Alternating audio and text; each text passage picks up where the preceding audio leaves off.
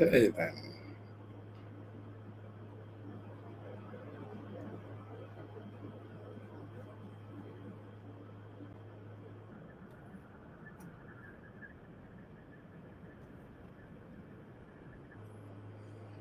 Okay. Hello and welcome to today's episode of, I guess, the call-in show. Um, Interestingly, today I have a topic that I want us to cover that I think has been rather, what's the word I'm looking for? Controversial. Um, which is why do black activists end up with white spouses or non-black spouses? And black activists, I'm talking about the ones who focus primarily on race and in the injustices that happen in the black community. And I have my theories on it, and I'm just curious to hear what other people's opinions are on this topic. So I see just started a minute ago, not too many people on, so we'll give it a little bit of time. Hopefully, people will come on today, will be willing to share their opinions. As someone who advocates for race, I have an idea. I have my own theories as to why this happens. But again, it's just a theory, it could be wrong. Um, So I'm just curious to hear what other people's opinions are on this topic. Why is it that not all, but a very, very large, I wouldn't say large, but a very, very um, visible group of black people who advocate for social justice, who advocate for, you know, um, race, tend to not end up with people of their own kind. So I just want to know from people, what, in your opinion, is the reason behind this? Why do black people not end up with black partners? So, welcome to the conversation. The link to join the live show is on YouTube. I guess that's the only place I'm streaming to. I got this platform now to see. Turns out I could stream to other places. I could stream to Instagram. I just need to figure out the key something something that I need to do. I'm streaming to Twitch right now, um, YouTube. I can stream to, let's see, how many other destinations, and I pay for the whole shebang, so I can stream to more um, platforms, even though the rest I don't have them and I don't use them. So yeah, I see Rap Raven. Mike, check. Tell me, Mike, can you hear me, family? Let's see. Yes, I can Ah, hear you. fantastic. Hey, big up, Pleasure, brother. We were Rap good. Raven. Good to see you. Good to see you. Pleasure is mine. So pretty controversial topic, and I just wanted to hear other people's opinions on it, on why it is that a very visible majority, not majority, but a very visible group of black activists who advocate for social justice, who advocate for black community, who are focused on racial injustices, don't wake up next to a black person. Why is Mm, that? Why is that a thing? mm. So do you want me to jump in, or we're waiting for other Yeah, people yeah, and stuff? please. So that's why, that's what I'm trying to find out everyone else's opinion on this. All right, yeah. Well, there's many, but I think for me, how we the framework I use is there's racism repairers and racial repairers, right? And some people, they jump in not necessarily to fix the racial category, but to fix racism. Meaning their whole thing is they want to end racism so they can go and do what they need to do afterwards. And what they need to do afterwards might be integrating with the people group that benefited from the downfall of our own community. So that's one hypothesis I would push forward. That is very interesting because not for a fucking minute have I ever thought about it from that angle. Thank you for that. Now you've given me a wider spectrum to work with now when it comes to my thoughts. Appreciate it. Right. Just so you know, brother, I'm from a collective group known as the Black Betterment Broadcast. And what we do is every week we come with frameworks to try to understand the behavioral pattern of black people in order to find a way to get a smaller number to work together to form solutions that the bigger number can actually follow. And we came across your video. That's why we're here. We're very impressed with some of the things you're saying. So we've jumped on your live. Thank you very much. So, you gave one perspective, the people who are trying to fix racism, Right. as opposed to, you know, and then, sorry, go ahead. Racial repairers versus racism repairers. A lot of the brothers and sisters you're seeing, they're racism repairers, meaning they don't like racism and they're going to try to stop it. What motivates them might be to actually integrate faster or to allow themselves to access to the Europeans or Arabs or whatever it might be, and that's what they're about. And then you have racial repairers, people who have recognized the ma'afa and the history of challenges that black people face, and unfortunately, collectively, black people seem to have no friends. So they seem to be the racial repairers, to which I fall under. Got it. Got it. So, what you think majority of the activists fall under the racism repairs? Yes, without question, their behavioral pattern demonstrates this very clearly, very clearly. Okay, well, this is an interesting topic now. How would you differentiate both groups? Like, if you walked into, say, a meeting with a bunch of brothers, you heard a bunch of people talking, are you able to identify who's who just by listening to people talk? Pretty much. The thing is, there, there, there isn't a caution. They don't seem to have a caution placed in when it comes to the racism repairers, right? And you can kind of sense that. And this really gives it away within their talking pattern. So when I hear that, it's usually people trying to really integrate within their word language, and they also seem to have a defense mechanism to non-black people. Interesting. Okay, so that's an angle I never really thought about before, Hmm. but now that's definitely something interesting to add to it, because for me it is, oh, I've always been curious, like, not majority, but again, like, you see the names Harry Belafonte and all these men who are out there really doing the work, trying to fix the situation, trying to uphold black community, who are focused on race and identity. I Hmm. noticed, like, you know, they go back home to a white person. You have this Maya Angelou. That's one thing we don't talk about. Maya Angelou has been married like what, 2 or 3 times, if I'm not mistaken. All of them have been white men. So yeah, it's just, I just kind of noticed that. So for me, it was just, why is that? Well, Not to say that we don't have black activists who are married to black couples. No, but the thing is, black activists who are married to black spouses don't get as much traction, if you want to use that word, or they're of not course. as famous. They're not as out there. So I don't know. Well, you've mentioned names. So you mentioned Harry Belafonte, very good actor, one of the first kind of prominent black actors in Hollywood. Very good actor.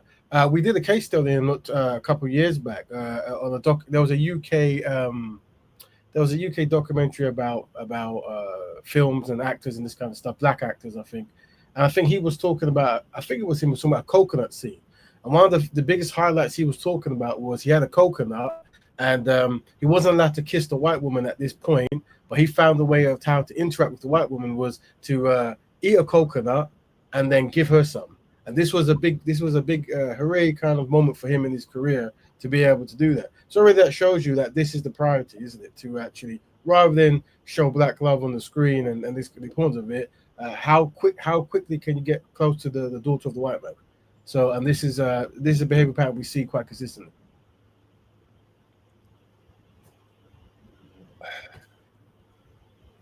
I'm trying to put two different. I'm like, okay, you know what? Okay, fuck that. So it's like, basically, from your perspective, Hmm. they don't really want to advocate for black success, black people. They just want racism to end so they can have access to whatever community that they think is being racist to them. Well, I think for a lot of black people, the concept of choice is very important to them. As in, if I wanted to be with someone else, I should be able to. But unfortunately, it seems that the way European marketing happens, that because of the high amounts of white beautiness and all this kind of stuff. If you were to try to allow people access to everyone, you'll find that black people are more likely to want to go to the dominant society because of how marketing and branding works. And that's I what we mean, I see today. wouldn't say black. I would say everybody. I mean, Of course, we're talking about black people here. I'm talking oh, about the world. There's a hierarchy, isn't it? People, and the hierarchy goes to the people who dominate the planet and have put we're marketing we're campaigns at the out. bottom. Nobody wants to be us. Very low, yes, the lowest, Nobody wants the to be most. us. They take out. Like I was just watching this video of this Asian DJ just making a bunch of mixes. He has a big following, like 1.2 on TikTok, Mm, and everyone behind him is Asian. They're all Asian, and not a single Asian song. It was just straight hip hop. mm, And I just thought about what if, and they were all dressed, like Black American, with black, mm. like Black people, Black Americans. And I'm sitting there thinking, what if Black people just made a video dressed in Asian, dancing to, like a Chinese song? Like nobody wants to be us, but everybody likes our shit. Yeah, Everybody wants to be Black until it's time to really be Black. yeah, and that's why we say that when you have this kind of like advantage of doing trendy stuff, can you blackify the things you do? That's why in '90s R&B it was very important. We saw R&B singers singing towards black women in their videos, but as time went by, those women started getting lighter and lighter, more European or Arab or whatever, Asian or Latino, European Latino, whatever. And now it's everyone's in while black women are taking a back seat. So this is why you have to be very deliberate with your activities because it goes around the world and it becomes a campaign for things you're trying to promote. I mean, White men know this when they I've make their made songs. videos about that. We're a utility group, Mm, especially on TikTok. It's a very, very funny phenomenon when when white people, any group of people need a following, or they want, when they're having issues financially, whatever it is, mhm. all they got to do is come to TikTok and just they know what's the word? How do I explain this? We yearn for everyone's what's validation. We yearn for validation. So all they got to do is come to TikTok and do some shit. Like a white girl coming to TikTok is like, oh my god, black men. She'll see thousands. Like that video is gonna hit like 1 million views. Black men gonna come in there cheering her. White black women gonna come in there, talking their shit. The opposite is the same. White man, if he's running low on views or he needs some kind of payday, all he has to do is make a video talking about, oh man, I love me a black woman. That video will get 1 million views. You'll have a bunch of sisters in there typing him up, a bunch of black men in there talking their shit. Like every rate, not just white, the Asians, she'll come, Asian woman do a black scent. Like everybody knows that we're a utility community. They use us for whatever the next step is going to be in their lives, but Mhm. we don't know how to hurdle ourselves up and become a utility to ourselves. So No, we don't have ideologies that make that possibility. Funny enough, I'm the podcast I'm a part of. That's what we do. We try to make a lifestyle of being pro-black, or we call it black betterment, right? And that's the solution we push forward. That you have to be deliberate and you have to try to teach a generation that comes after us to live that way. So it's automatic, and and without that, unfortunately, anti-blackness will be your mindset. If you don't have a deliberate pro-black mindset, anti-blackness will be what is marketed to you. absolutely, anti-blackness is everywhere. Yes. It takes a lot of work to deconstruct a few things that you think are normal that you don't Mhm. realize is not normal. It's just society has wired your brain to be against your own community. Of course. Like I don't know. There's just a lot of things. Thankfully, growing up, thankfully, I never understood what pro black was. I just knew that my dad was different. Mm. But now in hindsight, like neither this people are gonna find this funny. Neither in my house growing up, none of my sisters were allowed to wear any type of hair that was not their natural hair.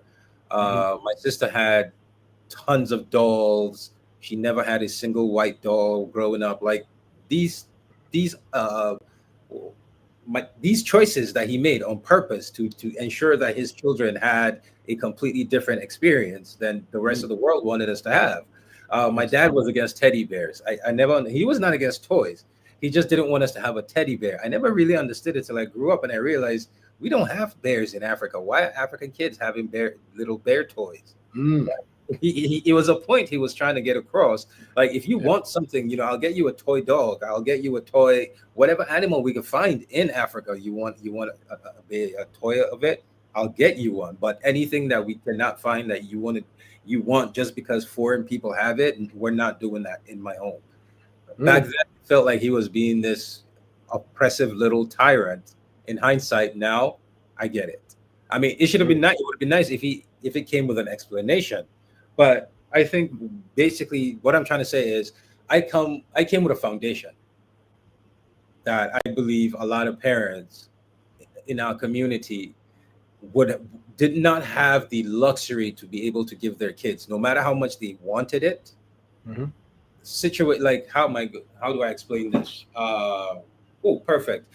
L- Look how ratchetness took over the majority in our communities because Mhm. they made it to where parents only one parent was at home, right? And that Mhm. parent had to work 2 3 jobs to be able to provide for the house.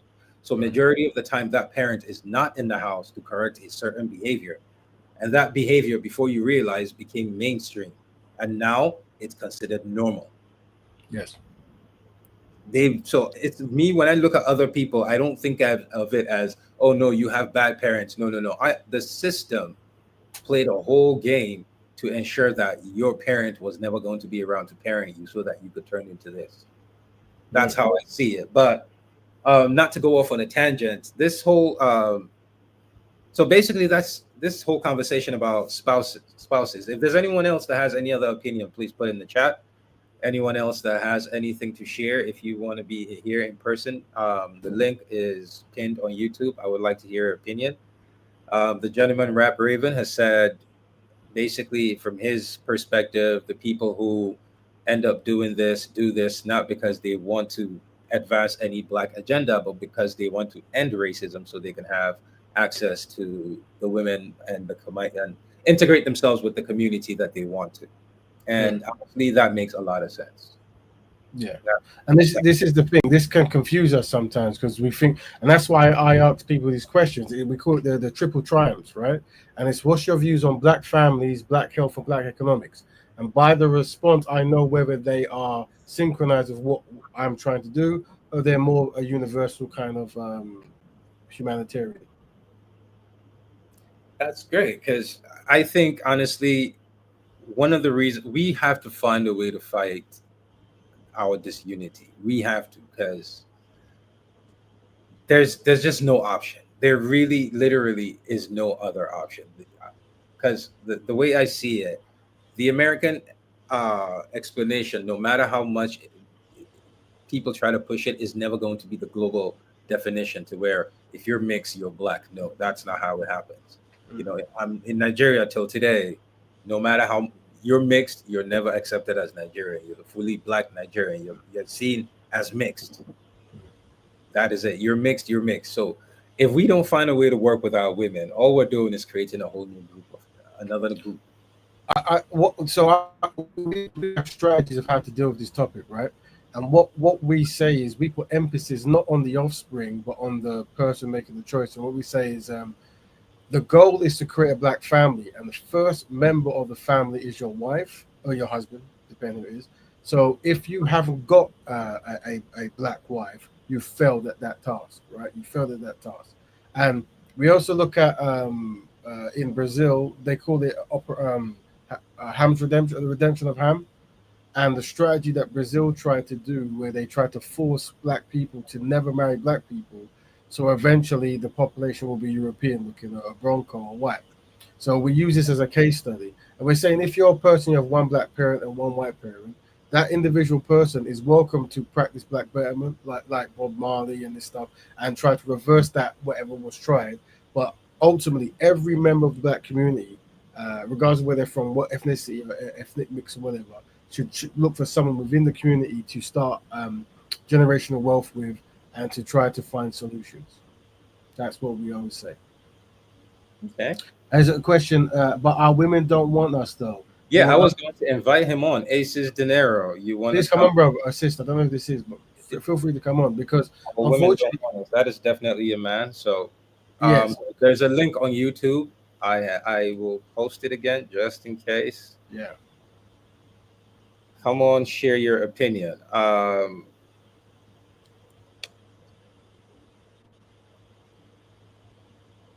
there you go. There's the link. Feel free to come in, bro. It'd be good to hear your perspective.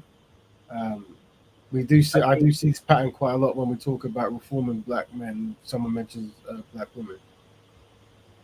you have see that's the thing about it is I think, and that's one of the things that makes me a villain, I guess, on social media is you cannot talk about reforming the black family without acknowledging the role that a lot of black women today play in that trying to bring the black family together, and you cannot do that without acknowledging, like, right now, for example, what is the number one destination for black women who are seeking partners, who want to travel to go find a partner?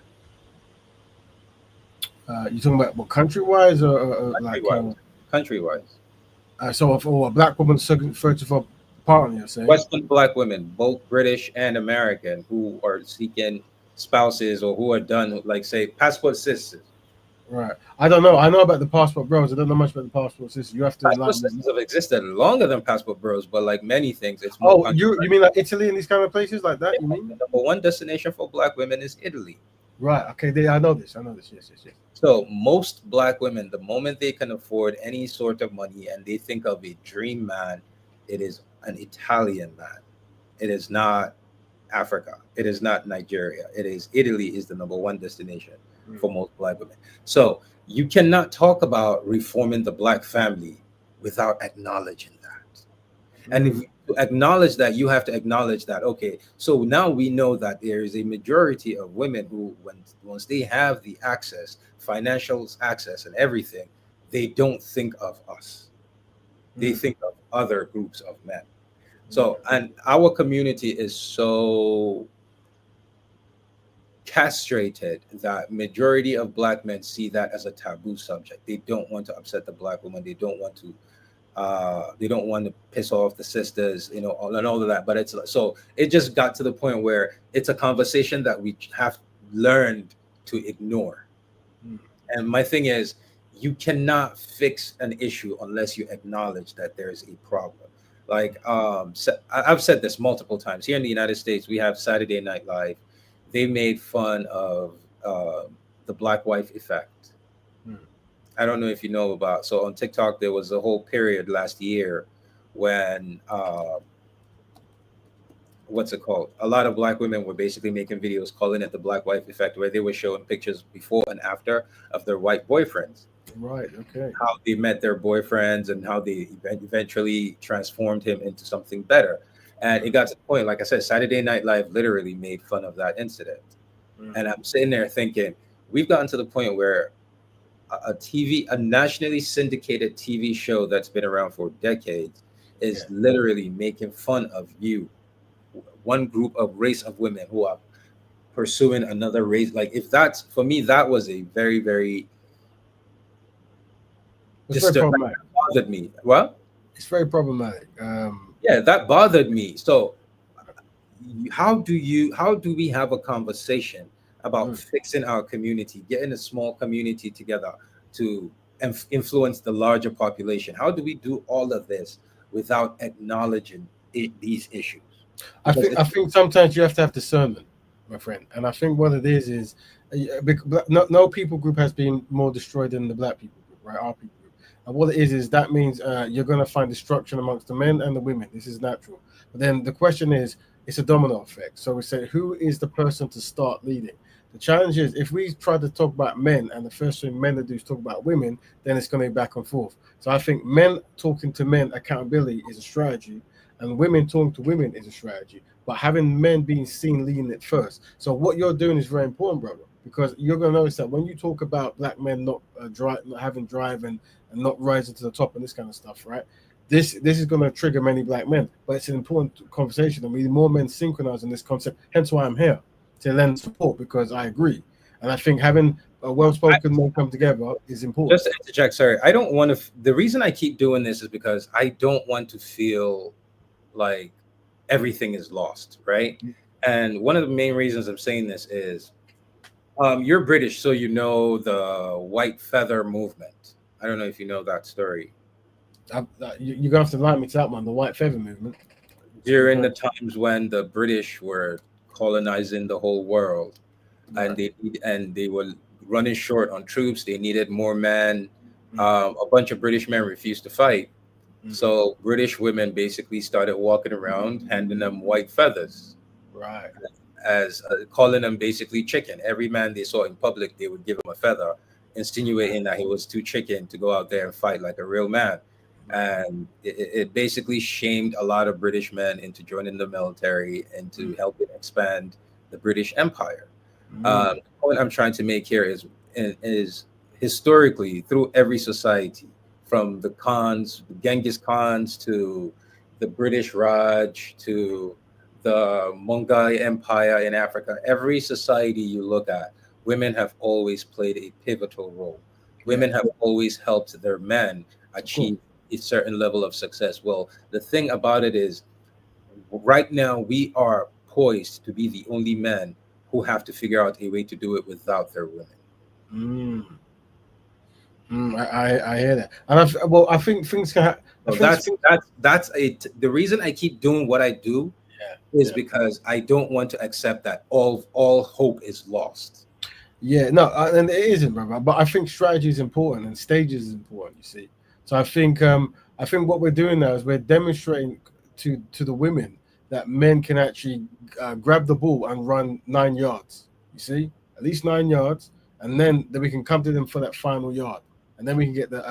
I'm used American football as an analogy. I should use football rugby. I don't know, but literally that's what it is, right? And I think seeing black men come together to fix men first is very powerful. I think because of the psychosis and stuff, we're going to be very easily triggered for it to be a black man versus black woman thing, which is what it seems to go really far on the social programming and network and stuff, right? But I'm looking at that white feather campaign. It's a campaign. Funny enough, they say it caused a lot of mental suffering and suicides among men, but the government saw it successful. But it seems like a good idea, to be honest. You know, the Yeah, white feather campaign. yeah. Yeah, The white feather campaign, basically British women shamed Brit like if those women did not do that, I don't think the number of people globally that speak English would be the number that you get what I'm trying to say. Like it would be a smaller the British Empire would not have expanded to where it expanded to, and there would not have been many people speaking English because British women decided, oh no, we're going to shame our men into expanding the fucking British Empire by yeah. doing something very, very simple. They would just walked out, and every time they saw a man on the Flowers, street, yeah.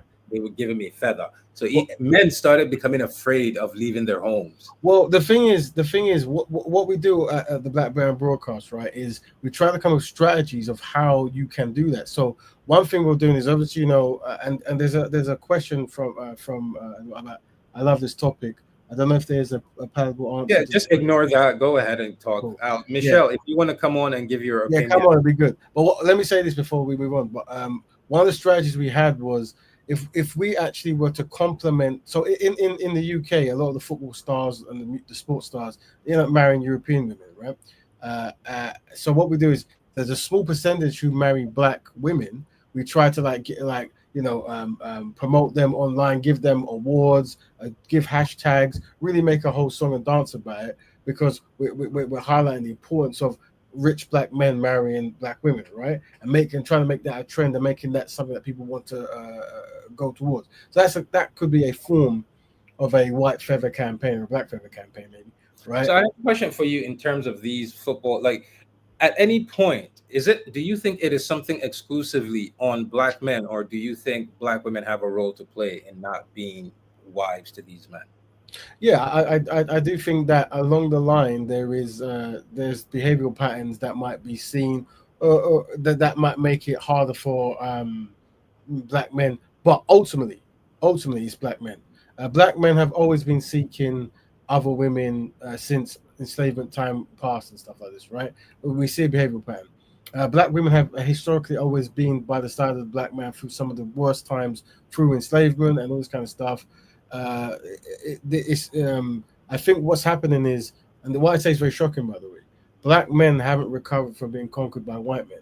You see, and white men's campaign is in the mind, the brain computer of many black men. So access to the daughters of white men is seen as a very alluring thing that many black men seek to do. Whether it happens in the back of the mind or the front of the mind, this is what we have observed. So because of that, reforming black men is a priority. Yeah.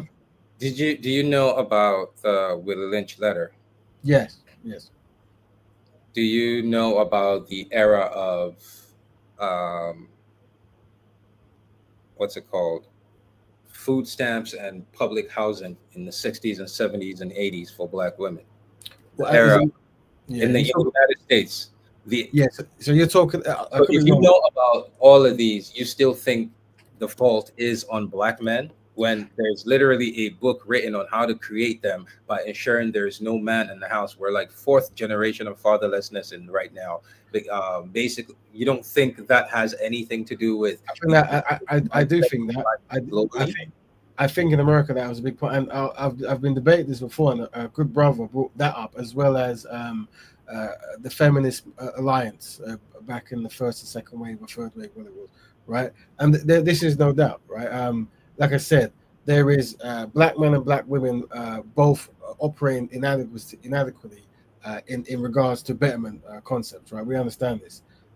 What I'm saying is, unfortunately, we still see black men at a higher rate, dating out and this kind of stuff, a much higher rate. Do you think it And has anything to do with desirability? as in, what black men do not desire black women, or they desire the daughters of white men. Whatever it is, do you think they don't desire, like right now, if do you think black men don't desire black women? No, I think black men desire everyone, to be honest.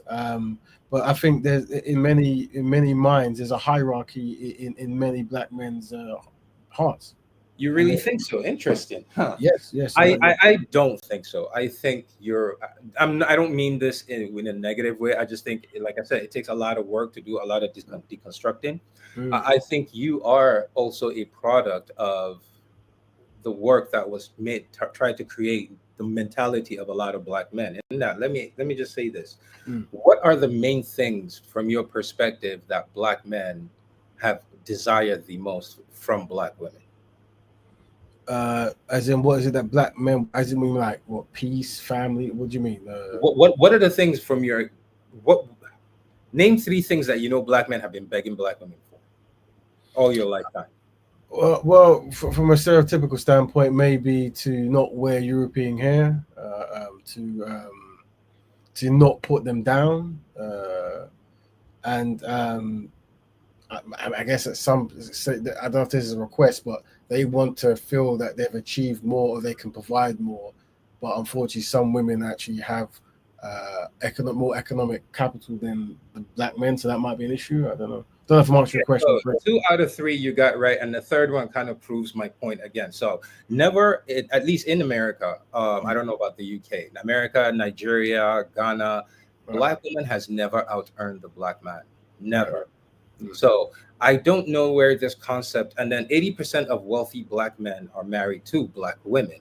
So mhm, that's the whole idea of black women out earn black men, and then you look at it, and when you go look at the data, it mm, shows you something. So I'm like, where are these black men that you out earn? That mm, these, like, it doesn't make sense. The data shows something that you have never, black women have never out earned black men. So the whole talk of there being not a black women out earned, no, it's not that. It has nothing to do with that. I think that's one of the negative, just like black men make up that deadbeat dads. Those are one of the negative stereotypes mm, that black women mm, put out there about us, that people have just taken on. That's one. And then two, if our lives as men we've been begging our women for one thing and they have taken the exact opposite and made it part of their personality, do you still think black men are at fault if they go out to go seek other people when everything, take look at this objectively after this whole conversation is done, right? Every single thing that I know black men have asked black women for, black women have taken the exact opposite and they've made it their personalities. It's like you absolutely are not going to get what you want from me. You will never get it. Matter of fact, this is what you want. I'm gonna go ahead and give you the opposite. Mm. Yeah, this is a brother. Like nothing. There's no smooth sailing So in this you conversation. don't. So that's what I'm. So I feel like you refusing to call out our women is part of the problem.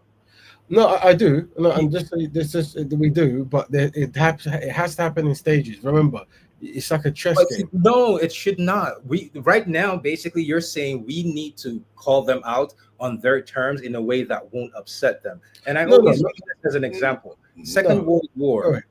Second World War, the French, what was the main thing? The French were conquered. They were conquered mad quick, right? Yes. By German men. German men just basically strolled into France and took that shit over. And for like 2 or 3 years, Mm, France was occupied, if I'm not mistaken. right. What was the main thing that led to the French Revolution? You go check and see. Is French men woke up one day and realized the number of French women that Mm, had German lovers, mm, and they just lost their shit. There's nothing in this world that has created more wars than mm, food and women. mm, Food, land, women. These are the three main things that mm, we fight over. And now in the modern world, resources, right? So French men realized they were losing their women to a group of men that came onto their own land and conquered them, mm. and it made these men rise. And after Yeah. Second World War, what did French men do? This is a very, very, very important thing, and I've said this a lot. Is and me, I don't. They basically all the women that had anything to do with German men for 2+ years, they Mhm, were not allowed to have hair. mm. They shaved their heads for 2 years. They were bald French women walking around France for 2 years. That was a symbol that you betrayed your man. You went with the Germans. You can search that up. So basically, That's we yes we've case studied that. Yes, we're aware of that one. But yeah, you're definitely. okay. So good. Yeah. So basically, the French men had to create an atmosphere of consequences. Yes. So no matter how much you want to play it, French women, it is now in their DNA, knowing that God forbid, should anything ever happen and we betray these men, we will pay for it. Right. Black Yes. men, black Right. men, our women, regardless of what they do, no matter what black women do, black men's response to it en masse, regardless of how black women feel about it, en masse, our response is usually, oh, my black queen, my black queen. More than half are willing to go, oh, more than half are willing to shove it under the rug. And that has created an atmosphere where our women have had generations of disrespecting us because they know we will absolutely never create any type of consequences for them, and we will have men making excuses for them. And basically, I had this conversation before. It's a tough. That's why I don't talk about dating, because it's going to require someone with a lot more knowledge than I do, someone that understands the human brain to sit down and figure out how this is going to go. My only thing is, regardless of how this is, regardless of what's going on, we're being dominated, and we've been dominated for at least the last 1,000 years. At what point do we as men get up and say, enough is enough? We need to compete with these men. We Yeah. have the resources, we That, have that, that we agree on. And just to add to what you're saying about men and women and black women, in fact, the challenge I'm dealing with is the dynamic swing where you have black men are not best pleased because of fashion styling, right? So they conclude that what they're going to do is marry the daughters of the people who It's oppress not them. fashion styling. It's not fashion. It's an identity change. When you look at your natural self. You see, this is a very important too. When you look at your natural self in the mirror and you decide, I just saw a video today on TikTok. I'll actually show it to you. Mm, You look at your natural self and you decide that neither me nor the world will see this. mm, What they will see is another group of women. I will take their natural state, their natural hair.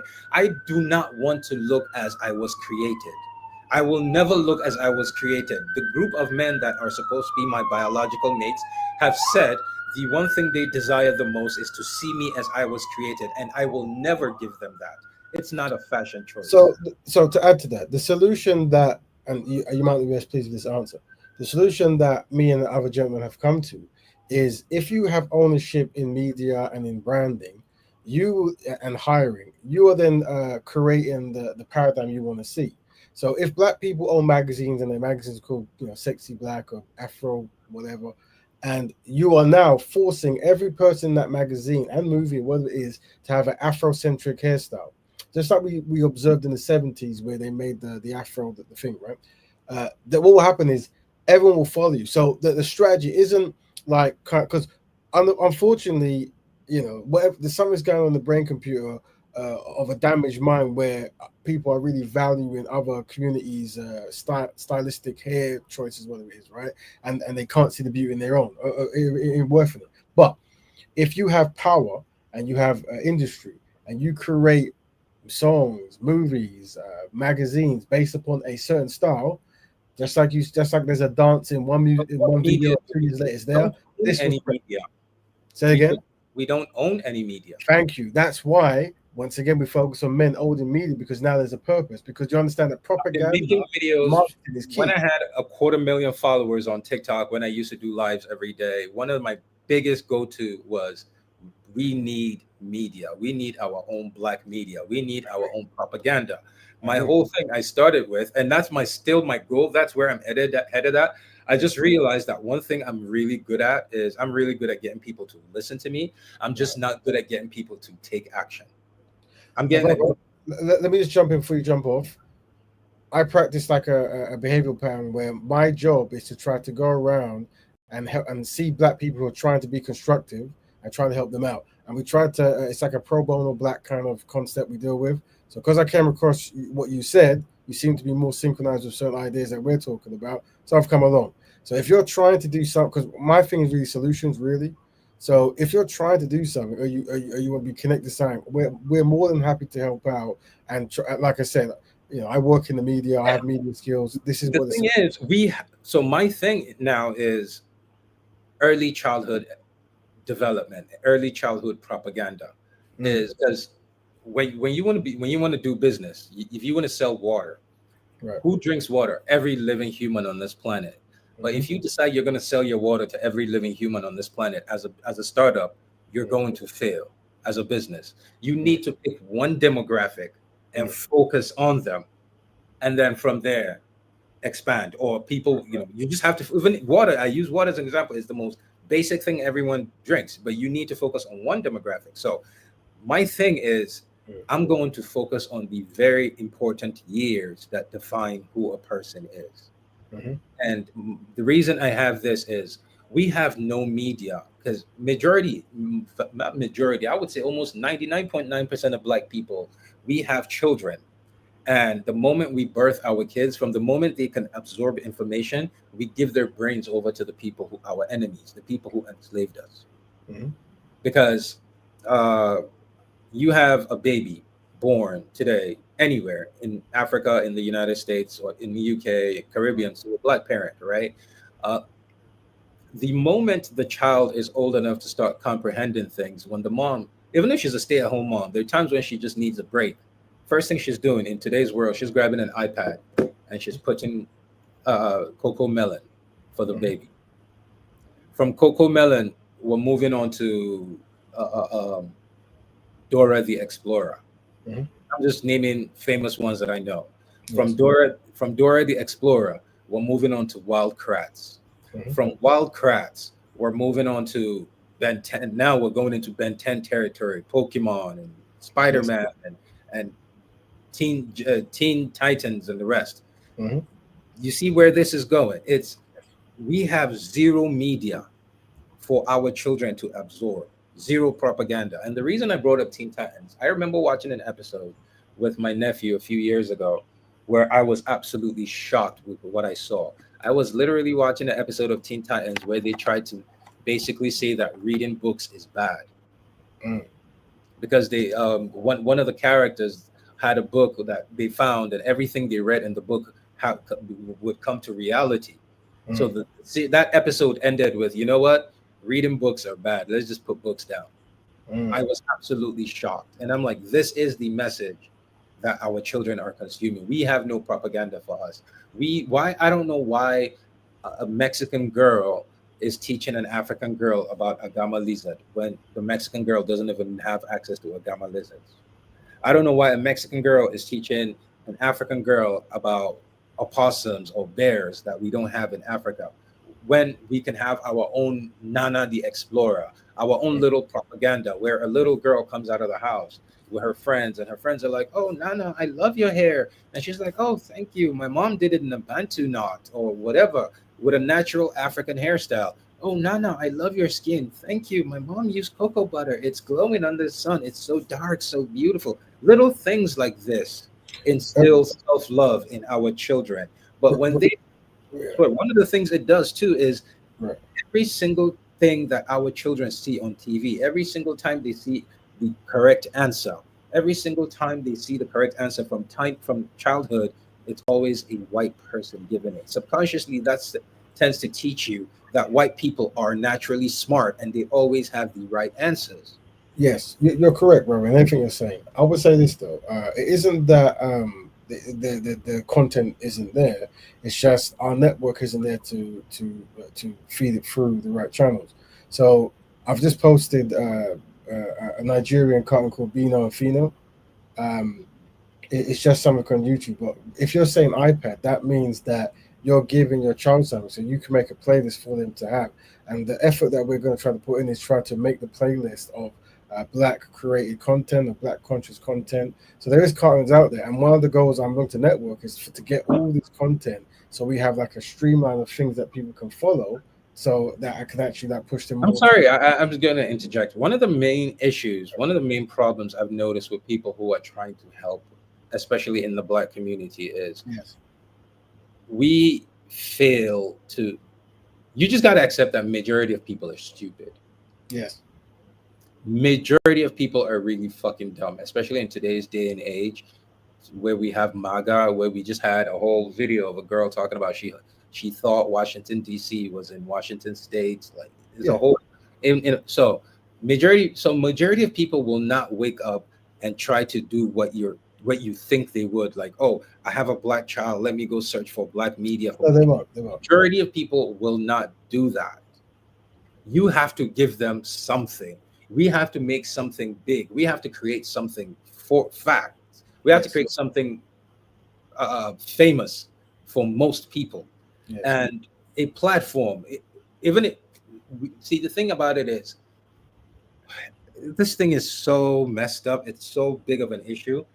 Uh, a wealthy white man worth $100 million will Yeah. give up $50 million for his race. Mhm. A wealthy black man worth $1 billion will not give 10 million for his race. Mhm. That's a major issue we're facing. So what I'm going to say is very shocking, bro. So Right? financing, funding is like right now. What we need is a Netflix sort of app that Yeah. has black content that No, for but the first few years is going yes. to be free, right? Like, and then that means money is going to come from advertising. But how many black app creators do you know right now who are willing to do that? No, we have so many app black people know how to build apps. Why don't we have? They're out here. There's one that just built an app that tells you if you're hungover or not. As if you can't feel that shit, you got to go to a fucking app to go check. You don't know what to do with your own fucking time. We have Right. so many. We're not willing to put in the time. No black person is willing to put in that time, 3 4 years making nothing, to end Yeah. up being a billionaire down the line. But that's why organization matters, bro. So what you're doing, you're highlighting. So what I'm going to say is very shocking, and it's what drives me. And it says black people, we suffer from what's known as the double dilemma, meaning we're despised and we're disorganized, right? Because of that, we're collectively inadequate. So that means it's a one-step process. So it means that we have to really move at one step. So that's why if the black Netflix ownership is the goal, then you have to, how do you get there? And it does start with independent cartoons on free platforms, and then on your own platform, and then having your own media station, this kind of stuff, right? As for the people who develop apps and stuff, the idea is to create networks and get everyone synchronized on the idea. I make apps. That's my job, right? I'm a UI UX designer. So I can make an app, right? I can do the interface, right? But I make apps for a living. I can tell you the apps that I've made for companies, it's a massive team that works together to get them going, and it's big funding, right? But I'm more than happy to dedicate every day for 7 years to do something, or 2 years, or whatever it is, as long as we have the right team involved and we have the right vision. That's why networking is key. And the only reason I'm here, brother, is because you said something that's very constructive, and Yeah. networking is Have you key. ever heard of Peda Entertainment? No, I haven't. It is a Nigerian animation studio. They make comics, they make cartoons, and I was talking. The owner of Peda Entertainment and his wife, I was talking to them. It's we had started this. We had wanted to start this whole project of trying to get their show on TV. Mm, There's a Nigerian cartoon on not Nigerian. There's a I think Kenyan or there's an African cartoon on Disney Plus right now. Peta Entertainment basically were the finalists. Them and the guys who on Netflix, those guys beat them on sorry on Disney. Those guys beat them out for the spot. right. So Disney had a spot for one African cartoon, and they were the finalists, and those guys got the spot. Hmm. And so they still are working behind this. They're still working in an animation studio. All their staff are in Nigeria. The guy's Nigerian, but he lives here in the United States. His wife is Caribbean, and they're working hard trying to make this shit happen. And we were working towards trying to get their TV show, one of their cartoons, on TV. Hmm. The person that had access to that basically just used the momentum I had going on to prop his business and moved on to other things. But it is what it is. But again, so everything I'm doing right now, like I said, I was trying to say earlier, I noticed one thing is I am good at getting people to listen to me. I am not good at getting people to do shit. Right. I learned this last year when I had an issue with this guy called Trax NYC that I noticed was dealing in blood diamonds and blood gold, and he was being. It was a whole big thing on TikTok for like I would say it was the beef of the summer last year on TikTok, Hmm. and I was getting like it got so insane that every single day I walked out of my house, I kid you not, there was always someone who walked up to me. It's like, yo, you're that African guy. Yo, I fuck with you. African people were walking up to me asking for pictures, handshakes, this, until Mm, the day I said, I need people to come through. I need help. And mm. suddenly everybody just whoop. I had more than 50 phone numbers from random people meeting me on the street, giving me their numbers. I texted every single last person. And this is I need it wasn't something for me. We were doing this to try to get some to try to stop the illegal exploitation of resources of gold and diamond. That was what the whole point was. I was trying to bring attention to this. When the time came to UN General Assembly, I needed help. I said I need people to come up. I need people to show up. Not a single person showed up. So I now learned, okay, yes, and that's not just that. Way situation. I've had many situations before that, but that was the thing that made me realize, okay, I'm good at getting people to listen to me. I'm just not good at getting people to do shit. So that realization made me go back to the drawing board. And believe me when I say everything I am doing right now, including this conversation, is on a path to me building black media. I want to own some sort of media propaganda channel for our people. And everything I'm doing right now is building towards that. Well, you've got certain skills in certain areas, and that's a good thing, you know. And like I said, as long as your mind's right and you're about the people, people like me are going to jump on and help. Um, I don't know how connected. That's the thing. I don't know how connected you are with the people who you wanted to come and support you, because usually what it's like a consistent back and forth, and you start small. So you have someone who turns up, and they every week they might give you a video to post, and then they might like something, and then you connect with them, and then that one becomes two, two becomes four. Before you have four solid people. So four solid people is better than one person with 50 hanger-ons or whatever it might be, right? So it's how do you create that consistent lower base? Yeah. Right now, I've come from the Blackburn broadcast. We might get 100 views for a video, but they're brothers and sisters here who've told me to come on this show through the thing we're doing, and they're here now in your comment section, right? And these are people who we talk to back and forth, and they give ideas. So generally, trying to make a connection of people who synchronize the same idea is key. But you're gonna find thousands of people who click on your stuff because they love you and they love your content, but they're not really connected to you directly like that. Well, I don't think I need any kind of connection because I'm just assuming everyone has the grand scheme in mind, which is the universal greatness of our people. We need to take the foot of the Europeans off our necks. I don't know. I just kind of generally assume that. Don't So don't do that. And also, here's what it is, and this is very important. There might be an old woman, right, an old auntie, and what she wants to do, she wants to walk down the street and she wants to give jerk cucumber sandwiches to homeless black people. That's her role, right? And then she'll meet an activist who goes, "What's we doing? We need guns. We need to go to the Bank of England and take the Queen's crowns and that." He's like, "Hold on, I just want to give cucumber sandwiches to homeless black people. That's as much as I can do. I don't know how to do the gun thing. I don't know how to take the Queen's crown off her head. My is my thing." So sometimes people, they have their expectations in their mind of what the people should be doing for the betterment of black people, but not everyone is on that kind of level. Or that's their kind of thing. So finding people who that's their thing is key, and that's the goal. Like for me, I'm about black family, black health, and black economics. When I talk to people, if they kind of I don't know, then I only work with them on a pro bono thing. Like I'm willing to help you because you're a black person, you're trying to be good. But generally, in the boardroom of the things I'm doing, if you're not part of black families, black health, or black economics, then you won't be in the boardroom of any kind of company I'm dealing with. That's how I operate. that's all understandable, but I still think, again, as a topic, we still need, unless we unshackle ourselves in that we, what's the word? Um, I mean, I'm trying to find a word to use. Unless we man the fuck up and call out our women en masse, the black family is not going to happen, at least not in the United States. And the more this spreads, in Nigeria now, you have young Nigerian girls who are feminists who are making arguments against men about things that literally have nothing to do with Africa. Right. So for They're taking talking points from black feminists that they see on social media, and right, it's spreading.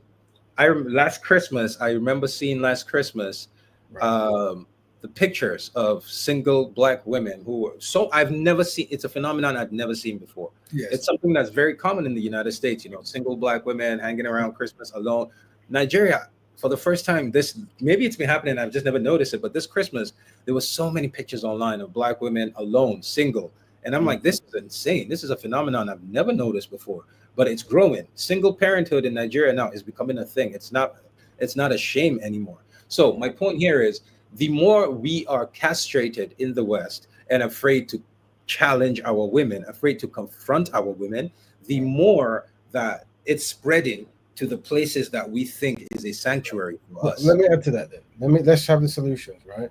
And what I would say is optics is important and strategy. And I would say that one of the strategies that we push forward is you're in a room with men and women and you're highlighting these truths of people who don't have high anxiety and can actually hear it. And then you strategize. And the strategy we say is women, from an optic standpoint, correcting women is powerful, right? And men correcting men is powerful, right? Just like when black people try to do something, one of the strategies that the anti-black racism, the white supremacist does is let us find a black person to go in and destroy that thing. Yeah, for the It's funny optic. you say that because I was is the only community where we expect other in every other community in the world the men check their women.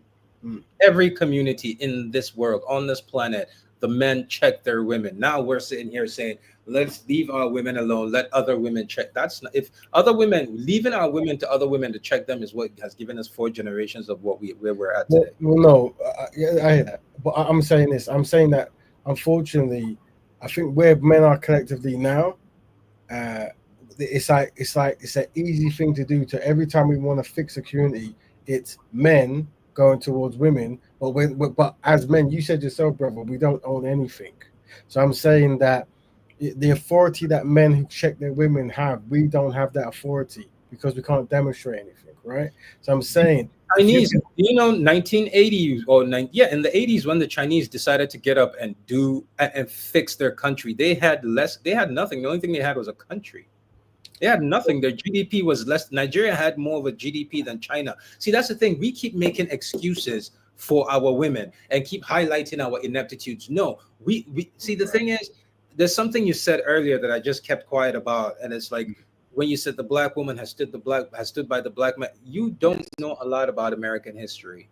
And my opinion on why this happens, that's why I was going to say my opinion on why this happens is the more the more woke you get in our community, we know what that language, what that word means. The more awakened you are, the more you learn about the black community, the more you learn about the role the black woman played. And the more you learn about the role the black woman played, and you juxtapose that with the current black woman that's out here saying black men ain't shit, you realize, holy shit, this whole time my number one issue has been the black woman.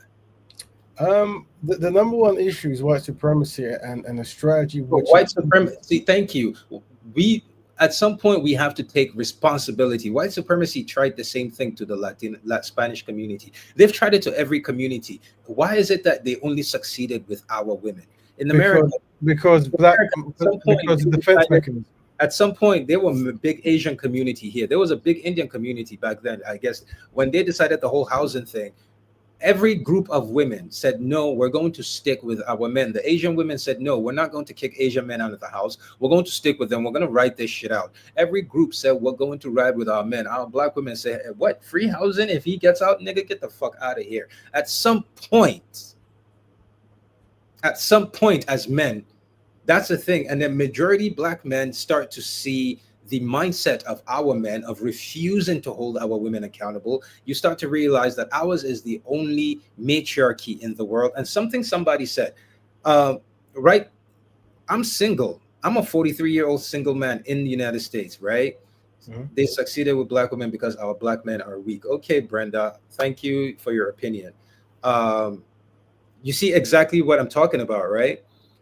You see what I'm talking about. So my point here is, you start to see, let me give you an example. There's this whole incident that's very known by everyone in America. Very few people know that a black woman is behind it. And then when you learn about it, you literally cannot see the black woman the same way anymore. And I'm just saying that for me, that's my opinion on why this happened. There was a whole incident in the United States where black people were injected with STDs. Mm-hmm. Do you know about that? Yes. Do you know that the wife of the doctor who did that shit was a black woman? You talking about the Tuskegee experiment? Tuskegee. Do you know that she was the person who recommended that they use black people, and she was the one who went out and recruited those people? Yeah, of course. The thing is, that's not just a unique story. When you start to learn about black history, you start to learn so many things like this. You start to learn the role a lot of black women have played. And then for so many men, it's like, holy shit, what am I learning? And then you juxtapose that with the current black woman who's out there saying black men are weak, white men are better, fuck black men, abort black boys. Then you see that this is a mindset that is pervasive, that has existed for like 400 years. Then they start to become very, very what's the word I'm looking for? Cautious, or they don't even trust. I've met many, and then because look at it, majority black men. Let me focus on black men. Majority black men who are activists are either single or married to white women. So the single ones, what is the excuse for the single ones who are like, yeah, I'm not getting married? In my opinion, for those ones, that's just my opinion, right? Was that a lot of black men start to learn when they start to learn the role the black woman has played in American history in slavery, and then it really fucks them up with the idea of most black women that we learn, which is what you said. Black women are stuck with the black men through slavery. Like, no, when you learn the true history of the black, there's a reason we have a big identity crisis in the United States, because a lot of people believe that they have native Indian in their ancestry or this or that. A lot of that came because a lot of our sisters were sleeping with white men. A lot of them were sleeping with white men. That's a lot. Let me stop you for 5 seconds, right? When you talk about the roles of enslavement, right? European men sexually assaulted African women or black women, right? That was their culture. That's what they practiced. The black men, Those women, let me just say something. Those women still have access to that information, and today are still saying pasta lobster. White men are better. hold on, At brother. what point do you think we as men, Right. where do we fall in? Just so Where do you we know, fall in? just so you know, we did data on Tinder and all these kind of black dating app, right? We understand that generally, black women want black We're men. talking about we're talking about racially conscious black men now. We're not just talking about regular black men. We're talking about black activists who From have a, access to these oh information. right, okay, just some activists. Okay, Yeah, well, that's the whole topic of today. So we're talking about you are right, you are like correct. gynecology as a medical practice was created when white men strapped black women down and literally cut open their, like, experimented on them with no anesthesia. So So we have a whole medical practice that was created when these men physically tortured our women and experimented on them. These women have access to this information. I'm talking about black men who advocate for race. You learn all of these, and then you sit down to go through social media, and then you see those same women going, "White men are better. Abort black babies." You don't think that yeah, has an but effect? that is that doesn't correlate the topic in the sense of that's not activists who are doing that, right? That's No, small, I'm talking about the activist, right? Him right? being an activist, trying to fight for racial equality, racial equity, racial justice, learning all of these things, and then when he's done, just sitting down and having a beer in the evening, just trying to relax. You get on social media. Can you tell me of one place where our women speak positively about us? So, what, so what's the question you're asking? There's a man he's drinking, Can basically you doing tell me stuff, of one place, right? anywhere, right now, where I can go to and find black women en masse, or not even en masse, just black women in general, having positive conversations about black men, talking positively about us? Where Well, can I go to? in the comment section of a black man doing something constructive, you'll find black women complimenting. See, that's not what I asked, and that's not what I meant. When I say No, that, a platform, a place black women created to, there's anywhere you go, you see that same thing where you say black women speaking positively in a black man's comment. There are more videos of black women speaking negatively of black men. So my point is that man, when he's done doing everything he's doing in his daily life fighting, he gets to sit down and watch TV and relax. He gets on social media and all he sees is negativity from our women. Algorithm is pushing it. Pasta lobster, this and that. Do you think that has an effect on the man? if someone sees that in their algorithm, it's going to have effect. It will definitely have effect. Just like if the reverse is true, right? We're going to see that. But once again, I mean, you're talking about swirling and stuff, right? Yeah, I mean, there's Not just portrait. swirling, even the women who like us. The Mm, last video I made, it's a 4 hour long video. There was a black woman on there. She loves black men, but okay. almost everything she said negatively about black men, I refuted it with Mm, proof. And I'm like, you're one of the ones who actually loves us, and you can't even think positively about us, let alone the swirlers. Like, right. you could tell Miss Brenda over here is a swirler in the comments. If she's not a swirler, she's a failed one. But I'm not talking about the swirlers. I've had multiple videos where I've had black women come on. They keep speaking negatively about black men, and when confronted, you hear them go, "Oh no, I have a great father. My husband is great.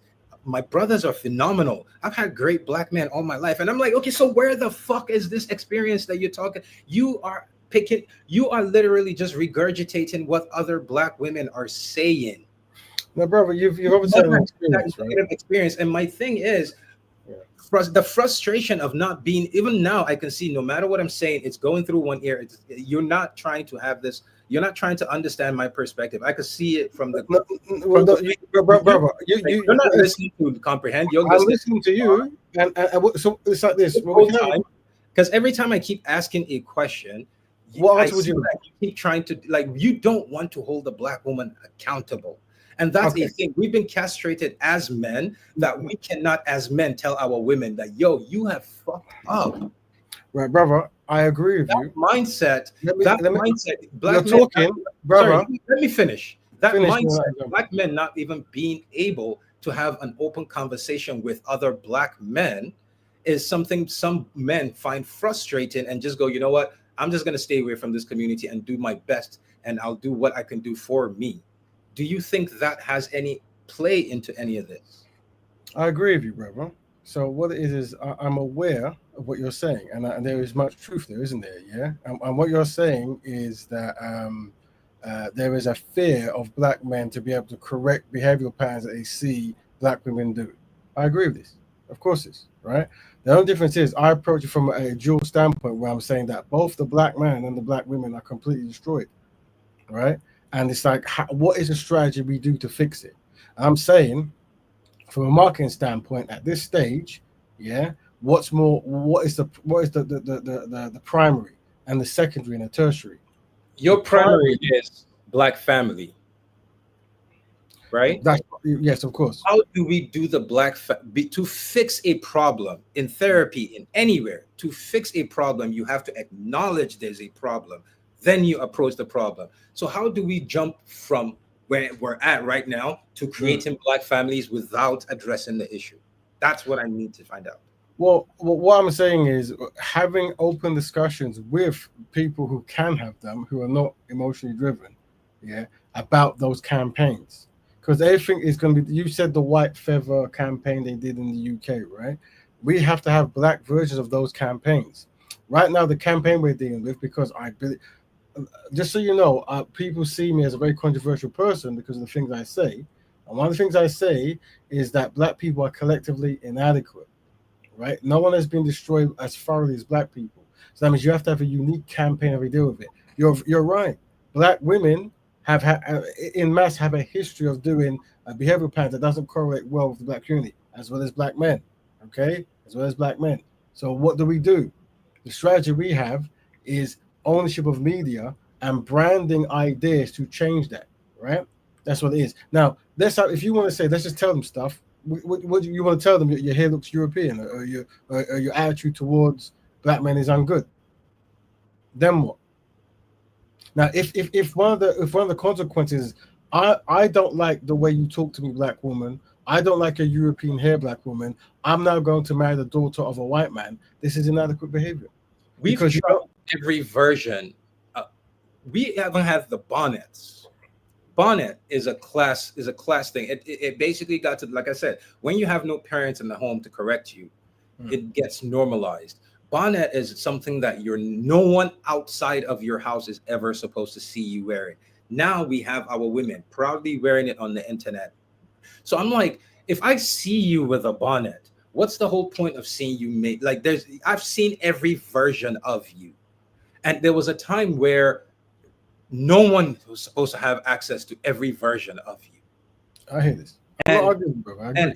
we're saying as men, we don't want our women to be out here doing it.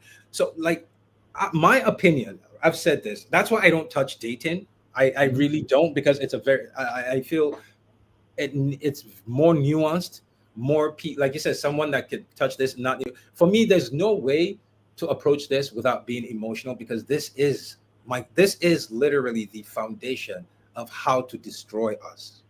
Yes, This is the foundation of how to destroy us, and the foundation of how brother. we build. You said something similar. You said you cannot approach it without being emotional. Is that correct? Absolutely not. I cannot approach black conversations, Right. race, without emotion. Absolutely not. I Well, this can is approach only things that I don't care about, that I could be logical and right. apathetic to. But when it comes to shit like this, I am very emotional, because these are things that really affect me. This is why we've been at the bottom for the last 1,000 years. Now, bro, Not been emotional about this enough. maybe me and you can exchange some techniques of how not to be that way, because I don't think it's gonna. When you're in discussion about this kind of stuff with other people and stuff, I don't know if it's gonna best suit you if you're triggered by this particular topic, right? What do Um, you no? See, that's the thing. People misuse the word emotion. Emotion can be positive and negative. My emotion is not all over the place. It's not out of sync. It's right. not being blown out of proportion. It's well maintained, but it is a very passionate topic for me. So Well, passion is a different thing, isn't it? I cannot have that. See, so passion and emotion go hand in hand. Well, as long as you can maintain your There's an decorum, emotional attachment to it. You feel something about it. So when you argue that conversation, emotion will definitely be part of it. right? One of the challenges I face is when dealing with black men, particularly, is the lack of control of emotion and passion in talking about topics, especially about black men losing drive and stuff. And sometimes it really causes high anxiety. So one of the things I'm trying to do is develop ways of communicating without triggering that, but sometimes you can't. All right, and I guess it Plenty correlates of with your fish thing. and Brenda keeps saying, sorry to interject something, leave black women alone. Listen, girls speak, plenty of fish. Oh, sorry, girls speak and Brenda. Yeah, so I'm Northern Nigerian, Mhm. meaning the one thing that has had me held me together, the one thing that is still keeping me believing in my black family, my black kids, is the fact that there where I am from Mhm. are there are still what you would consider some of the last conservative women in Western Africa. Mhm.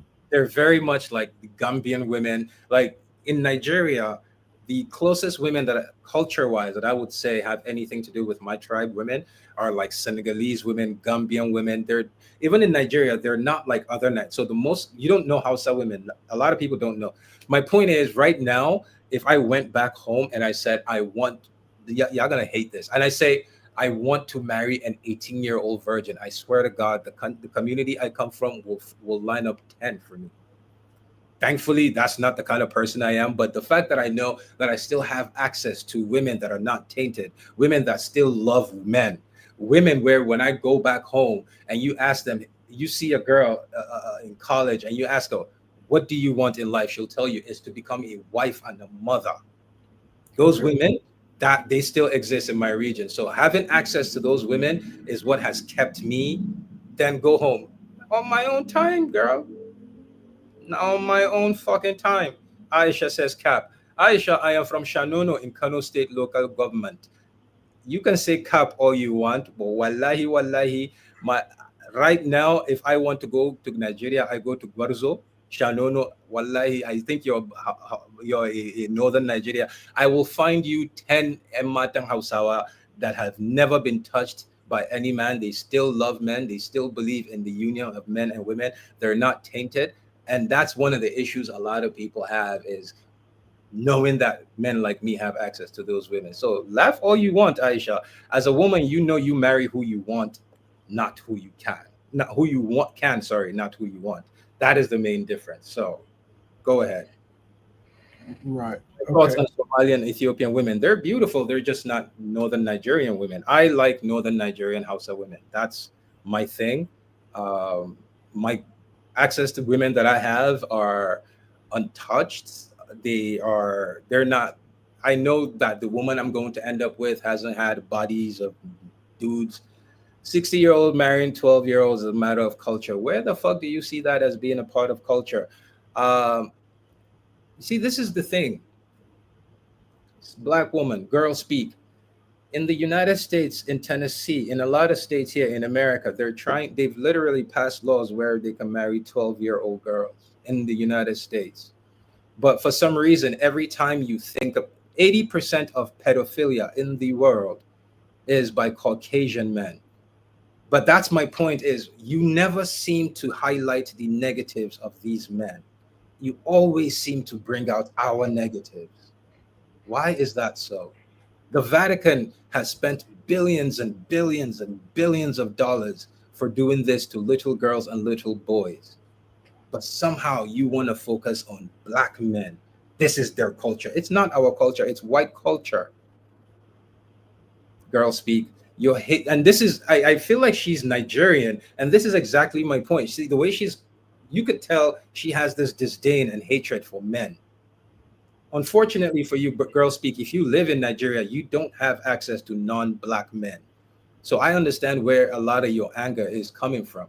And my issue is I don't give a shit. I will call everyone the fuck out. I don't care who you are. Ohio. Well, if you're from Ohio, then at least you have some sort of cultural ties to Western Africa. But either way, that makes it worse. You're in Ohio. You're concerned of my misogyny spreading through social media. Girl, suck my dick. How about that for misogyny? Brother, so obviously I'm new to this, and obviously is this like a normal thing where you get in back and forth with the women on your channel? Is this like a normal? No, No, she was just going off, and I just need me. So my thing is, Are these black women I'm speaking never to the you? bigger man. I am never the bigger man.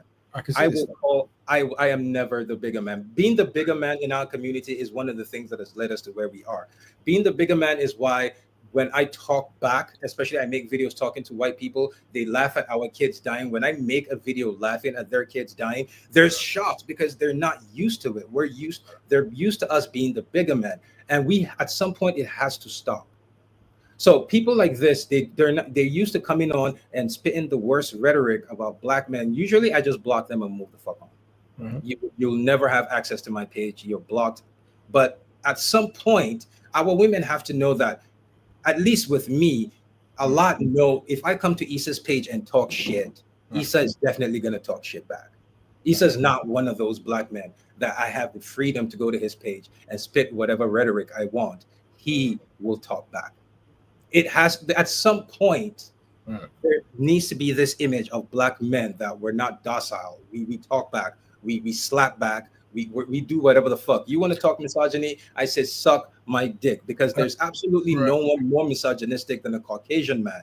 But you So, don't bro, have an issue with the Caucasian I'm here misogyny. now, and they're in the comment section. I would say that, yeah, look, I can't. Everyone has their own strategy of how they want to communicate on their channel, right? And that's fine. I would say though, I think there is power in control, and there's power in using descriptive language over derogatory language. But that's just me, right? Yeah. I My thing is, as a student of history, Right. the people who have us in the current situation we're in, Mm-hmm. yeah, these are all the rules that they created after they put us here. Mm. It didn't apply to them when they were doing it to us. And No. as long as we keep upholding some of these morals, we will never do what is needed to get out of the position we're in.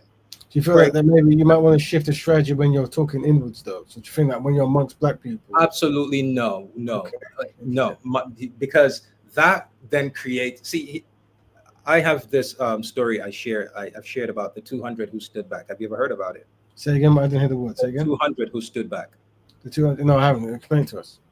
Okay, so basically, it's a story. I think the Mau Mau have a real life version of this story in Kenya, but it's a story of I can't remember whose book I read it in, either Marcus Garvey or one of the black abolitionists from back, not abolition, but like black heroes from back in the day.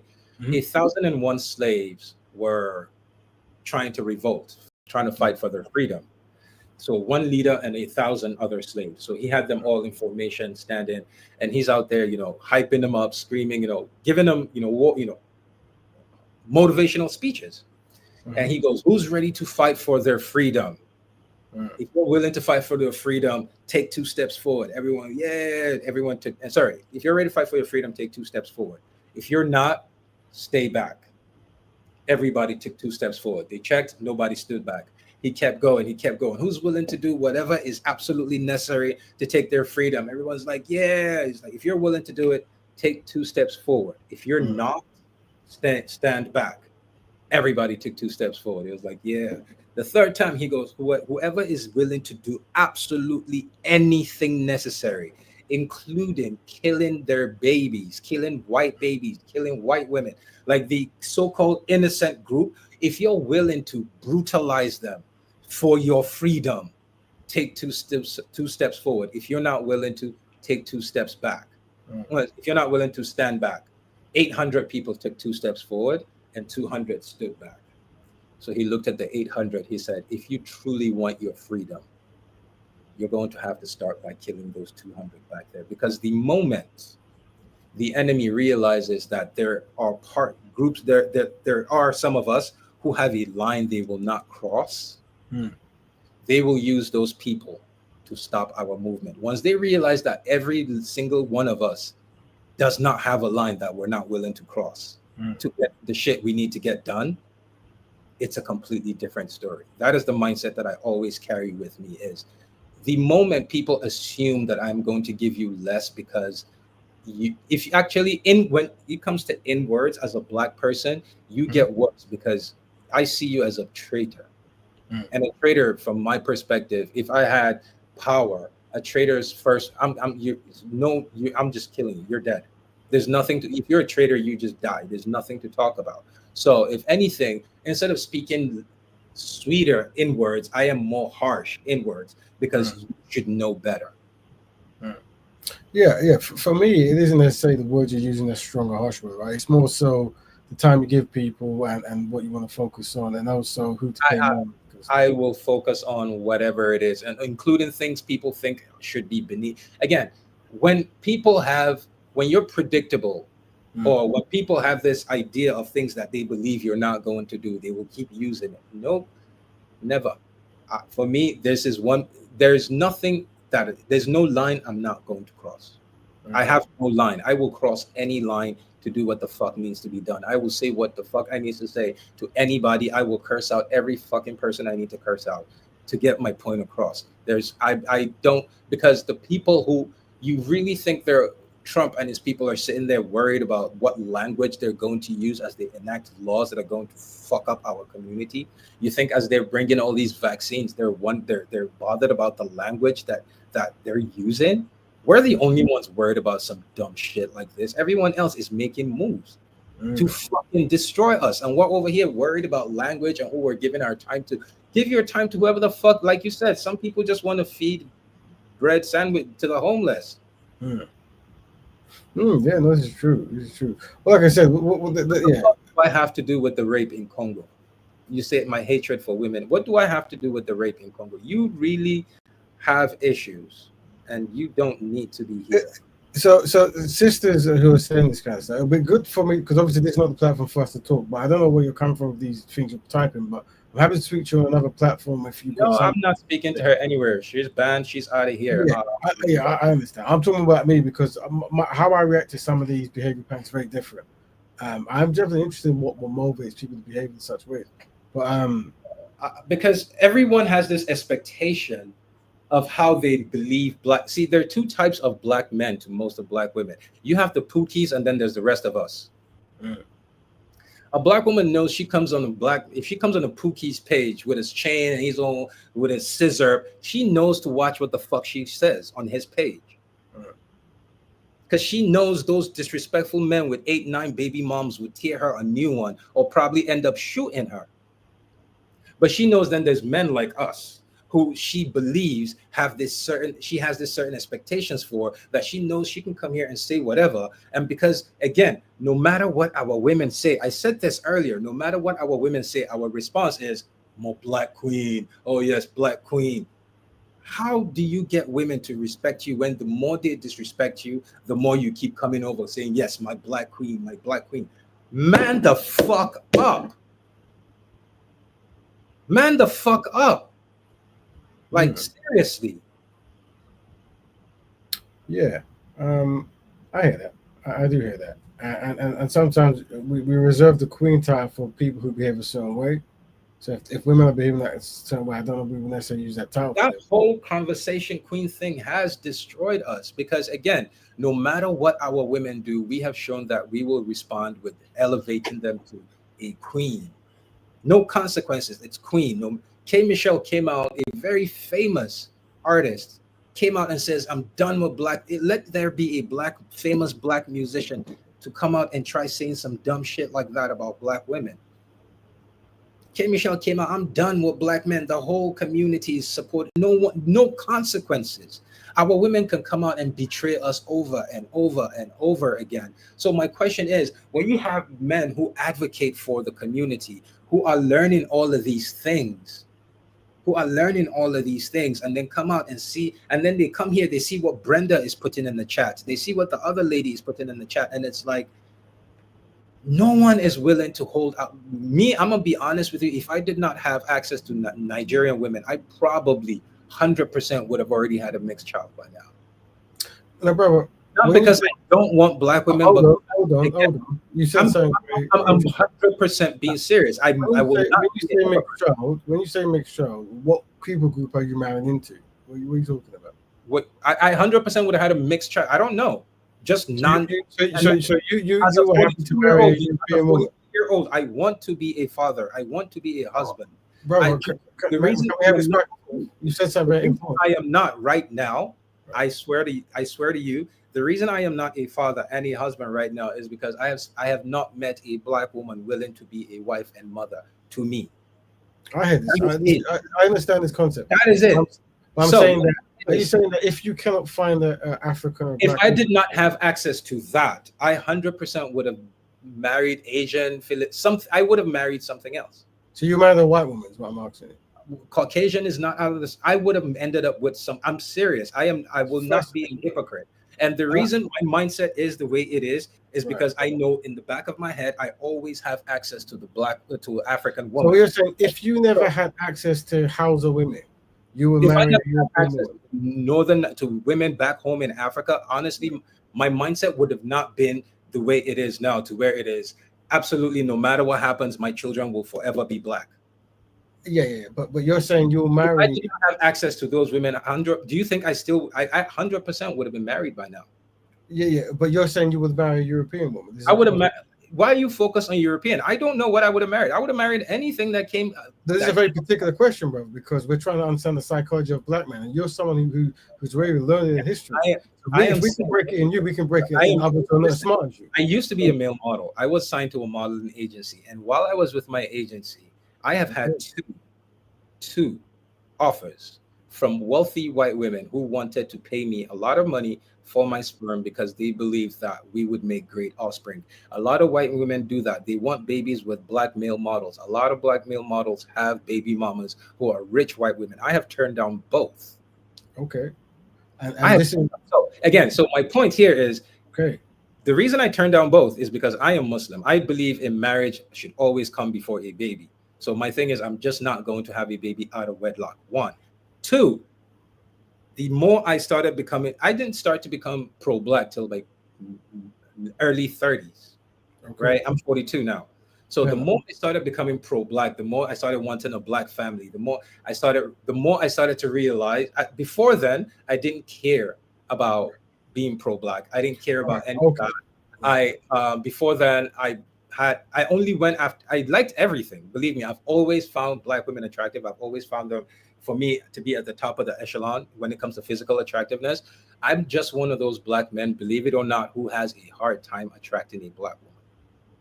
And if there's one thing our women love to say on social media is go where you are loved. Right now, I am suffering from a fractured hip, meaning I have been in my home. I have not been able to leave my house for the last, I had my accident on the 30th. Since then, I am a single man. I have no girlfriend. I have no situationships. Brother, since then, you know how many sisters' DMs I have slid into? Nothing has worked. Nothing has worked out. And I swear to God, I kid you not. I'm sliding into black women's DMs. White women are sliding into mine. I'm not responding to any of the white. There's one message, matter of fact, let me see. I took a screenshot of it the day I got it. It was the funniest thing I saw. But the reason I took the screenshot was the last sentence in that message that made me realize something very funny.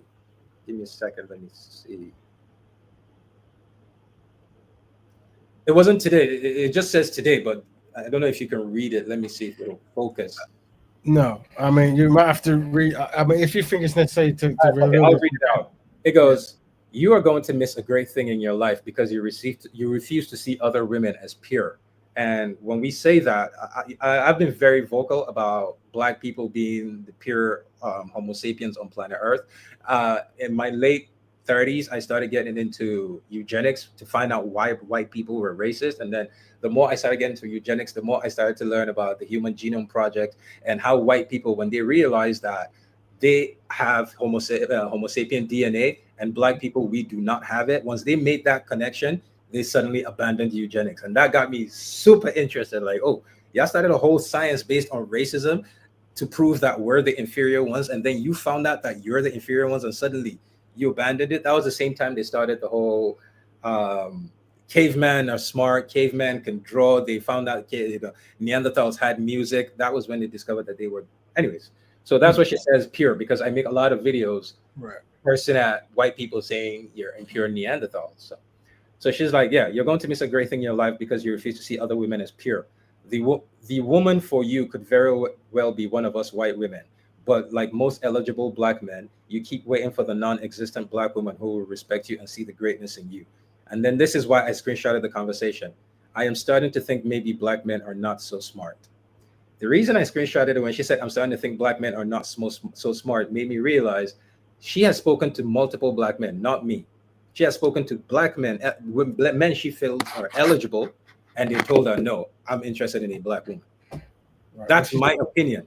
That's a theory. She's practicing anti-black racism in her comments there, right? So, Bro, I have another one that is talking about, oh my God, a lot of them. So, one thing I found is a lot of white women they understand the relationship dynamics between black men and white women, and black men and black women, sorry. And some white women who are interested in black women use that as a way to shoe themselves in. Like I've heard multiple versions of, you're never going to get the risk. If you want the respect you want, that you deserve as a man, you really need to expand your options type shit. Like I've heard many versions of, if you'll never get respect if you marry a black woman. I've literally heard that shit before. Well, once again, that is a clever, genius strategy of white people. That's what it is. It's a clever, genius strategy of wait to see these arguments, divide and conquer. White people are superior to black people at this practice, and you're demonstrating it. You're demonstrating the behavior pattern with this. A white woman waiting for the disagreements between black men and white, and then what's so intelligent about the European or the white person in this context is they understand the history of why black men and black women are actually fighting. Yes, I don't deny that they do. Everyone understands that, and they use that to their advantage. In that, right now, I believe, can you look up global fertility index? Just Google global fertility index, and then search images, and then look at images from the year 2000 to the year 2024, the last 4 years. Global fertility index. What do you see? You will see that Africa and some parts of Middle East are the only two regions, and very small parts of South America are the only three regions who are having enough babies to sustain their population. Yeah, I'm aware of this. I'm aware of so right now, yeah. So for majority, this is my theory. I have no proof of this, but I feel like the white man in America knows this, and that's why they've been pushing the interracial marriages for so long. Because again, there's no statistic for this, but in my opinion, majority of biracial people end up marrying white. Mm-hmm. So the one thing they talk about the most in white America, the one thing, the dog whistle they use is the great replacement, about how we're trying to replace them. And the strategy they use in the great replacement is literally what we're seeing in the black community. How many videos on social media right now you'll find where a black father, a mixed race guy, shows his black dad, monoracial black dad, shows himself mixed race, and then shows his quadroon child. And it's like, oh, so shit. You are aware of the Ham's redemption in Brazil, right? This is something you covered in the show before too. The redemption of Ham. So no. if you type in the redemption of Ham, yeah, on your PC, you'll see a picture of a dark-skinned elderly woman and her biracial black daughter and a white husband, and the elderly black woman is best pleased to see this. Now, this is the strategy that the Brazilian government was using to try to. They're fearful because Brazil had the highest concentration of enslaved Africans out of any people group, and they realized that once slavery was going to end, they're going to be completely outnumbered, and they didn't want to give resources away to black people. So they said the strategy is go and get poor Europeans from Europe, have them come to our country for free, limit black people in education and land ownership, saying you can only get educated, earn stuff, or get anything, but the lighter you become. And then eventually, within 60 to 100 years, every single black person will no longer exist. They call them Negroes, to Pardos, to Bronco. That's what they said. And that's the Redemption of Ham campaign that the government tried to do. Didn't go well. I mean, it did really well in the sense of people fall for it today. I know Argentina with that strategy absolutely. Well, it worked, yeah. But they did it a bit differently. But yeah, it was definitely it's the same strategy for all Portuguese and Spanish-speaking people in the Americas, right? So what I'm saying is, as a black man, if we know this, there can be no reason why you should ever not be with a black woman of some kind. Like, I get your point, right? So my question now, my very next important question is: we know this, right? Right. But how the women, the black women, Mm. how do we do this without their participation? Well, that's why me and you were talking, brother, to find out how to get people synchronized, right? And sometimes it's an approach. Sometimes when it comes to a campaign, you have to cleverly deliver things. Now, if we're saying just saying things isn't working, then you have to have a strategy, right? Now, one thing is rewarding. So if you own things, you can reward behavioral patterns, right? Meaning that the women who do things correctly get the most. That historic has always been a good strategy where women who do certain things get the most because the men are synchronized in how we distribute wealth, access to whatever via behavioral patterns of women. But then we need to get men synchronized because you use the term Pookie and Ray Ray. Unfortunately, those people who are unsynchronized, they are not following the script. You see, so minimizing the Pookie and Ray Ray as you use the term, and get more constructive men who can uphold this kind of behavioral pattern. Have you how many podcasts have you seen? How many videos have you seen of our women saying, I don't date men with a 9 to 5? And sometimes I don't know if you do you have a TikTok account? I do, but I very rarely use it, bro. Oh, okay, because there was this guy on TikTok called a random man from Atlanta. You can Google him. Like, Mhm. I'm man enough to sit here and tell you that I was jealous Mm. of this man. I am still jealous of this man. Okay. Random man from Atlanta, TikTok. It is some woman named Morgan, a young Hispanic girl with a baby, comes out and starts doing a story time on her deadbeat baby daddy, who's a drug dealer, who basically barely graduated college. Black dude, he's a pookie. She Oh yeah, goes so on, it blows up. The whole thing blows up, mm-hmm. and Morgan becomes famous, becomes rich now. And this guy comes out to give his own story time.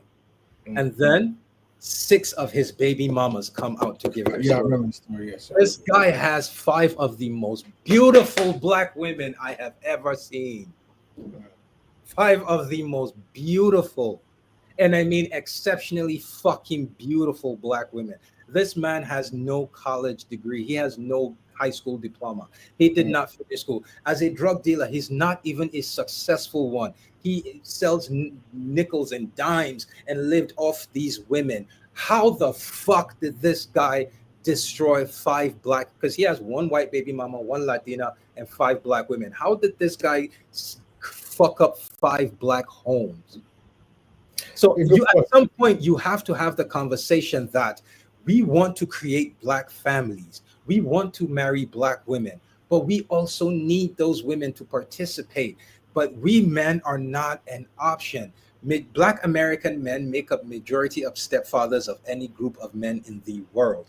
Black American men, 53% of Black American men die childless, which is also the highest group in the modern day of any group of men in the world. So basically, men like me in America, if I'm not willing to go with another race of woman, my fate is to be a stepfather to some nigga that was, I don't know. That's my fate. That is the fate of majority of black men. I like what you said majority of black men are married to black women, but what are the statistics? Over 24% of black women are married. So that 80% of black men married to black women, it all falls under 24%. 24. The rest, 76, are not married. And of the 24%, this is something again that nobody talks about. Of the 24% that are married, there is a 75% chance that she will file for divorce in 5 years, and a 90% chance she will file for divorce in 10 years. So of the 24% of men who marry black women, there's a 75% chance. That means you have a 25% success rate that you'll still be a married man in 6 years, and a 10% chance you'll still be a husband and married man and father in 11 years. These are stats we don't talk about, because to do that would have to put the focus on the black woman. And again, we have been castrated by our women. The moment we start talking, you see Brenda in there, black men are weak, go get you a white woman. Because the moment you start criticizing them, they can't deal with it. Go get you a white woman. That's what you want. Go get you a white woman. She's in the comments saying it. Again, if you 24% of them are married, 76% are not. And if you pick one of that 74, one of the 24%, right? There is a 25% chance that your marriage will be ended in 6 years, and a 90. Do you know how bad those statistics are? That means when you talk about marriageable women, we currently, right now, you, me, and every black man alive has access to marriageable women, the worst group of women since we started keeping history in the history of mankind. How do we build black families without acknowledging that shit? Well, you have to acknowledge the data, right, bro? And we have to acknowledge why we're in that position. And then we have to have a strategy of how to get off. Complaining is one thing, by acknowledging what is wrong and having a strategy. I'm what's known as an open door elitist, right? And what that means is I recognize that in order for a bigger population to maneuver, a smaller population has to lead. And the question is, who's that smaller population? So even though you're going to find many unsynchronized black women who the way you describe, there are plenty of in that smaller population, and you have to find them. You're going to find them through your actions and your behavioral patterns, right? And that actively looking for that kind of thing and having your standards, you lead with your standards. Well, Yeah. another thing about it is I understand where you're coming from. Right. So to do that, we have to change our mindset, because one of the leading arguments or conversations from happily married black women on social media is the key to remaining happily married is to keep your marriage off social media, to never acknowledge anything about your marriage. So Yeah. I see that. Okay. yeah, go, go at least on TikTok. A lot of married, when there's a video that went viral on TikTok where this woman was asking, she was like, "Yo, I know there are happily married women out there, black women. Like, where are y'all? You should see the responses." All of them was like, they were like, "Nope. The secret to being happily married is exactly what you don't know anything. We don't talk about our marriages. Of We course, don't but do that's something that the I reason." uphold. No, let me just say the reason, because the moment, this is very pervasive in our community, the moment a black woman comes out to uphold her marriage or uplift her husband or something, go look at the comments in the video. Our own women go in there to destroy her, and at some point you have to consider her mental health. So at some point they like, I can't deal with this, I can't deal with it. Go look at search any woman on social media who's married to a black man who's constantly uplifting and pushing the black love net. Go look in the comments and see. So how do we get to push that narrative of healthy black marriages when it's something our own women do not like seeing on social media? The moment they see it, they're always coming in with some negative conversation. But the moment it's a mixed marriage with a white man, it's like, oh God, when pasta lobster, oh my God, white men. So how do we do this? Well, we have to do case Well, studies. We have to open case studies on these behaviors, right? So if what you're saying is correct, yeah, we have to be able to have constructive men and constructive women in a discussion to give examples and discuss it without us triggering anxiety. And then we have to ask ourselves, is this what we want as a community? If the answer is collectively no, then it's what should be done to change this. Remember, men have to be solution based. If you're not solutions based, you're not practicing what men have done since the dawn of time, right? There's a problem and we have to fix it. So the question is, what do we do as but men the thing is, our community has created a society, an atmosphere where we cannot focus on the problem as long as it comes from the women. So how do we deal with that? That's my frustration. Why say this? We say that, go with it. You have free range to critique black women from now until infinity, right? But when you do that, there has to be a but. Here's the solution. So if you say that black women keep on wearing European weaves, What did you think about Kevin Samuels? very very good speaker, a very eloquent man. I want to approach some things the way he did, but How would you unfortunately, have I agree. approached it? How would you have approached it? Well, what I like about him, he's one of the few. The thing, I guess what I'm trying to ask is, I what can't, approach are you going to use? Because we've tried everything at this point. So no, which one do you think is going to work? so for me, I think so. When you look at people like Marcus Garvey, Louis Farrakhan, Elijah Muhammad, and these kind of like high-profile pro-black kind of figures, what you find is they were extremely strict towards black people in general. But what is because they constantly showed their alliance to black people, it prepared us for these people are telling us something because they love us, right? So one of the traits I give black men is to be openly pro-black and constructive, right? And demonstrate that through your works and your actions. And that way, when you are being constructive to the black man who needs to rebuild, and then you do the same kind of behavior to the black woman, then they understand it because this is coming from a place of love. But unfortunately, sometimes or many times, the person who's giving the advice is someone from a red pill manosphere black concept who has never been seen with black women or insults black women or has some kind of universal Samuel's death, ideology. everyone that has stepped up to fill the spot has been a non-manosphere person, had mostly black women, even black women now. Kendra G. Kendra G is not, Kendra G came on Kevin Samuel's show. She hated him. Now look at Kendra G. Even she is frustrated. Again, this what you're doing is trying to find a solution without, I don't know if you notice this, you're trying to find a solution without really confronting the black woman. And I Well, don't think it's ever going to happen. we are going to confront. We are confronting them because the No, I challenge. think you're trying to find a way to confront her in a way that she's not going to be upset. We have Well, to do this without giving a fuck. brother, I'll be honest with you. The way we communicate with black men is very different from how we communicate with black women. With black men, there But has to be a heart. I get what you're saying. What I'm saying here is, Well, I'm you see, telling you what it is, brother. there's a video I made, right? There's a video I made a real little while back talking about, there, it was like a good 2-3 weeks. Thank God it didn't last. Where I was convinced, you know what? At this point, fuck it. Black men and black women are not compatible. We just need to leave each other the fuck alone. The reason for that was, That's a very extreme view. yeah, the reason for that was, and it's not so much extreme. It was just a realization, and this I'm gonna explain. The reason I had that mentality was the exact same conversations we're having right now when it comes to black men and black women. Literally, exact same conversations. You can go find anywhere else that black men are having the exact same conversations. This video was from the 1960s or 70s. Mm-hmm. They were having exact same conversation. Yes. So for me, it was like 50 years later, we're having literally the exact same fucking conversations, half a fucking century. So for me, it was like, if the conversations are the same, black men begging black women, we need you to do this, we need you to be this, the exact same things. The exact same, like in the video, you can hear the brother saying the black woman is the white man's biggest ally. How many black men keep saying the exact? So for me, it was like, if we're going to keep asking them for the same thing and for 50 years and they keep telling us no, no, no, maybe it is time we realize, okay, you know what? Black men and black women in America, the only thing that made us want to be together was slavery. Now that slavery is done, we have absolutely nothing in common besides race.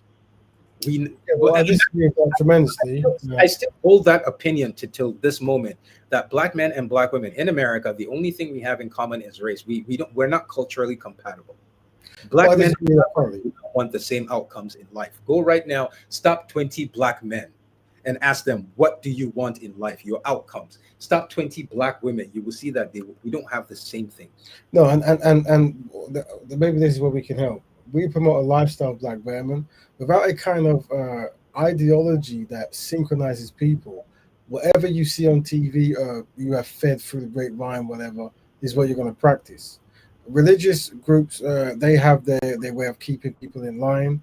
If you go to talk, so Asians and this kind of, they share the same religion. Unfortunately, black people have been separated from religion, stuff like that. But if you look at the Nation of Islam, which is a group that started early in the Americas. I don't know the Nation of Islam, but I'll give them credit. They have maintained an active.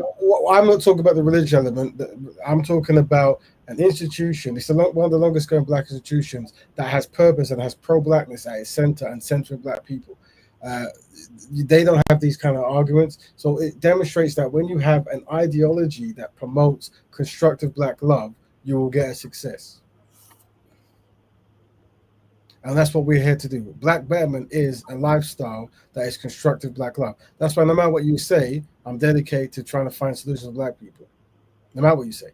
If you tell me that your conclusion is listen, so that's the reason why I said I don't do dating, because again, it's more nuanced and someone with a lot more, because I need someone who's a professional. People with a lot more knowledge than me, who are way more knowledgeable than me, need to do dating. I clearly cannot have a dating conversation because I'm not going to lie to you. I honestly do not see any possible outcome in which black men and black women will end up together as we want, unless something drastic happens, like we wake up one day and half of every other race of men in the world are gone. Well, I disagree, brother. Yeah, and you No, might be. I'm just You being might. honest. So I that's know what I'm saying to me. your honesty That's is why I amazing. try not to touch dating. And I mean this in the most kind, correct way. In your current mindset, you might not be ready for leadership because, especially, would you identify as a I have crazy said person? this time and time and I am not a fucking leader. I am the guy who will spark the mind of the leader. I've I'm said sure. this many times. I'm not a leader. I don't want leadership. I don't want Well, anyone to. then I let me explain how it it works. fucked up and if you agree 100% with everything I say, you're a cult and you need to go therapy. I've Yeah. said So this multiple times. and fair enough. I don't think anyone does. You say a lot of good work, but like everyone has opinions on stuff, right? But I think what it is how it has to work is we need to It's funny you say identify. I'm not ready for leadership because Yeah. I still think the black woman needs to be held accountable. No, it's I think your type of leadership is no matter what the black woman has done, we need to ignore that. And no, brother. that's the thing that's why no group of women will ever respect any group Brother, of I'm who trying cannot. to be constructive, and I'm It's trying not to about give you no, a different what is the perspective. constructive? Is black Well, as a let me explain, are and then you you can. married? Let me ask you a question. Are you married? I'm currently dating, and we're not. Okay, so as a man who's dating, if your girl does something you don't like and you let it go and you don't check her and she keeps doing it and you keep letting it go, how long do you think that relationship will last? No, How much because the standards I have, that doesn't happen. It wouldn't happen in my relationship because that's the that. because you will check that shit. So Yeah. if you can check it in your own personal life, why No, but don't we as a the collective strategy we check have our how we women? check things are very different. But before we go to my personal life, let's go back to leadership and stuff, right? And it's like what I'm talking about is being solution based. No matter what you're saying, I'm constantly trying to find a way to unite a small group of black people to actually campaign to make the propaganda and the marketing needed for people to accept. The examples we give you is the Afro in the 70s, right? Before the Afros in the 70s, the people wearing high bonnet hairstyles and all cool, funky stuff, right? But then pro blackness came in and a strategy came in. Let's get all the people who are prominent singers and dancers and actors to do this and say it's black love and blah blah. And everyone started doing it, and then Europeans started doing it, right? So that's campaigning. That's how it works. You need a small group of people to do that. What we can't do is always wonder, oh, it's not going to work, or black women are bad, black men are bad. It's okay. Here's the black men get the power, the industry, and we do these things. And what will happen? There's a thing called the diffusion of innovation. Google up diffusion innovation, and that's how things go from being a small percent to a big percent, right? So the small percent have to do that marketing campaign, and it works in every other people activity. Being anti-black is the diffusion of innovation, right? That's how it works. Small group have an idea, they campaign it, they put the money in, and before you know it, it becomes normalized. Leadership works that way, brother. Now, you don't have to be a leadership. You can be a management class. You can be on the right side of history. I don't want to do part of I don't want to be part of any organization because I don't think right now we have the collective mindset to achieve that. I think what I'm trying to do, right? If you noticed the Kenyan riots last year over the finance bill, Yes. gave me a crazy idea. I realized when you have that's how we have something called the Black Messiah, which I 100% believe was used to kill Kevin Samuels. I 100% believe Kevin Samuels was killed by the United States government because in 3 years he was undoing over 50 to 100 years worth of work. Because no matter how much you dislike that man, no matter how much you want to say about that man, between 2019 when COVID hit and his death, he changed the entire conversation that black people were having on the internet. Okay. The entire time, this man changed he literally had more black women than you can imagine on the internet talking about marriage, talking about losing weight, talking about natural hair, talking about being nicer to men. He had black men talking about providing for their women. Like the entire conversation on the internet for 3 years was about marriage, providing. May I compliment him? May I? Absolutely. Me, I fuck with him 100%. Let me go to compliment him. What I really liked about the brother is he was a well-dressed brother. He never swore too much or actually insulted the women, and he was quite consistent in family and respectability. right? And I What, did have wait. And what happened the day he died? well, when he was with the European, the No, Spanish what one. the day he died, black women partied. Yeah, They they were were. literally Kevin Samuel's death parties. This is a man who wanted, his whole purpose was for black women to win in life. He wanted them to have a great outcome. He wanted them to find the life you wanted. You want a husband, you want marriage, I'll help you get it. This is what you need to do to get a husband. A lot of black women were coming on the show saying, yes, yes, he helped me get married. The day this man died, they started throwing Kevin Samuel's death parties. Yeah, So well, that, this is so now what I'm saying is we saw this man be respectful as respectful could be. He was nice, he was courteous, he was not insulting, he did not denigrate them, and he danced and he died and they danced on his grave. Man, bitch, suck my dick. I will curse you because I know you're gonna dance on my grave. So I might as well curse you the fuck out right now. well, Fuck you that's talking the strategy. about? There you go. I don't agree with that strategy. But That's mine. I understand. Everybody can go suck my dick. Fuck that. Right. Okay. But I say what the fuck I say. I'm very crude, and if you don't like it, it is what it is. This is my that's I'm because again, being nice has not gotten us anywhere. right. Being nice, courteous, and respectful for the last 50 years, being the respectable Negroes has not gotten us anywhere. It is time to become the ignorant Negroes. The like they said, whatever we're being accused, it is time. There's a saying, it's something I saw on Twitter a few years ago, Right. and it stuck with me. It says, "Black man, everybody already thinks you're the villain. You spend the rest of your life trying to what's it called? Change their minds. You spend your whole life trying not to be a villain. It takes a toll on your mental health and on you as in general. Just Right. go ahead and be the villain that people already expect you to be." Well, yeah. Okay. Well, there's strategies to make these things not affect you, right? When I saw that, it gave me a level of peace. So Okay. I am perfectly comfortable being that villain today because you know what? No matter what I am, even everything you said about Kevin Samuels, no matter what you said about him, when you bring him up, see how our women still talk about him as though he was the devil's incarnate, Let even me though say he's absolutely not. this is important because you He said he died, spent the rest of his life trying to beat that image, trying to present himself as a respectable black man. They still demonized him. you say they, but I see plenty of women who really idolize what he's done. But Yeah, how many more would you say it's 50-50, 60-40? Let's be honest. Yeah, how many I do mean, you it's definitely more on the 60-40 weapons. But what I would say is this, right? What's been points? You said the Messiah complex, and I think that's what you said is very crucial because what I push forward is a code. So if you individually truly believe that what the brother did, um, Kevin Samuels did was important, it shouldn't be him as a Messiah that you follow. It's the code. And the reason I say it is because I promote Black Bremen, and regardless of what I say, I'm not a Messiah, and other members of my the community. Black Messiah thing Code, is literally the United States government. This has been it's been publicized and they've not denied it.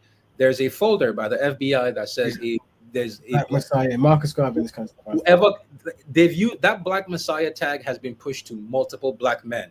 And Right. you right now, everything you're saying, Rap Raven, if you actually succeed at what you're trying to do, Your life you'll is in become the Black Messiah, but and then that's you why. will forget. So And my thing is, Hmm. you cannot pick a Black Messiah if everybody has the same mindset. If there's no single You're talking individual, about code. This is what you're saying is crucial now. You're talking about so codes of if there's conduct, no right? singular individual leader, there's no one to target to So stop. if Kevin Samuel's ideology really resonates with you and so many other black men, surely the demeanor and style and strategy that he did, the code, should be continued, and that way you have rather than one person doing something, you'll have 100 or 1,000 because of the Thank code. you. So, but this is again part of the conversation is we're going to pretend as if we don't see how our own women, his code for men, we're going to pretend as if we haven't seen our women multiple times get on that show and say, I expect a black man to take me as I am. And he'll ask, what about a white man? She'll say, oh no, I need to work on myself to get a white man. Are we going to pretend we haven't heard that at least 10 times where our own biological mates are saying that the men who enslaved them, who put them in breeding pens, who right now are literally still restricting their rights like a motherfucker, who have decided who right now black women have suffered the most job losses than any group. Those same men, as if we're not hearing our women say that no, those men deserve a better version of them than we So, do. brother, So my question is, how do you How are you able to hear that and completely ignore it and keep You're a good point. Let me be very honest with you. I cannot, and a lot of black men, I think that's one of the reasons I asked the question I asked today is why do black act? So for me, my opinion, my Yes. theory was a lot of black men see all of these things and it affects them. And we're all human, right? We're meant to pair off. And what the more you're seeing this, like look at Brenda's conversations and in there, the whole Brenda literally just came here to argue and show how much she dislikes black men because these I are would like to talk to Brenda. ignore it. These are things that we can't ignore. These are I have access to social media every time I go on Reddit. The biggest group, the biggest subreddit group for black women there is called our Black Ladies. Go on there and search black men and see like these things. So I'm over here saying black men this, black men this, our community this, community that. But every time I go see where our women are congregating, it's our men are the worst. The enemies of our men are the best. And you psychologically, how do you Let me add to that, brother. get to see that and say and just This is problematic.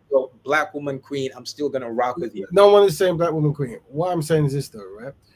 Unfortunately, from my observation, as tragic as that is, I see black men in a higher numbers doing that same behavioral pattern. Yes, right? but you're forgetting one thing: desirability, which is what I brought up. Enough studies have been done to show that no matter how much the black woman is out there going pasta laps, every other race of men desire them the least. And with us, black men having zero power, zero economic power, zero social power, zero political power, we are still the second most desired men. That tells you that the day we match white men, or the day that we ever match white men in political or societal power, it is over. Nobody else. There's things that say The that only reason white men compete with us right now is because they have the most resources. Besides that, black men are the most desired men in the world. While alternatively, you have to get past fetishes as well as fetish is still a desire. A fetish is still a desire. I am on FetLife. No, here's the thing, because that's a conversation right now. I could show you some shit that I'm not even supposed to show you. I'm on FetLife. Okay. I'm saying I'm on FetLife, which is basically a Facebook for BDSM. It's literally like a Facebook for kink.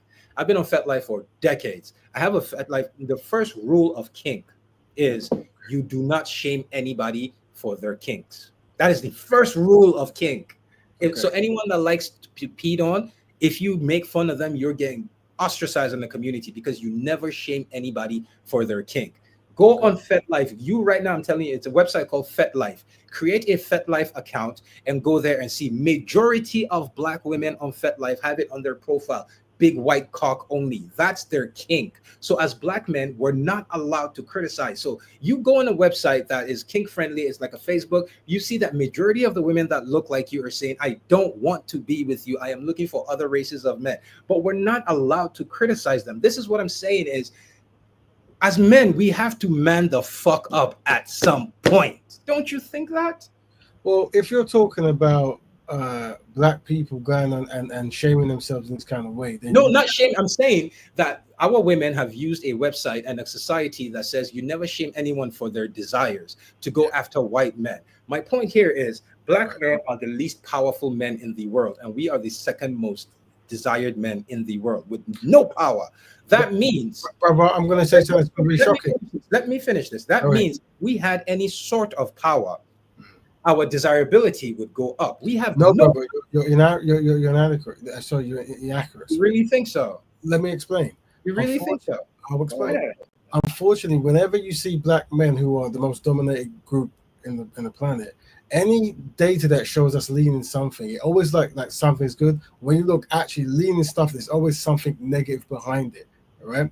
So if we're leading, it's because maybe it could be something to do with the white woman is trying to prove a point to the white man, or there's a fetish, or the white woman wants more power. And how much power can you have? You can't have that much power with the most powerful collective group, the white man, but you can have full power of the black man. Have you ever dated a white girl before? This is not. No, I'm just asking because you said something. You said something. That's why I'm asking. Have you ever dated a white girl before? No. So I've pretty much been You sound like someone who has all his talking points from black women. That white women date black men. No. You just said white women date black men for power, and I'm telling you, I have seen more submissive white women to black men than I've seen any race. Okay, being submissive is one thing, but knowing that you have a system behind you that if something goes wrong, you can call the police and they're not going to believe you. Tell me what system in this world that does not put the woman above a man. Tell me what system, because the black woman is not as protected as the white woman. Tell me what system that does not put right anywhere you go right now. In Nigeria, they claim South Africa, where they claim women. Go to South Africa right now. All a woman has to do is accuse a man, and he's getting jumped on the streets. Every system you go to, the woman's word is the woman. Come on, why do y'all do this? This is the thing that I'm talking about. I'm just aware that it's two men talking about women and there's none here, and it'd be good. No, but again, we're having a conversation about desirability. Regardless of how you want to put it, kink, whether it's fetish, whatever it is. Black men don't need nothing like that. Listen, whatever it is right now, this is what I'm saying. Black men being the second most desired men in the world after Caucasian men, everybody, you included, have tried to belittle us black men and our desirability to bring it down to kink.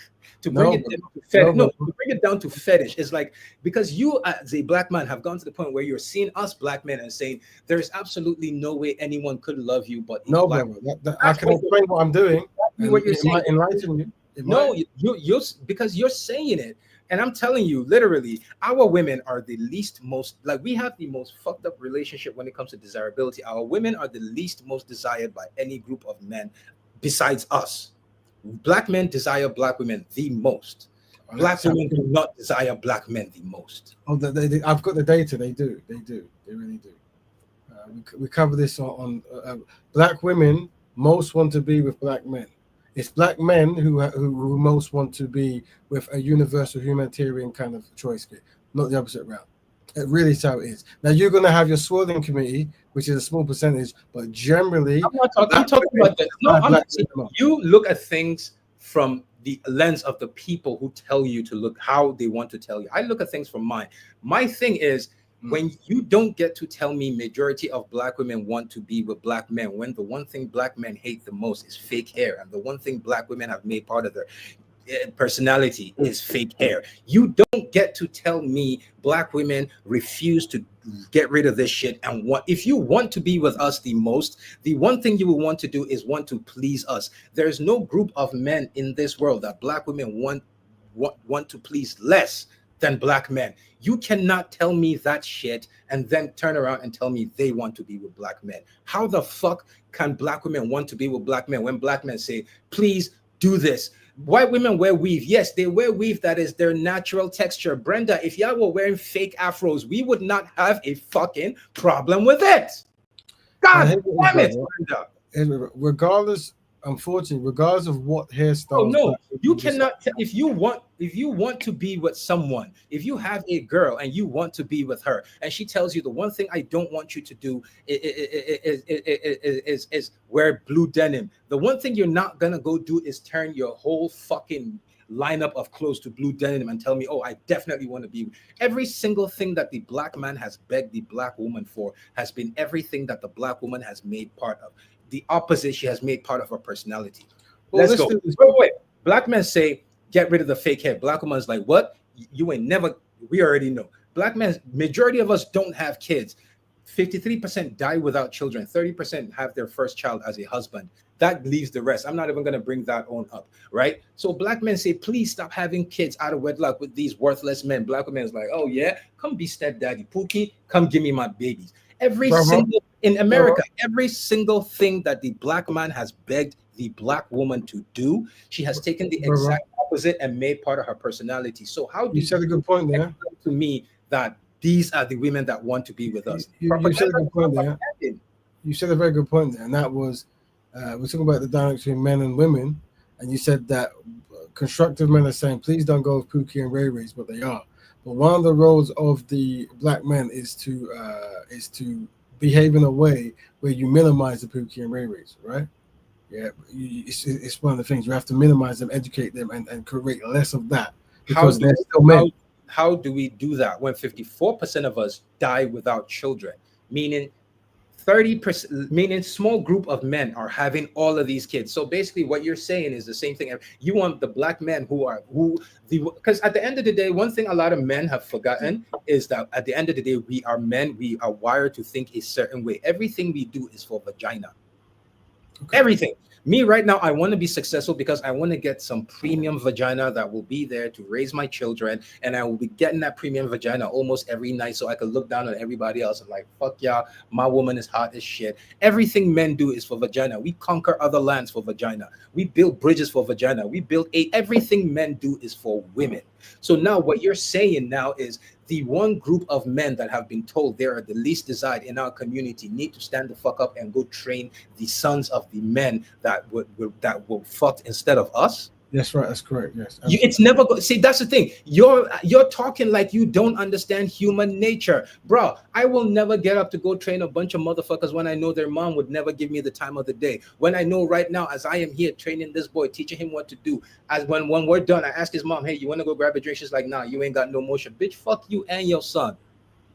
Right. Yeah. So once Yeah, again, when it human comes to nature will leadership, brother, never. but you're Human not a nature, leader though. No, and I mean this in human the most nature will correct way, always trump brother. that shit. You're not a leader, and you sound like someone who correctly who was A leader really for you is so for you. A leader is a cuckold. almost. So what is Oh someone man, who? oh man, oh yeah, What I'm you could have. saying, once again, Yo, brother, yo.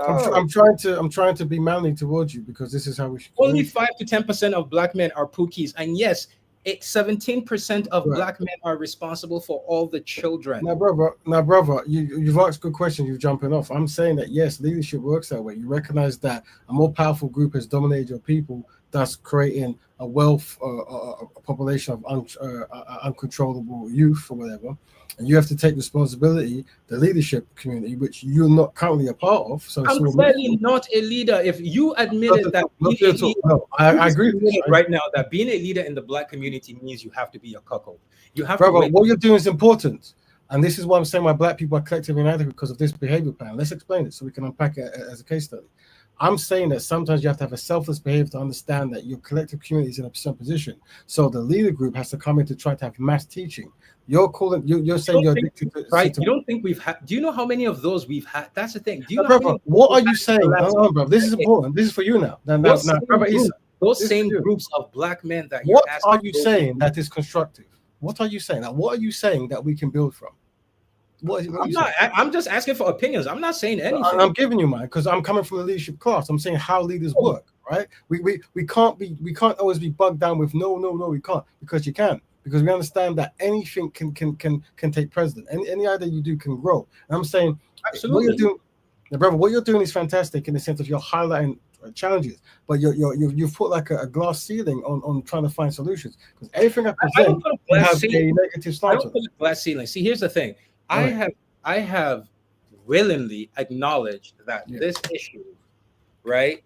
He's not saying anything constructive. Thank you. Brenda, suck my dick. Get the fuck out of here. I'm tired of you. You just all you've done here is Brenda, literally it'll be good to speak to you on another platform. Brenda, Follow you me on yourself Black is Bear Broadcast. We no can talk. fucking constructive thing either. All you've been doing is shitting on black men. Suck my dick. Get the fuck out of here. You say anything again, I'm blocking you, dumb bitch. Now, Fuck out now, of here. now, brother, I I said what the don't fuck I said. understand why a woman So can bring this here's kind of my bullshit thing. up. Here's my thing, right? Is I have willingly acknowledged that I do not do dating because it's a bigger conversation, Yeah, right? That is a bigger issue to deal with. My theory, if you ask mine, my simple thing is simple. A small handful of black men can start leading in the sense that they can start making moves. I have used examples of what's it called? Trash collection in New York City, right? okay. We can literally take over waste management in New York City. That is one of the most powerful, politically relevant positions because he who controls the trash in a major city like New York City controls the mayor. You control the government. Mm, It's a simple thing of if you don't do what we want, trash in New York is not getting picked up for the next 30 days. right. And no governor or mayor in New York City will survive that shit. Make all the excuses you want, your tenure is over. No, that's how the mob got to control a lot of the cities, because they controlled sewage, they controlled waste management. So a lot of these politicians had to tread lightly. So my thing now is black men have to find a way, which is what I'm hopefully. I have a doctor's appointment soon. If the doctor tells me I'm ready to fly, I'm gonna start traveling. My thing is I want to go speak to a lot of brothers who are capable of doing this, of creating a how to start creating an organization of black men who have the finances, who have the resources to get together to start trying to dominate a single version, a single market. We start that. Take uh, Marcellus Williams was a black man who was killed last year. Or was it Mhm. this year? Yes. No, it was last year, right? September. Hmm. He was killed last year for a crime that he did not commit. That's right. How do we know he did not commit the crime? The district attorney himself came back with DNA evidence that Marcellus was innocent. But the Mhm. Supreme Court said it doesn't matter, his innocent, was still going to kill him. Do you understand the level of powerlessness, of Yes. weakness from black men for another group to go, yeah, we've subjugated this group. We have one. He's innocent. Yeah, we got proof, but go ahead and kill him anyways. It's because no group of black men with power, like me, I don't have power. If I had any sort of power that day, right, all I would have suggested is simple. I need 50 SUVs. Mhm. One SUV can carry 4 to 6 men. I need 50 SUVs of black men. I need everyone to load up an AR-15, a shotgun, whatever. Let's go straight to that prison. We know this man is innocent. So you're telling me now what you're saying is the rule of law does not apply. And if you kill this man, nobody is leaving this prison alive. Anyone that steps out, we are opening fire till we. When you do that, they'll see, okay, black men are willing. This is the step. Black men are willing to kill for this. Mhm. Then they'll. But if we don't go that route, the route I had, I was like, can you imagine if black men controlled waste management in New York? All we would have done, right, is call the mayor of New York City or call the governor. If we controlled waste management and said, Mr. Mayor, Mr. Governor, if Marcellus Williams gets killed, New York City, yeah, I remember it was sometime September because I was around UN General Assembly time. And I was saying, all we had to do was call the mayor or the governor and say, if Marcellus Williams gets killed, no trash in New York City is going to get picked up until New Year's Day. All those New York City has more billionaires than any state in America. New York City has more billionaires New York City has more billionaires than anywhere else in the world, if I'm not mistaken. Concentrated group of billionaires.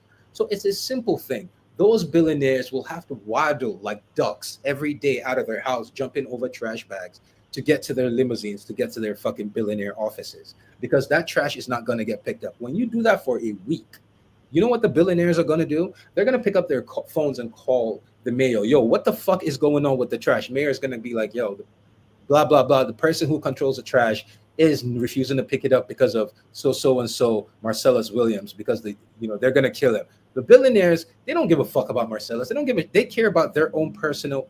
The next call they're making is to Department DNC, Democratic National Convention, to the RNC, the Republican National Convention. That's the next phone call they're making. Hey, what's going on? Listen, I don't know what you got going on, but you need to release this man because I need this trash gone from the fuck of my house. That's power. So that's what I'm advocating for. All I'm advocating for at this point, right? You can do the black love thing. I am jaded as fuck. Mm. So I'm jaded as fuck. But because I'm jaded does not mean we're still going to remain at the bottom. And because I'm jaded right now does not mean I'm still going to push black men to go sleep with another group of women. I will not do that.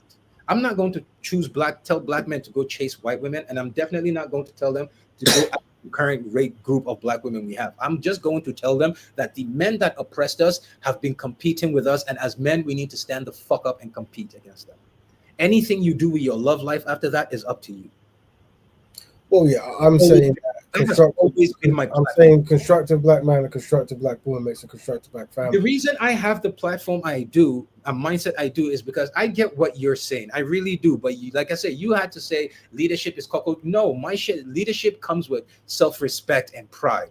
I am Northern Nigerian. You don't understand where I come from, my community, right? This is not a thing of pride, but this is just how I was raised. I kid you not. Every friend I had, when I go to their house, their sisters get up and leave because men and women should not, like, almost every man has two living rooms. He has an outside living room and an inside living room. So majority of the family, I go to my friend's house, but as soon as you walk in, you see the girls, they stand up, they walk away. That is a culture of misogyny, if you want to put it that way, right? That's the culture I was raised in. I don't get to be raised in that culture, and then you tell me, seeing where I was raised with, when a man says jump, I'm hungry, the women jump and run to the back of the kitchen to go cook.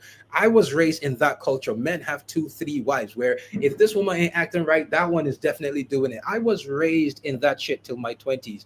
You don't expect a man raised in that culture to now turn around and look at another group of women that are like, men ain't shit, I'm not gonna listen to you, I'm the queen, and then think, no, not when I was raised completely different, and I still know those women still exist. You do you, but I'm not going to push I'm not going to push younger black men to go tolerate that, and I'm definitely not going to tell them go seek something else. So that's why I don't do conversation. I hear that. But I'm saying that even though in a certain market there might be less of what we most desire, there is still what we desire, and you have to lead to find that, right? So there's always something for someone to find. But as we realize that it's lessening, as a community, we come together to campaign to make sure we reverse what has happened to our people group. You always will find a woman who ticks the boxes. Just have to find her. Yes, you are. That's yeah. But the thing again, in which our men are the only group of men. This is a known fact. Our men are the only group of men who are told to go achieve success, and then go pick the good ones out of the trash. Every other race of men achieve that level of success. They sit back, they have so many good women, so plethora of women to choose from. Our men are the only ones who are told to achieve success and then go find that unique good one from the majority that are not good. Well, like I said, so whether what you say is true or not, we're a conquered people group, really, and we're the lowest of low because of what has happened to us, and no other people have gone through it. So naturally, all the shortcomings you see is a part of that process. I'm saying that there has to be a turnaround strategy, and that's what I'm pushing forward, right? You have to. Yeah. So if that's leadership, if that's what leadership is, I don't want to be a fucking leader, because you're not a leader. But you're not a leader. But you know you're not a leader. Of doing this is, I 100% believe that black women have to see consequences for black men for what they have done. We don't have to shave their heads. We don't have to physically assault them. We don't have to do anything. But it's a simple thing of black men start challenging, take power, and my way of punishing black women is simple. You have no voice from the black men who have achieved things, who have power. The black woman has no voice. Well, let me explain this. And that is my way. Even you can give your husband an opinion, he can take it and bring it, but you have that. Now, brother, that is what I'm telling you have how leadership works as men. We come together, we create campaigns. You need to find a wife, find a good thing. And Elaine Sewell, how many of y'all today are good things? How many of y'all are wives? Look, brother, why is it that when a man talks to you, talk to women in the comment section? I'm saying because it's my fucking page. I get to do what the fuck I want to do. You don't get to come to my page and tell me how to run it. I understand, but I'm making a point. Yeah, that's it. That is it. You don't get to come to my page. But do you understand the point I'm making? How to do? Can you see the irony of what I'm saying? You need to acknowledge that first. You don't. Yeah, I acknowledge that. I acknowledge it. But do you acknowledge it? Do you acknowledge what I'm saying? The point, the ironic point I'm trying to make, right? There is a complaint. Let me explain. There's a complaint about the women and how they're behaving, and you're saying that where you're from, men lead, and that's the end of it. I'm saying that can be now. As men, we can lead and correct, but we don't need to focus it because it's just men. But there has to be willing to do it. Need someone who's willing to listen, willing to follow. Okay, well, you're going back there again. I'm saying that in your world that you're talking about, we don't need to just follow. Once you create the campaigns, the structures, people have to follow because they've followed things to get them away from constructiveness, so they can follow things to make them go towards constructive, isn't it? But the focus. But now I'm trying to be kind and correct to you, brother. Right? It's new to you. This management leadership thing is very new. I can see in your behavioral pattern. I'm saying you don't have to do it because it's not for everyone. But I can see why. It's not new to me. It's not new to me. I think you're more of a leader than you are. I just don't want to argue because a leader is not someone that acquiesces to a system that's trying to. Let's not go there. You could say I'm not a leader all you want. You've told me this. Eric Jackson is a leader. No, but you can go there. Your I know. leader, Eric Jackson, is a leader. Pastor Papi Don is a leader. Dr. Umar is a leader. Y'all are leaders because for you, leadership role, you're still in a matriarchy, and you still. That's the point I'm trying to make. Is you still think like a man who was raised by women who were told by other men how to raise you. You Right. still think like you still talk like that. You still talk like a man who was raised by a bunch of women that Right. other men told, this is how I want you to raise it. You still sound like that. Well, So we'll have to. I asked you, I hear you. is I hear you. leadership cuckoldry, and you said yes. Meanwhile, the French rose, fucked the Germans up, shaved their women's head to teach them a lesson. You are the type that would believe if the black men were French and we did that, we shaving our women's head is misogyny. That's how the men had to teach their women a lesson. They Well, had to but punish then, them. brother, if we have to shave people's head, and They, brother, let me say this. It's no, no, no. important. Hey, Michelle, every Well, day the we point, wake up, I'm trying to show you what you're saying. every day we wake up, our women are constantly disrespecting us. Your leadership role is Right. ignore the disrespect and keep uplifting them. No, you're putting words in my mouth, brother. Do you ever do You are you obsessed, and understand you might be. And listen, I don't like to. do you I understand like. anything called I am self-respect as a man? Do you understand self-respect? right, but brother, you are No, the no, no, one no, that no. Do you challenged. understand You understand self-respect? this, right? You apply it to your life. Right, of course. Now, brother, here's what it is. Thank you. Bro thinks leader is a doormat. That yeah, literally. That's what Hold I'm on, brother. saying. Living in the West, I have seen so many black men like the self-respect, dignity, pride. If you have any of these, they start to dislike you because you're going against the narrative. Because as a black man, you're not supposed to have self-respect. As a black man, who I'm not supposed to sit here and see my women, my biological mates who are, I'm not supposed to see anything wrong. He's saying I should see all of that. And being a leader is saying it doesn't matter. Let's still uplift. No, No, being a bro, leader is but saying, you're not listening. You're talking. You come across. Look, I don't want to turn it into a me or it has to always be a we thing, right? And I'm saying there's a lot you're saying that is very constructive and yeah, very helpful. love him. It absolutely is a threat. No group of if your child disrespects you, right, and you let him disrespect you, he's going to continue disrespecting you until you discipline that child. All right, tell us what to do then. You're in charge. What should we do? What do you mean? What should we I'm do? not touching. That's why I said I am not touching the subject because it's very because see the solutions. I've said it mine. Black men go take power, right? And the black men who take power, my way of punishing the black woman is to let her know you have no opinion. For a generation, black woman, you have no opinion. If you want here, you Okay, have. so we've done that. If We've you done want that. So here, you we've have done that. zero opinion. Brother Issa, we've done that. Now we're saying, me and you're saying, women, you have no opinion. Now what's the next step? See, you don't have to be a condescending dick about it. The next step is, you see, Brother this is Issa, the issue. brother Issa, brother, Okay, listen. okay. Let me use your own logic. This is You know new. what? This is new to you. Let me use your logic. You're a leader. You've forgotten everything, and you're uplifting the black woman. What's next? Okay, so now you said that. So going with that logic, I'm saying this. So I'm gonna go from part two. So part two is women, you don't have any power, it's just men. Now the men go in the building, and we go, look, we need a campaign, right? We have to look at all the behavioral patterns that's happening in our community that doesn't work. So it might be branding, it might be look how we physically look, right? Let's have an Afro-centered concept. So we make magazines that have Afro hairstyles, Afro clothing.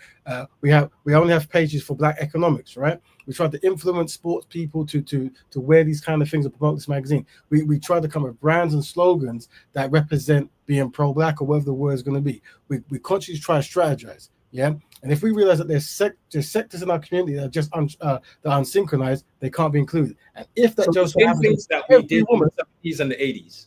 So say again, brother. Same thing we did in the 70s and 80s. Yes, but that was good about stuff is you see things that work, but when you realize there were strategies to undermine them after a certain amount of point, then you go, okay, here's what worked in the 70s, but when the 80s came in, it became all they reversed it, right? Drugs and all the rest of it, blah blah. So you go, how do we tackle that, right? And one thing that we're putting here is an ideology, yeah, baked in the form of a lifestyle, yeah, that every Black person can have, right? Where you try to educate people the importance of self-love, but you pull it in the form of a lifestyle. That's what Black betterment is.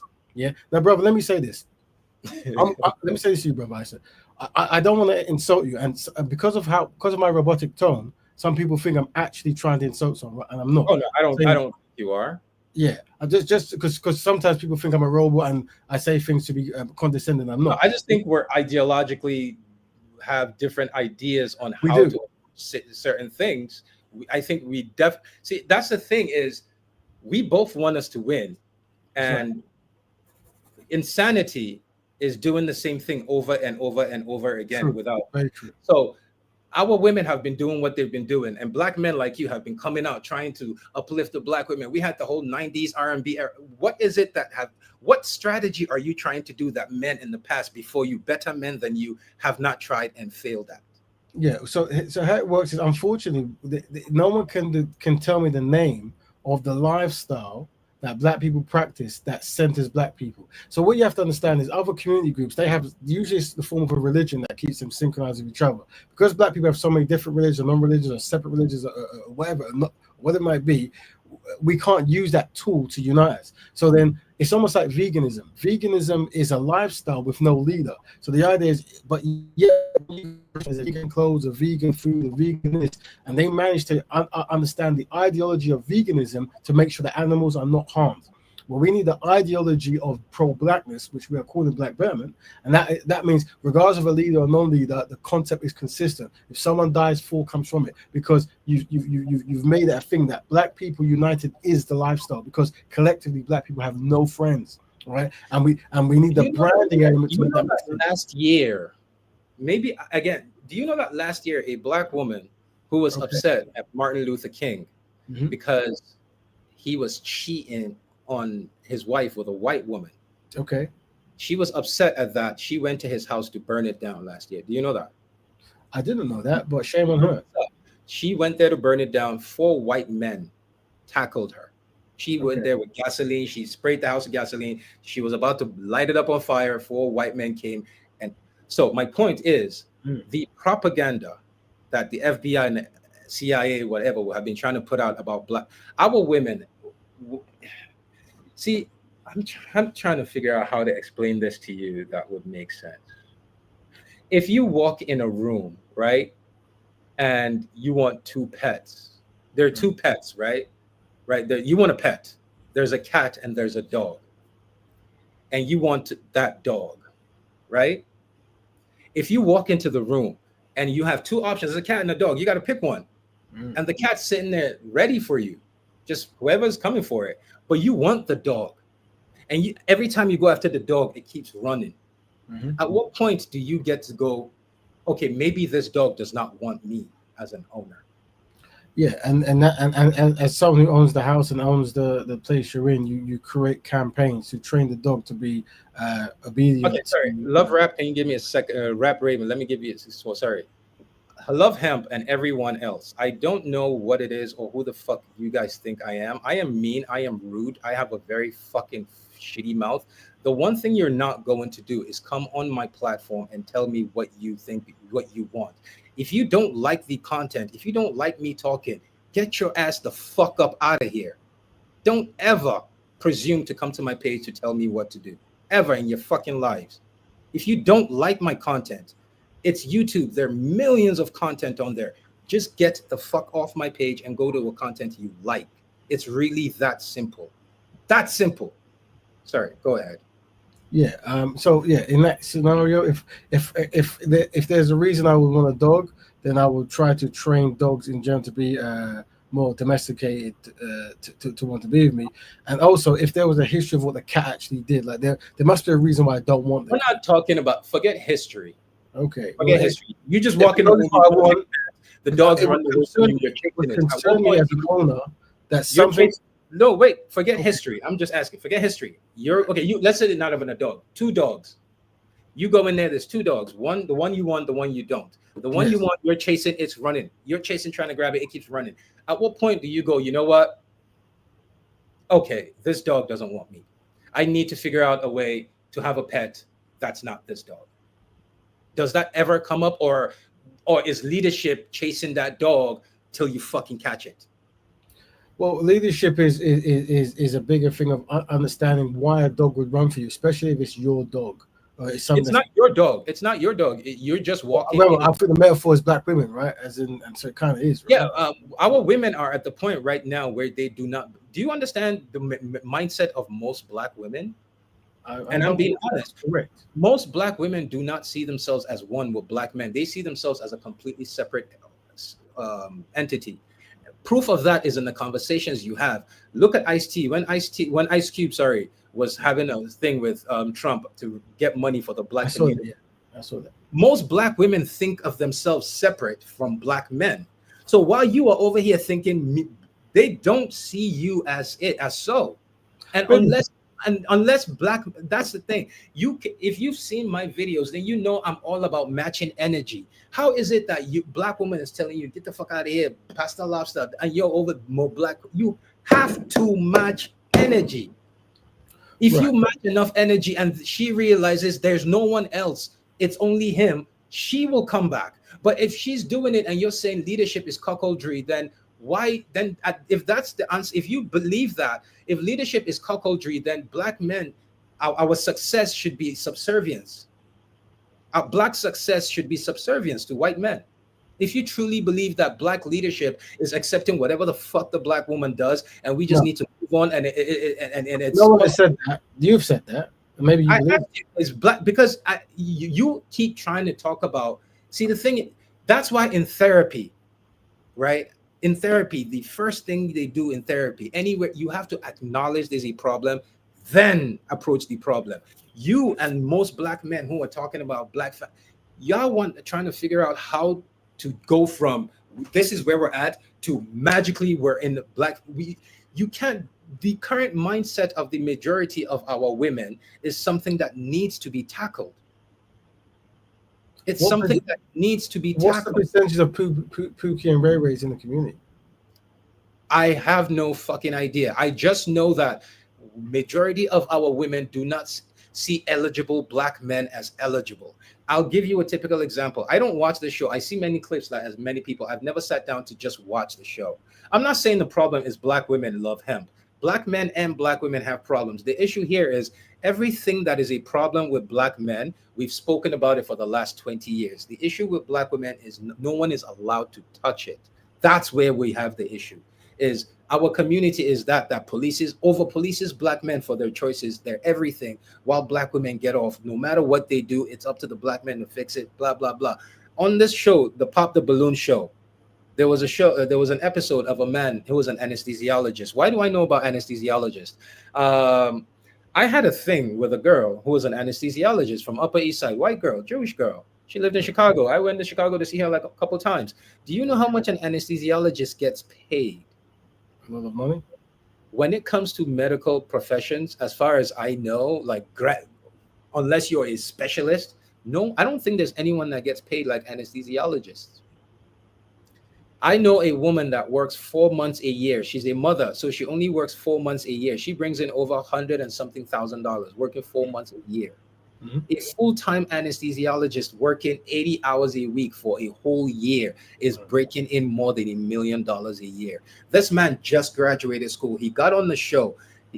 Beautiful black women right there. You understand that they shut this man down? Because apparently one of them opened her mouth and said, you are just graduating and you're early in your career. You don't have enough finances to take care of me. Anesthesiologist. This man is going to be bringing in 8 figures a fucking year. Every other woman, you go right now, if you're a college graduate, especially in America, go to the architecture department, go to all these departments where men build happening careers. Go see the most. You'll never find a black girl there. You'll find white girls. Every group of women, they're over there. You cannot judge, but where? We're judging women based on what we see. There was another one with a nuclear physicist. This one was last year. A nuclear physicist. He literally graduated school for nuclear physics, and he was trying to join the Navy so that he could work on nuclear submarines, get experience, and then he so that in the real world when he graduates he will have a lot of money. It was on a dating show with another black woman, black guy. She got on nuclear physicist, nuclear fucking physicist. She said he was boring. Do you know what boring is? Do you know what it takes to have a successful marriage is boring, and that is most majority of our women cannot handle a healthy marriage because it is boring. They need chaos 24/7. Many have come out to admit this. Why is it that if our women can admit this, the men are not willing to say, okay, our women have admitted it, so there's a problem? But no, they say you ignore it and move on. I'm not saying black women, I'm saying there's so many issues. Like if black men since the 60s, if we started having issues and no one was allowed to check us, do you understand how bad we would have been today?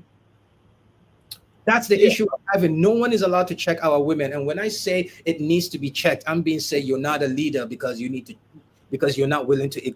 No, Well, like let us find solutions to this. I think when what you your said, enemy is ready to leave lovingly, man, fuck all that loving leading, fuck all that right, shit. We right. were. I'm Right, not bro, bro. no loving. Fuck out of here with that All right, bullshit. bro. I would say this. Well, you bring up some good points, and maybe what needs to be had is a constructive discussion about that as a topic. Like, are It black men? very much needs Black, to happen, but what was the question you it said? will. What was the line you said? Let me write it down. What's that line you said before? You said a line about Well, black women, as in are black men allowed to correct black women? Something like that. Because you said a lot, I'm just trying to write it down. But the reason I say is because open discussion about this topic is important because criticism needs to happen of like any like this is just basic therapy or conflict resolution or whatever it is. As I'm pretty sure you're experienced in this, you yes, have to have to approach acknowledge that there is an issue, there's a I'm going problem. to say something that's a bit shocking to you, Acknowledge brother, right? that, and the first thing is you have to Yeah, approach the problem. you're So if right. it's a solution that works in every single aspect of life, Yeah. why is it that black men think that we can fix our community without that same formula, that somehow our community is going to magically gonna be fixed if we ignore the problem and just ignore the bad Sure, not a problem, but it's the it's not strategy going of to how you work fix like it. that. And I say this: I would like to have a discussion with constructive black women, constructive blend. Now, I don't want you have a certain style and panache they like to Me, do. I don't think I want to go back to the dating conversation because again, I don't like date. I just want to focus on black men challenging white men because dating, for me, the answers are there. Not many men are. I'm trying to find the word that's not being honest. Not many men are men enough to stand the fuck up and broach it. Like I, the men who conquered us have created. We are the only matriarchy in the world. Like you hear, mama don't do nothing. Like we are a matriarchy. And one thing I like to tell men is we were an egalitarian society in Africa when patriarch came and conquered us. In Africa, we were very egalitarian. Before the white man came, we had one of the most egalitarian societies. We were not feminists, we were egalitarian. Men and women had equal roles in society. And the what you call it? The patriarchy group of men crossed an ocean and enslaved us. Mhm. So at some point, maybe patriarchy has a fucking valid use. Because you talk to every black woman right now, it's abolish the patriarchy, but she'll turn around and say white men are better. How the fuck did white men get better if not using patriarchy?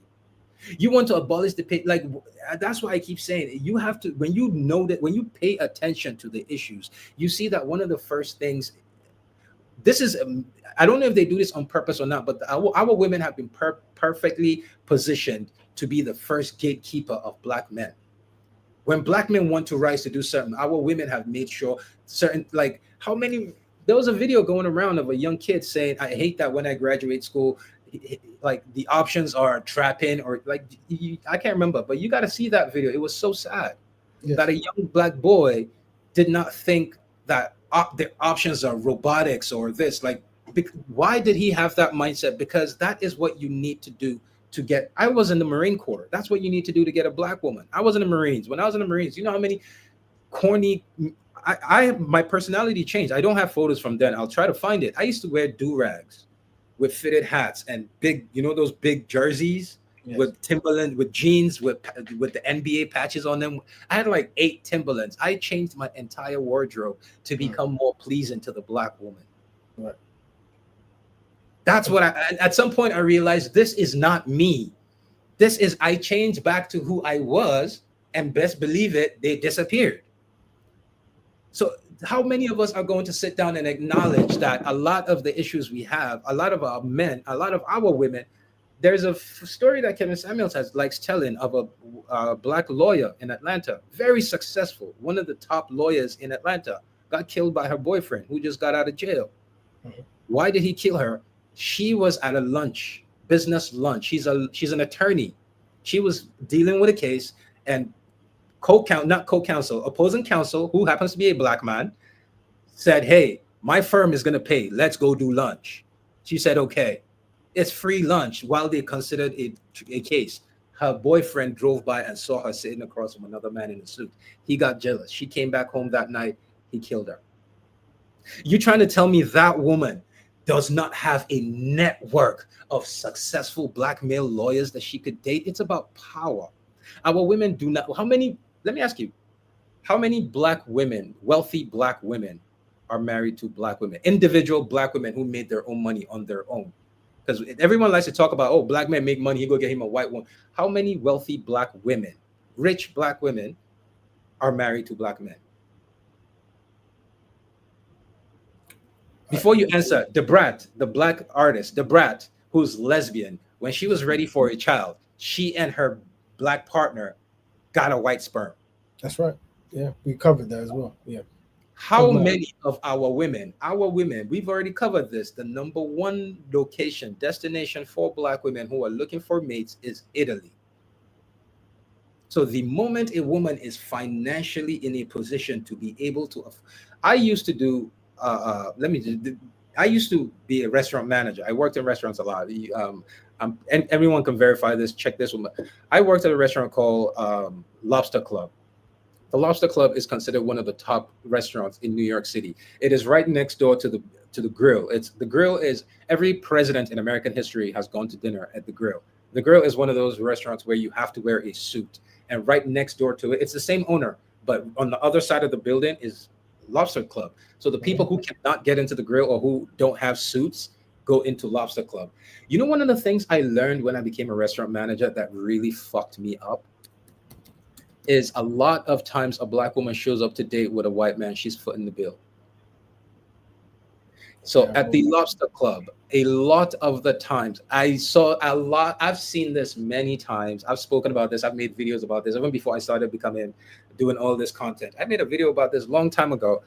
I was shocked at how many, and again, how many times have we seen black women in interracial relationships who built a platform off of being in an interracial relationship? When the relationship goes sour, they always come out to expose they have been funding the relationship.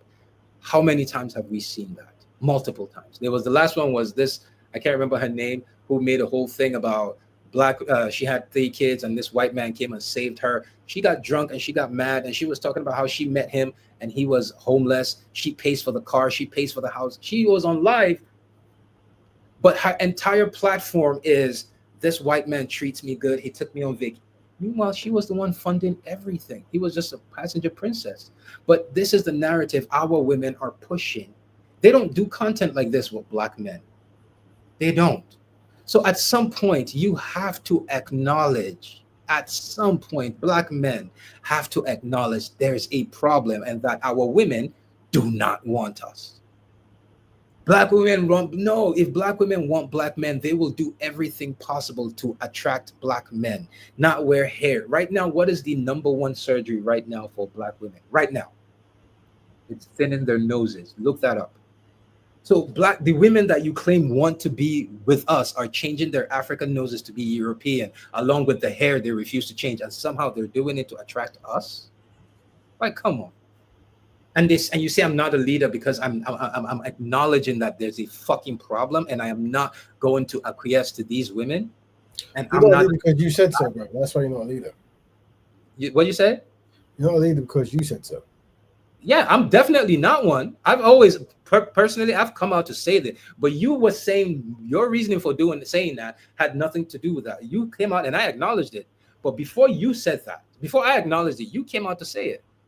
Because we have the number one destination. Look at a lot of names they like to use. They like to use what's the name? FBA Genesis. Give me a second. I'll bring you up right now. A lot of is Serena. Look at Serena dated black men before she settled on a white man. Look at the shade of the black men she dated before the white man. It was Common. Common was the darkest man. From Common, the men kept getting lighter.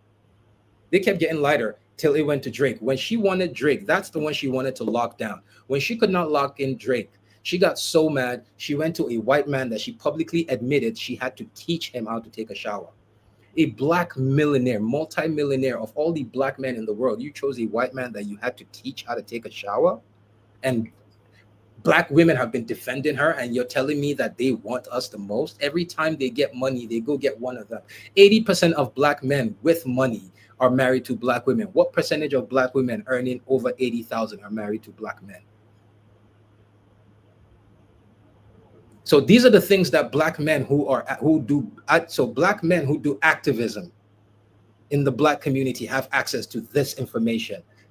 These kind of men, do you think psychologically it affects them? That's what my thought process was. Psychologically, all of these things affect a lot of these men. That's why they end up going somewhere else and not end up with a black woman. That's my reason. That's why I think this happens. And I'm just as much psychological. I'm telling you, if I was not Nigerian who had access to a group of Nigerian women back home, 100% I would have been married to probably a Latina or something. 100%. So at some point, it's like, is it self-hatred, or do they genuinely have good intentions but see just how, like, again, majority of number one destination for black men is Brazil, the place that has the number one population of black people outside of Africa. The number one black place for black men is Brazil. Number two is Colombia. Number three is Thailand. Sure, they could go to Africa, but it's Brazil. You could still make an argument because Brazil has the highest group of black people outside of Africa. That's the number one destination for black men who want to marry foreign women. Our women, the alternative is Italy.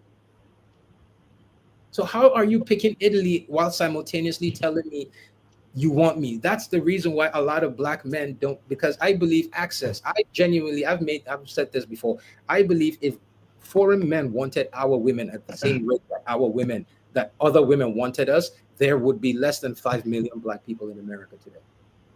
There would have been a massive biracial group in America. The reason there is not is because black women do not have access to those men the way they want. Proof of now, that. what black, you say black women? Yes, black. That's very broad. So what black women are you talking about? Black American women, because I live in America. African women, if African women had access to white men the same rate that black American women had access to white men, African women are thirstier than black American women. African women just don't have access to those men.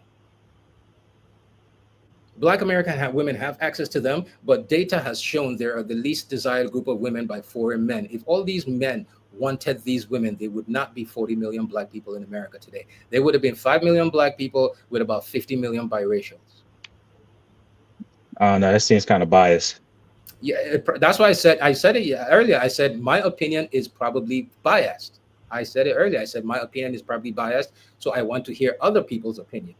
And he said something earlier today that I had not even considered ever. He said some of these guys don't really care about black community. What they care about is they're trying to fight racism so that they can have access to other communities, so that they can integrate easier to other communities. And honestly, I never thought about that. And now that he said that, it absolutely makes a lot of sense to me. You know, that sounds pretty good. I've heard that as well. I'm also seeing something differently too. Why is it that activists, black men and black women who are down with the cause, end up not going home to a black person? Well, you can factor in the past. You can factor in if you want to do history, you can factor in the 1900s. History is part of it, everything. Yeah, you can factor in Lyndon B. Johnson, separating black families by pushing for black mothers to, get paid credit or whatnot to push themselves. You can put in redlining. You can put in the CIA putting crack into black American homes in the South or the West Coast. You can put all these issues in it. And what I like what's going on now is that you see, if you're talking about activism, you can see more black American people de-alienating themselves, I'm seeing more of that going on currently. As far as you were saying about, black women not wanting to be with black men, I don't have that problem. I mean, I have a friend that has that problem, but I would say that's more of a personal issue. There's something wrong with him. That's no okay. So how many black leaders or black activists? That's the point here. Black activists who advocate for racial justice in the black community. Like how There's many? a bunch. I can't think of their names, but I've seen them.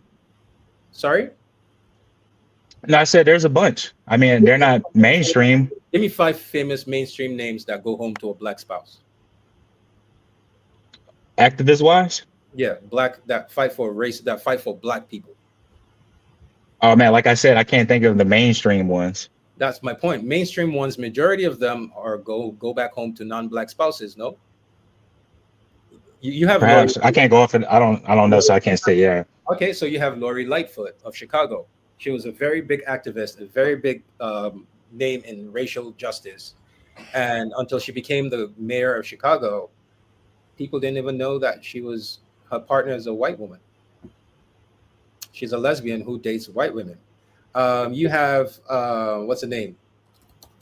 Ketanji Brown Jackson, the Supreme Court justice. She went into law. Her whole fucking career was focused on racial equity. She's married to a white man. You have Stacey Abrams from Georgia. She ran for governor twice, lost twice. Her whole movement is about racial equity. She's a whole champion of Black Lives Matter. She's got an Indian woman, or she doesn't have she's a lesbian and she doesn't have a black spouse. You have Conscious Lee, who's right now famous on Conscious Lee has a half Mexican biracial. Point here is the big name ones who are out there doing whatever needs to do, fight for racial justice. They seem to go back home to a non-black partner.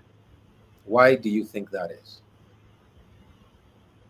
Old school back in the day, if you want to bring up names, I forgot his name now all of a sudden, the former actor guy. Back in the days, the 60s, 70s, a lot of these brothers that were all for racial justice, that were out everywhere, a lot of them had white wives. Maya Angelou, she's like a leader. And Maya Angelou's been married, 3 times? All 3 of her husbands have been white men.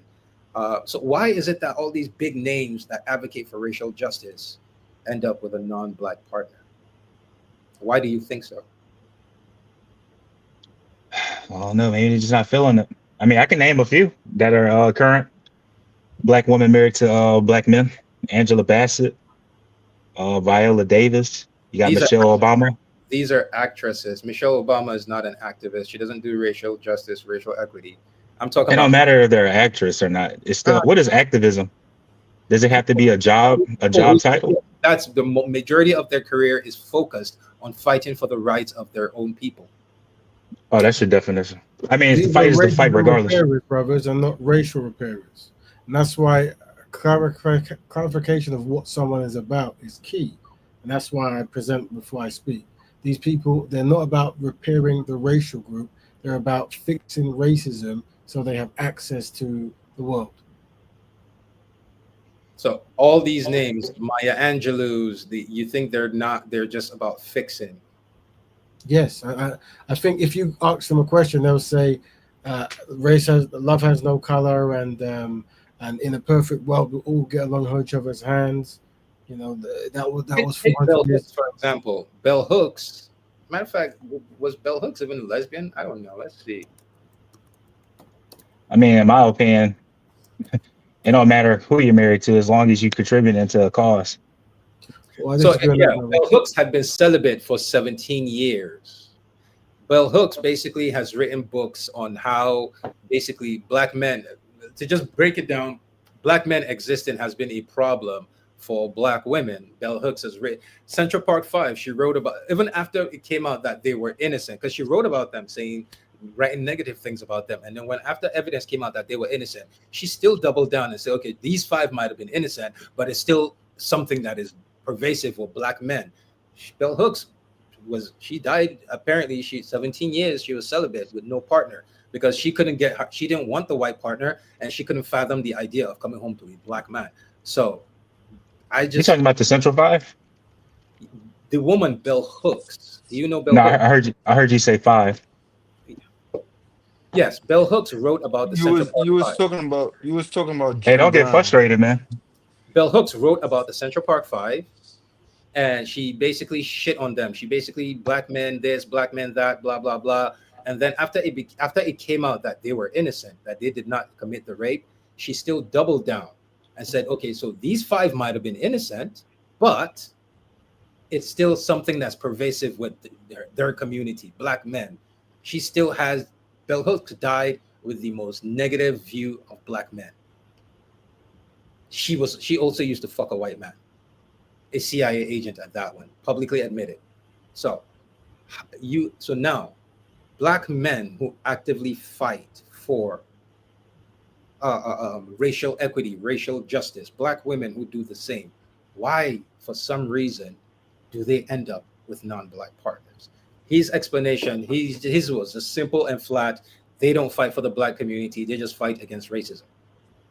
And that's a short, simple answer, made sense. Just want to hear anyone else's opinion. How does that not correlate? So the framework is there's racial repair. Wait, hold on, Rap. Hey, look, Issa, I don't know what you're getting frustrated for. I mean, it's not just me. I'm asking the question for multiple people, really. Yeah, Before you ask me a question, answer, Rap Raven. you know, I'm giving the framework that I told the brother at the beginning. That is, there's racial repairers and racism repairers. A racial repairer is someone who wants to fix the racial group, right? And that includes racism because that affects the racial group. While a racism repairer just wants to end racism for multiple reasons. And that's why we get them confused, because a racial repairer is also trying to end racism. Do you get it now? Yeah, I get what you're saying. Yeah. This is the Black Batman framework we deal with. That's why I'm just telling the framework that we deal with. Sorry. All right. Someone said Jim Brown. Who is Jim Brown? I don't know who Jim Brown is. He's an activist. I thought he's married to a black woman, though. He died recently. He was like a football player activist, American football player. Ah. Yeah. What's his story? He was quite strong in the day of racial equality and that kind of stuff. He was very good at football. And Yeah, I see. I think I know him. I see his movie. He was an actor. He was acting as well as a football player. Yeah. Did he have a black spouse? As far as I'm aware, he did. Yeah. At some point, I spoke All about. right, he passed. Sorry. No, I said he passed them.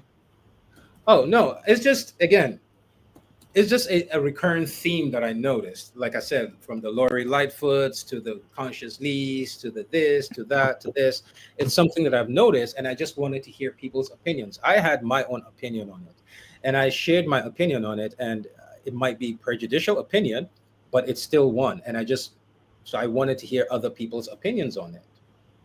Well, so what was your opinion on why you think it was? I don't think we heard that, did you? My opinion on why a lot of these communities end up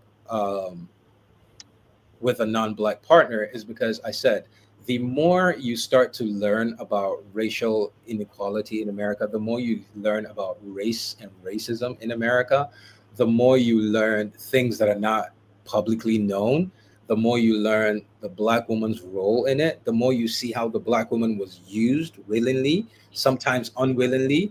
The more you learn, the more you become jaded.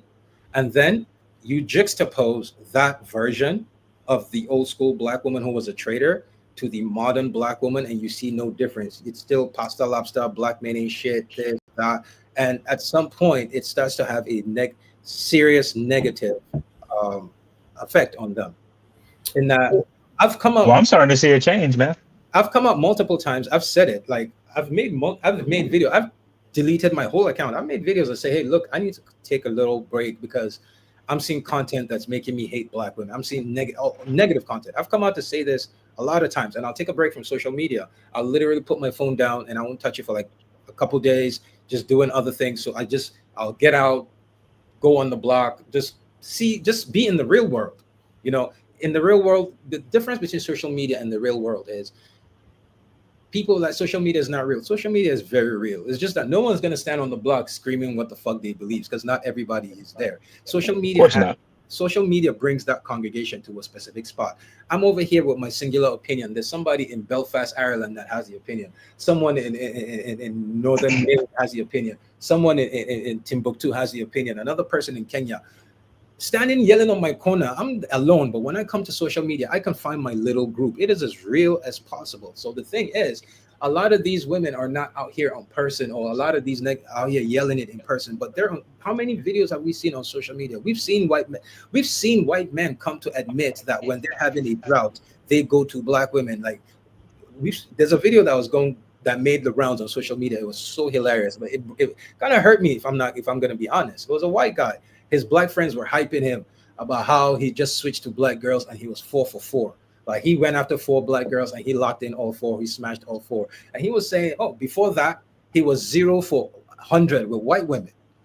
Going for white women. That's how it is in the States. A guy can move to a different area and he could be with his same race and make it. So it's like, if you know that there's this ease of access to them, and me right now, right?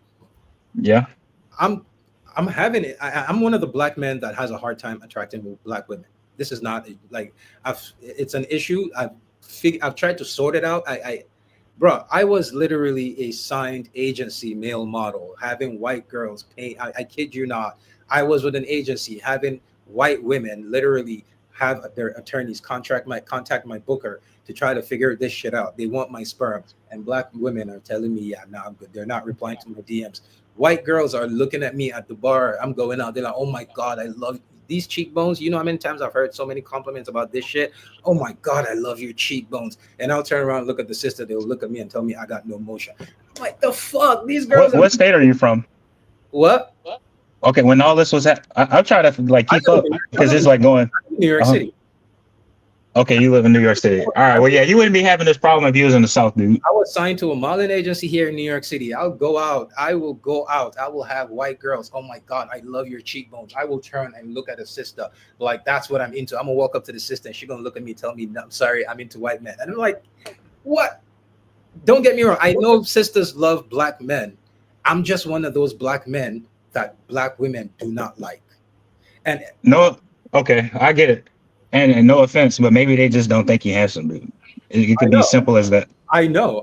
You don't have to tell me. I know. I have heard that many times about how I'm unattractive. But the irony of this is that for a decade, which is, again, a funny thing, for a decade, my only source of income was my looks. For a decade, my only source of income from 2005 to 2015, I was signed to my agency. I didn't have a part-time job. That's how I paid my rent. That's how I paid for food. That's how I paid for everything, by waking up every day and going to do castings, by going to go-sees, by going to galleries, by going to do fashion week. Literally, I lived off of my looks. What was there no black women who did the same thing? Oh yeah, the black women with them. Would you not try to be with them?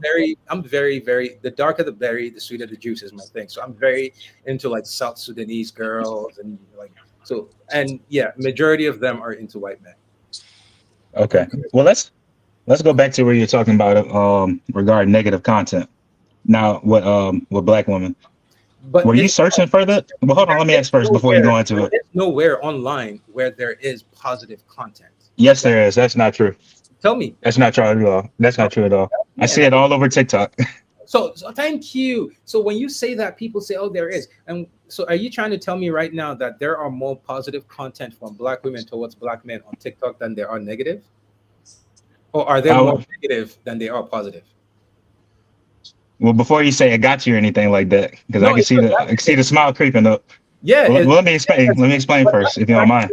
There is literally nowhere where you will go and see that the majority of the conversation on that platform is black women speaking positively of black men. Tell me one place where you would go where majority of the discourse is from black women speaking positively. Well, that would be the past then, because like I said, it's a new wave going on.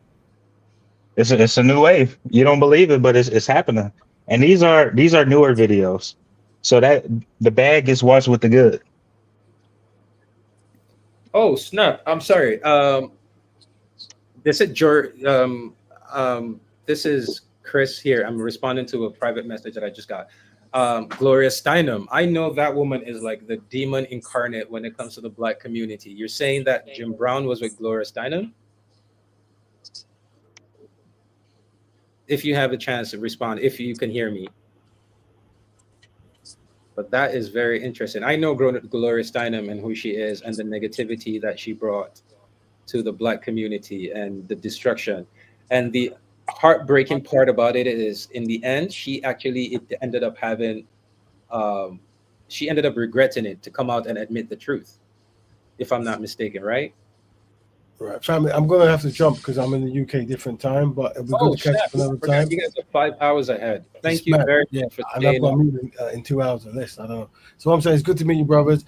This Shoot is something me that maybe if you're on we can Instagram, have shoot me a message. I would a bigger literally debate like, community. I would like to come listen to your podcast and what you guys talk about. I'm definitely interested to see what it is. So please, Definitely, yeah, always welcome, brother, and the rest of the guests as well. We'll chop up soon, family. But until then, Black Batman to all, until Black Batman. Have a good time. thank you. Yeah, I was up here. I was in Sorry, yeah, one of your Chris, I was old going to ask you, videos. Chris. So about the topic today, I just wanted to know your opinion on today's topic. Why do you think that most black activists who advocate for black community end up with non-black partners? At least the famous, Well, the visible ones. well, I'm a black male, so you seen me before. I was up here earlier and I was in your older videos. I'm gonna speak for black males. I guess they get tired of the black woman. I guess the black woman rejects them for some odd reason. That's how I feel personally. A lot of the Now, dudes how that do I these seen black that men always men spoke look? up. I mean, rejection after a while. I'm 40, FBA Genesis. I'm 42. I've been rejected by black women more times than I can count. And as a man who wants to be a father and as a husband, I just said it earlier before you came on. The only reason I'm not in an interracial marriage is because I have access to a group of women in Nigeria. If I did not have access to those group of women, I absolutely would have lost hope, and I would have probably ended up with some Latina something. But so rejection takes a toll on people, man. Don't you think so? When you kept getting No, rejected I and know rejected, so. rejected, especially someone like me, I'm clear. The thing about it is, I am not the black woman's ideal black man. I am no black woman's ideal black man, and there's a lot of black men like that. At some point, what and what do you think these black men need to do? I Black mean, women, it's a lot of factors, bro. I mean, do you know why you? I heard you say you didn't know why. I honestly don't know why. I've heard I'm corny. I have no swag. I've heard I'm unattractive. I've heard many things, and Is this just in? Were you born and raised in New York? no, You grew up in New York? I was born in Wisconsin, raised in multiple countries. Okay, but state wise, country wise, in U.S., you're only Um, in Wisconsin and I spent mhm, majority of my time in America in New York. in New York. Well, in my opinion, I because did this is not. me. I was born here, but I did not come back till I was 20. I left as a baby and came back at 20. Okay. Well, yeah, for me, right? Because I face rejection too, and Everybody faces rejection, but it's like with but my I'm telling you the reasons why. it's the same from black women over and over and over, and then white women are not rejecting. Don't you think like, if there's one thing our women love to say on social media right now to hype themselves is go where you're appreciated, go where you're loved. So do you Yeah, think that could be the case.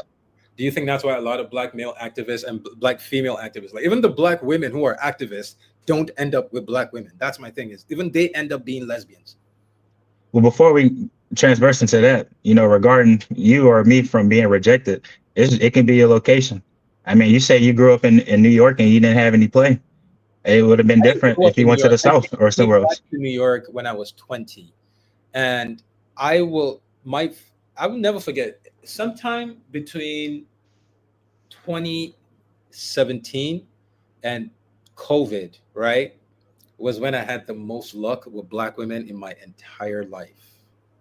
Between 2017 and when COVID hit, like 2020, 2017 or 2020, was when I had the most success with black women in my life. It was unreal. Like, I could not believe it. I thought the universe had shifted. Like, black women out of nowhere started finding me attractive. And then the same way they found me attractive, 2020 hit COVID, they just They're like, all right, yeah, we're done. But Now, did you get the number and then have a conversation or dates? Or are you flat out saying that you walk up to him and you're just denied on entry? just not even interested. Like I would go like right now. I'm on right now. Okay, so right now, as I said, I'm dealing with a broken hip, a fractured hip, right? So I cannot go anywhere. I'm literally stuck at home. My walking stick is over here. I'm stuck at home for the next couple months. So that means I sit at home a lot, and I am single. I have no girlfriend, so I've slid in a fuck ton of DMs, and I'm telling you, literally, not a single one has gone positive. She's laughing, and then and then Could be a Y'all style, can bro. hear no, no, no, me? no. I thought mine was muted. The irony is, I'm at sorry. the same time, white women are sliding in my DM. Well, they might just like his style, bro. I So mean, it's different. It's white, culture. It's white everything. women like me. Yes, I know that. I have, in my life, I have only had four women have attempts to have an honest conversation with me about family, children, marriage. Three of them have been white. Only one has been black, and which was, if you've been following me, right before Ramadan, some mind-boggling thing happened. I had a sister hit me up on Instagram, and she opened up with marriage. She literally shot her shot and opened up with, "Hey, I'm interested in marriage and children." And for me, it was like, "Fuck yes." She was African too. We talked for a little bit, and I kid you not, out of nowhere, I cannot explain it. She just flipped, and I kept asking, "What did I do?" Like she just went home and just flipped, and I'm like, "What did I do?" Like you said, it's something where sometimes it's like you ask, "Did if it's me, so that I know to change it? What till today? What did I do?" She can't give me an answer of what I did.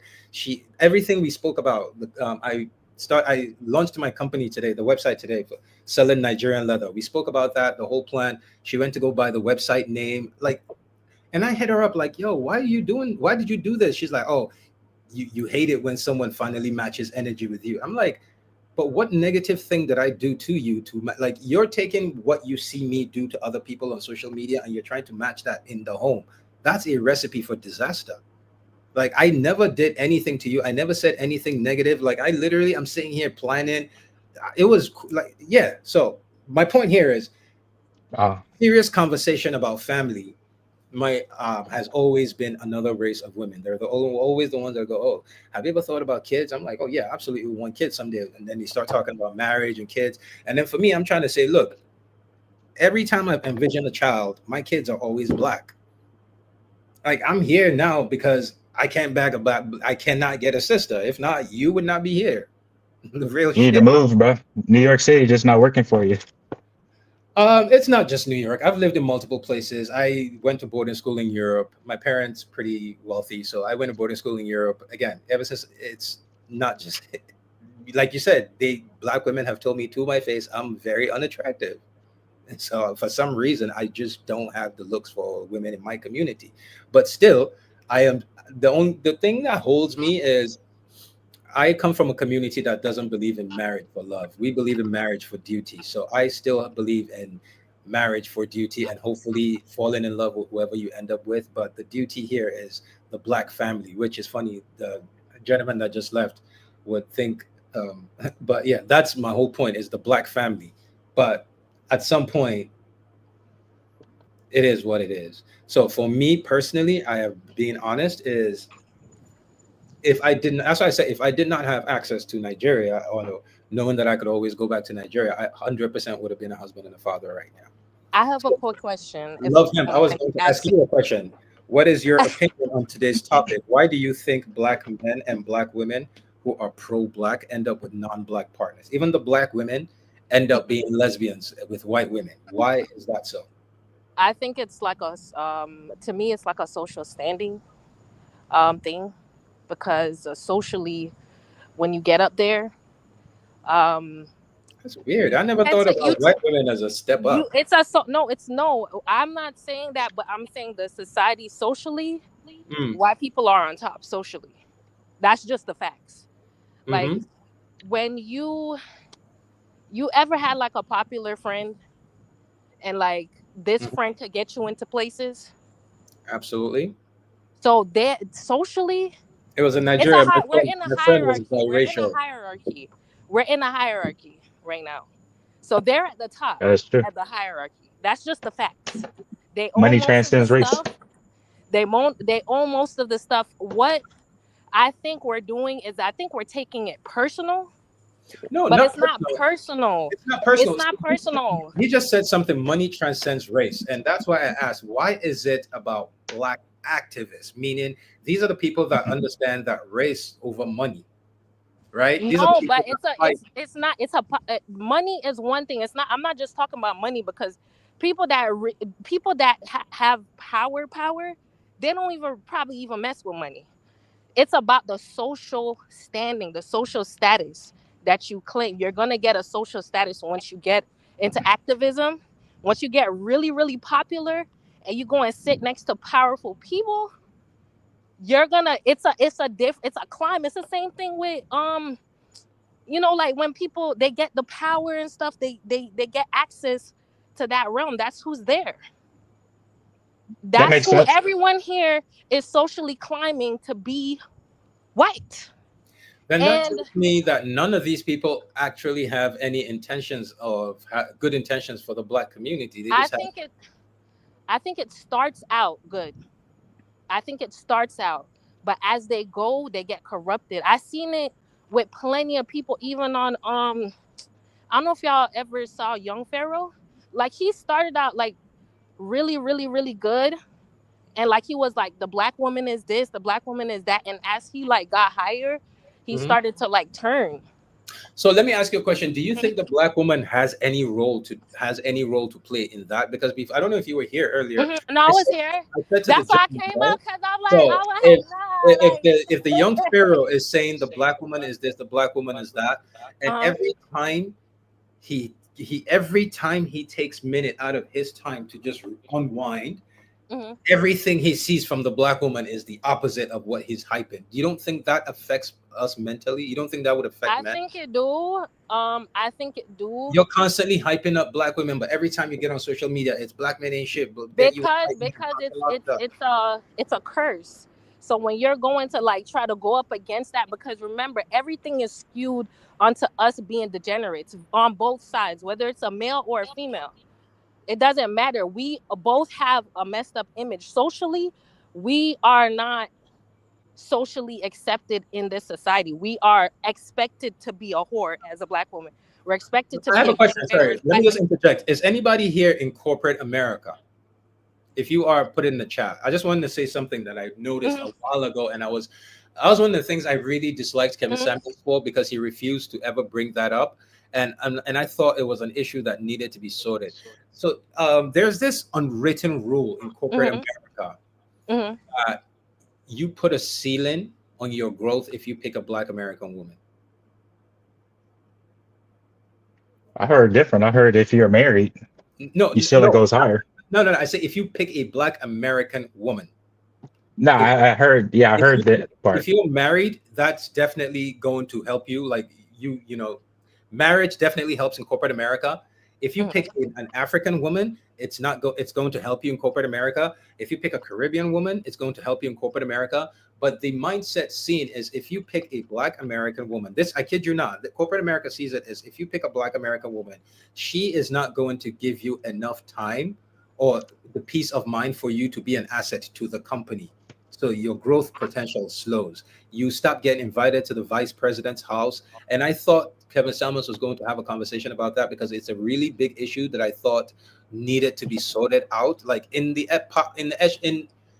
halls of power, in the rooms that where there is power, the women that are constantly teaching each other, writing books on how to get these men. These men literally believe that you're not a good option for even your own men. Like, Mhm. so I that I've seen differently. you've I used seen. to work in corporate. Yeah, you ever heard of paychecks? I heard of paychecks. Yeah, I used to work for paychecks. I was like a or a payroll specialist. I've seen and I was the youngest operations manager at the Basketball Hall of Fame in Springfield, Massachusetts. I was the operations manager at age 24. So what I'm telling you was by a guy who thought he was my mentor, who told me that and told me to pay attention to it. I started talking to other men, and yes, it is literally it's like I said, it's an unwritten rule. They want you to be married. If you marry a black woman, black American, this is how I think personally this is done to keep the black man and the black woman separated. Especially like you have FBA in your I know me and FBA we don't get along, but that's the whole point, is to that FBA thing, to make sure the black American man and the black American woman stay as far away from each other, especially those upwardly mobile ones. They want that break. They want to create a different, they don't want that unity. But yeah, I was the I opportunity. see them uniting. I But I was mean, this is business is varied, bro. You can look this up. I was the youngest ever operations manager at the Basketball Hall of Fame in Springfield, Massachusetts. And when we go into C-suite meetings, I'm the other person in there had me by 11 years. And one older white guy was trying to be my mentor, and he told me, as he thought African, he's like, yeah, because he knew me as an African. So it's like, yeah, African, no matter what you do not pick a black American woman if you want to grow. And he told me this quiet secret. He was like, this is how it is. This is how it's seen. That because of the attitude they're known with, this, blah, blah, blah. And then I The brought up stereotype. stereotypes. And I haven't brought up divorce rates. So statistically, if you marry a black woman, there is a 75% chance you will divorce in 5 years and a 90% chance you divorce in 10 years. So from a business perspective, if you pick this woman, that means I know in 4 to 5 years, you're going to be having divorce court issues and you will not be able to give all your attention to my company. Or if you beat it in 5 years, it's most likely going 90% chance of happening in 10 years. So I kid you not, I really, really wanted that man to speak about this. He didn't. I don't know, maybe he knew, but I believe he had to have known it. And it's a silent, that is why look at the Fortune 500. Look at all the black men in the C-suite, even those with black wives. How many are married to black American women? Go check this out yourself. It was a fucked up thing. But anyways, love him. That's what I wanted to say. So when you talk about upwardly mobile and seen and this and that, and I'm like, wow, the main issue a lot of sisters have is you don't listen to conversations. Like you guys create an echo chamber, but it's like in that. Oh, I'm listening. I'm not No, even. not you. I'm talking about as tell a you the truth. community. I'm not even Not black you, American. not you individual. Oh. I'm talking about as a community. With black women create an echo chamber. They don't want to listen to what anyone else says. So it's like things are not. I listen to men. It's not. I listen to our men. I listen to our men. However, you got to understand, like, if we feel like our men are leading us into something that is not good or whatever, or they have toxic behaviors, that's when the defiance is going to come. And take the sex. Wait. Sorry. So I just want to say, Philip Lindsay is the. Thank you, Philippe. Nice to finally see you after a while.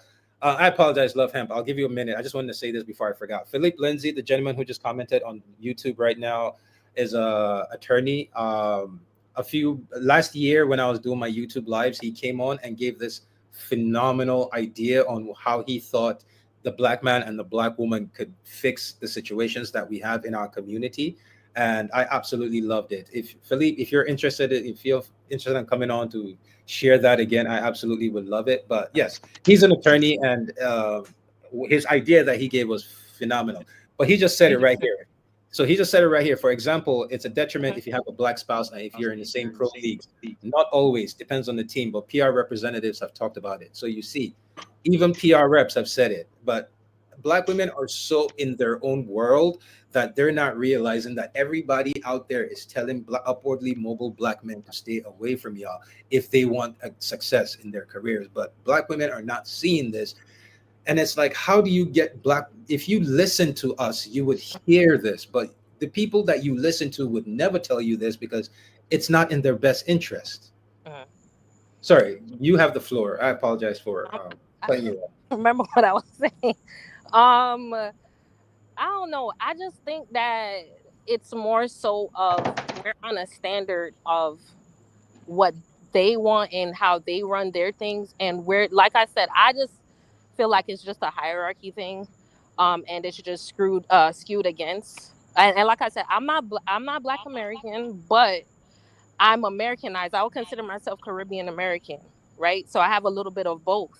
So I'm able to, like I see from a woman's perspective, we're the ones interacting with men out here. We're seeing all the negative things that men are doing, and men are seeing all the negative things that women are doing.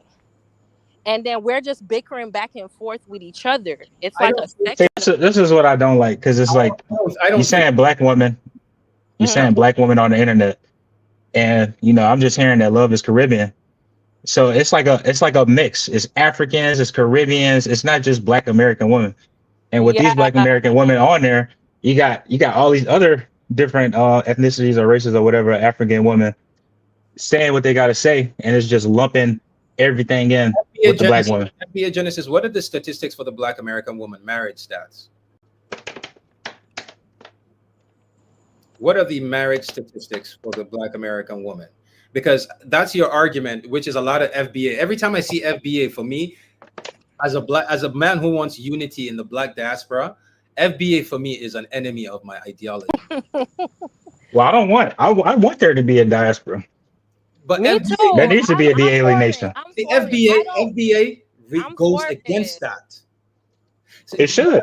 I don't know if you know this. Do you know that your entire movement was founded by Tariq Nasheed and was funded by the Heritage Foundation, the same people behind Project 2025? Did you know that?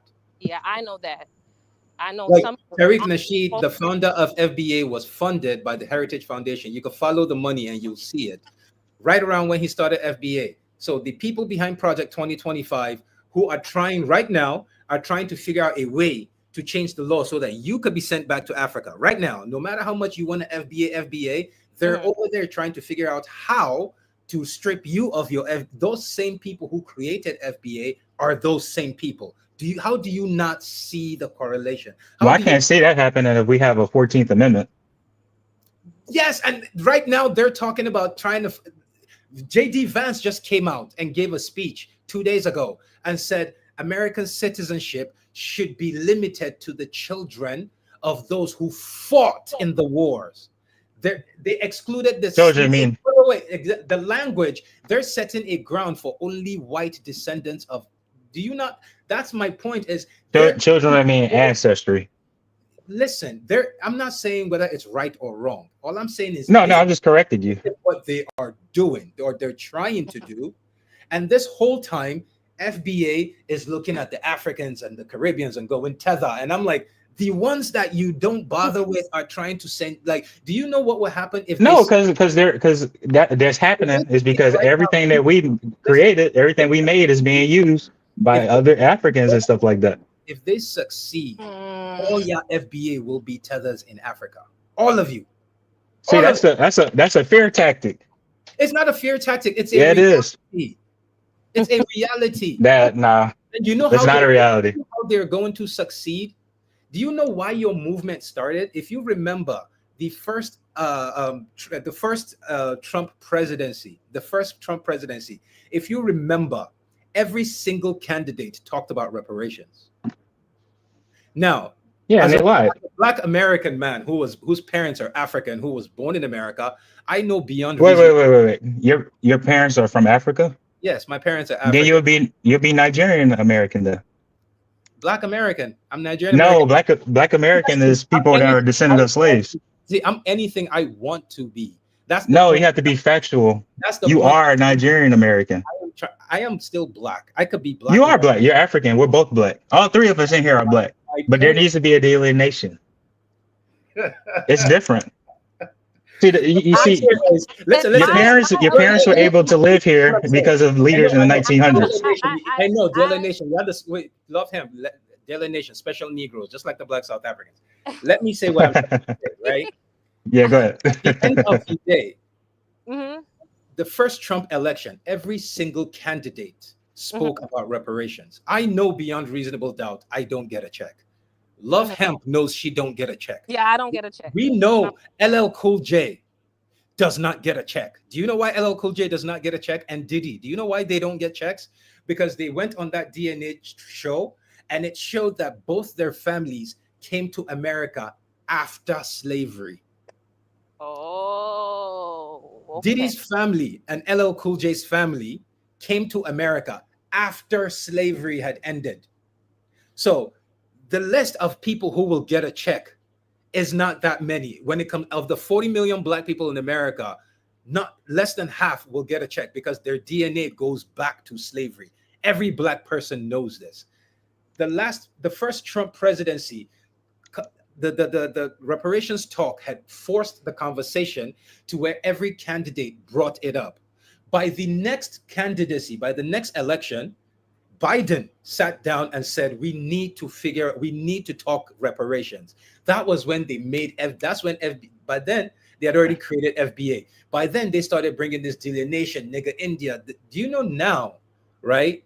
Now, to go back to a reparations talk, we need to go back to who is black and who isn't, who is African and who isn't, who's native and who isn't. Do you know how many black Americans right now who have chosen the nigga Indian path have taken themselves out of reparations? Because that was the whole point.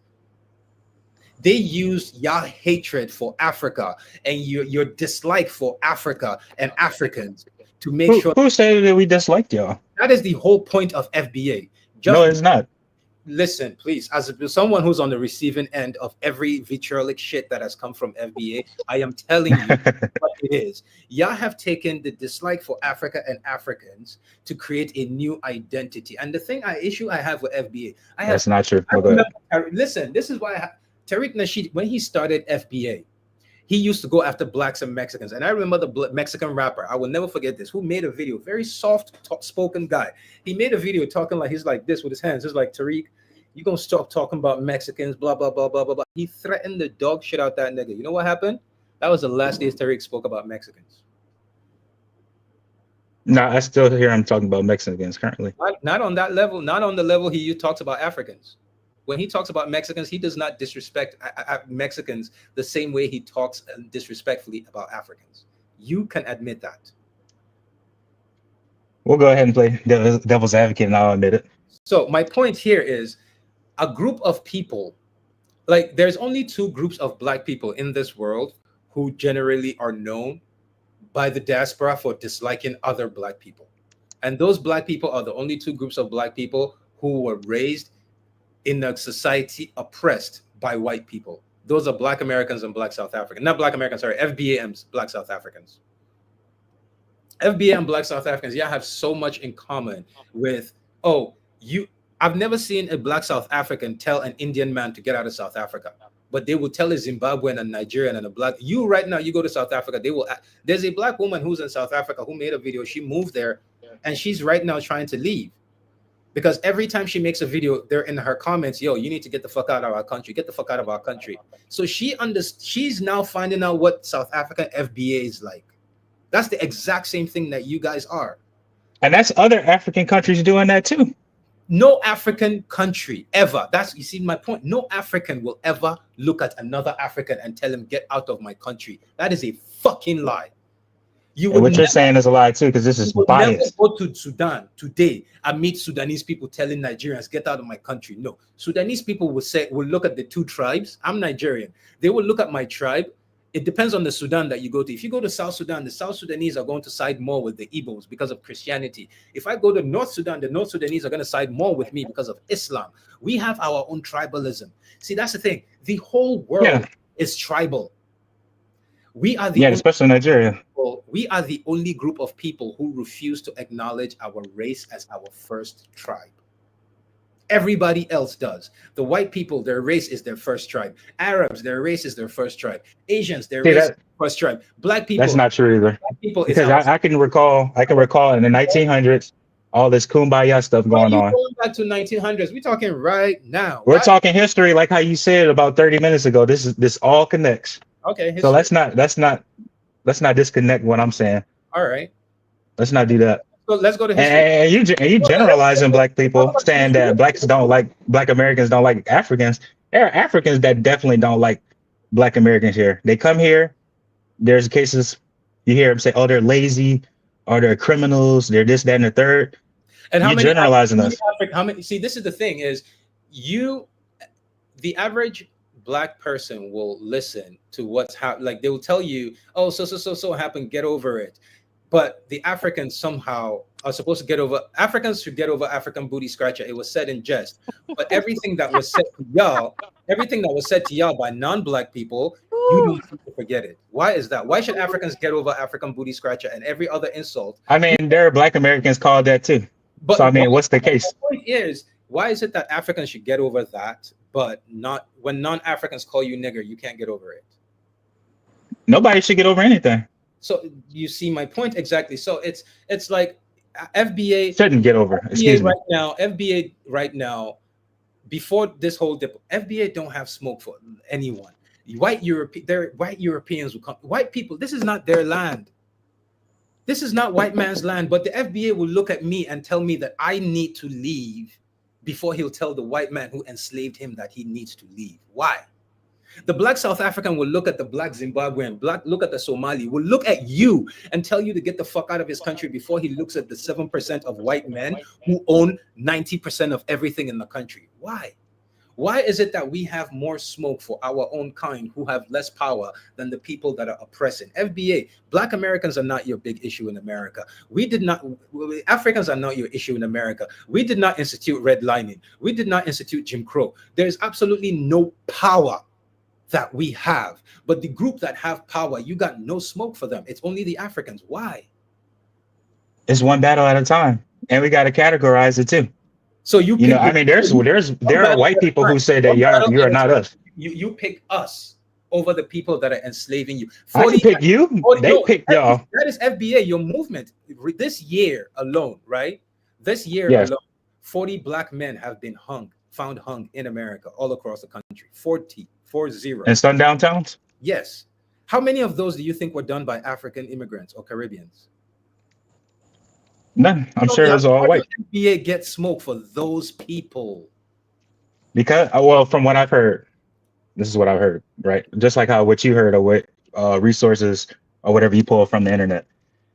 Right now, from what I'm seeing, it's FBA against African in Africa, in the mainland, or the Caribbean nations, because those people are using our resources, or they take what we have, what we give them, and then they use it behind us. South Africans, that's the same mindset. The white man gets everything, whatever they leave for us, crabs in a bucket.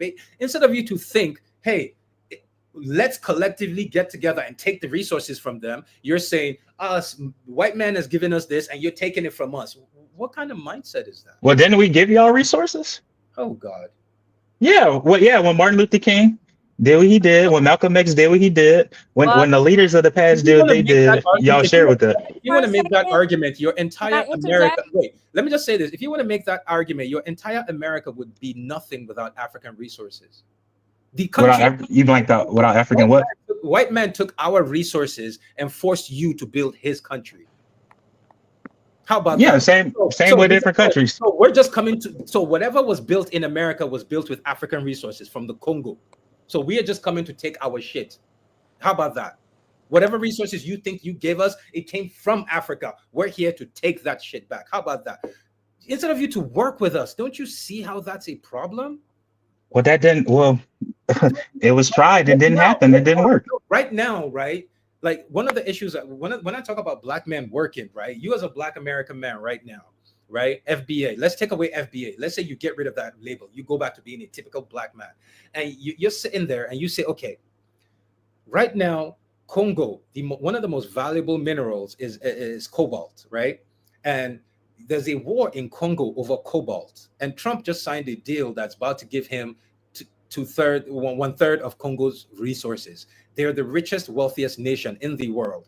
And I brought this idea up right last year before the elections. You had a group of black men who was sitting down, D.L. Hewley and a bunch of other liberal black men talking about how they were going to help Kamala win. And I'm sitting there thinking, that's at least $200 million in cash, in revenue, all between all these men, how much they're all worth collectively. That's at least 200 million. That, you know how much money that is? That is enough money to go to Congo right now. You, as a black man, you go to Congo right now and set up a factory. You know what your factory is doing? Every single chip in this world, every single microchip in this world, the Taiwanese are running shit. The Chinese are running shit. All of those chips, they all get the cobalt from Africa. Do you know where the main premier facility for refining cobalt is? It's in Arizona.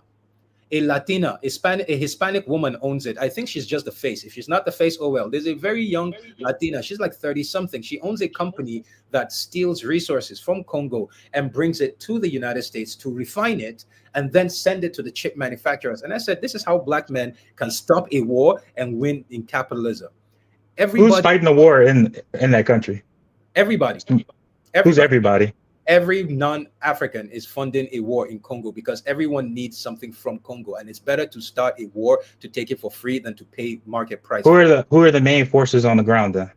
Belgium, China, they use a lot of African troops. They use a lot of mercenaries. They use a lot of there's a guy named Marcel Malanga who just got killed by the Congolese government. Marcel Malanga and his father, a month before they were arrested trying to take over the Congo, were seen having conversations with congressmen in Washington, D.C.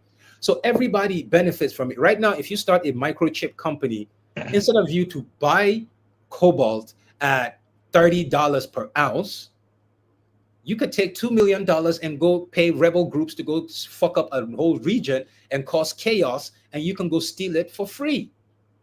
So and who is that? Like white governments paying these rebels? Or yes, the Congolese government itself? Everybody's bringing rebels from everywhere. You can bring. Do you know how many American mercenaries got caught in Congo last year? Black American, white American. They're mercenaries. People don't give a fuck. Will do shit for money. As long as you got the money, you will find people. My point here is, when you're competing on the national stage, you have a chance to end the war and literally take over in capitalism. How is that? Well, simple. The average person comes to Congo. They have to steal the cobalt.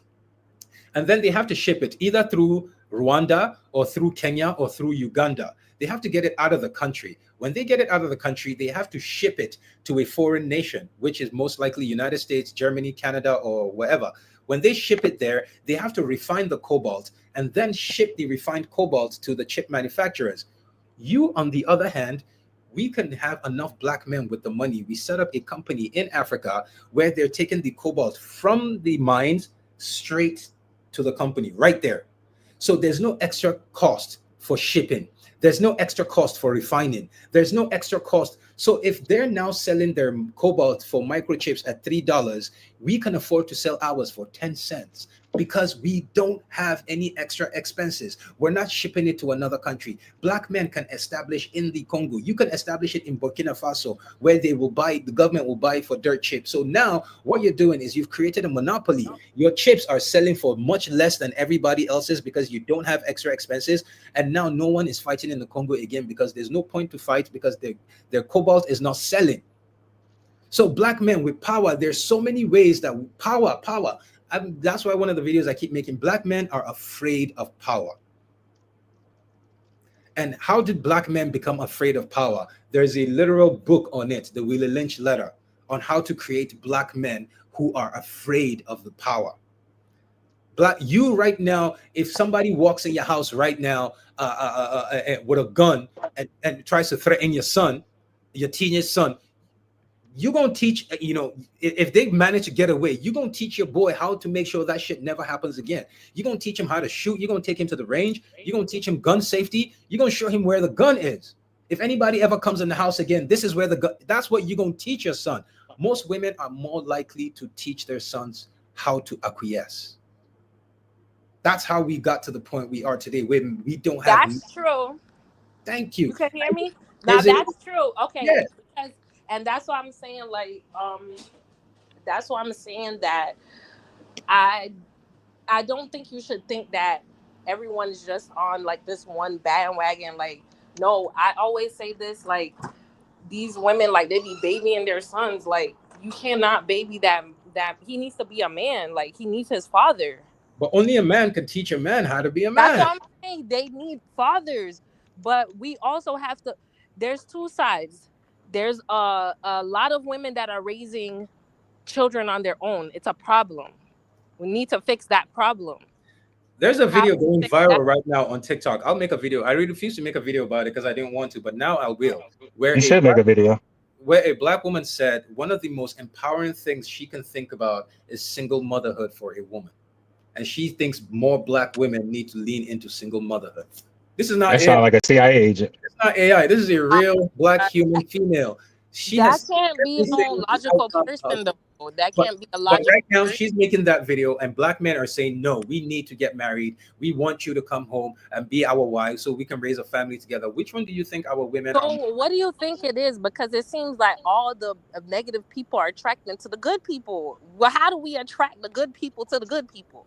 That's what we need to focus on. Because if someone's already too far gone, we need to be like, man, leave them alone. So now you see I'm why not I messing don't with talk your about content. dating. I'm not putting I my don't do dating content because I think the black community is too far gone.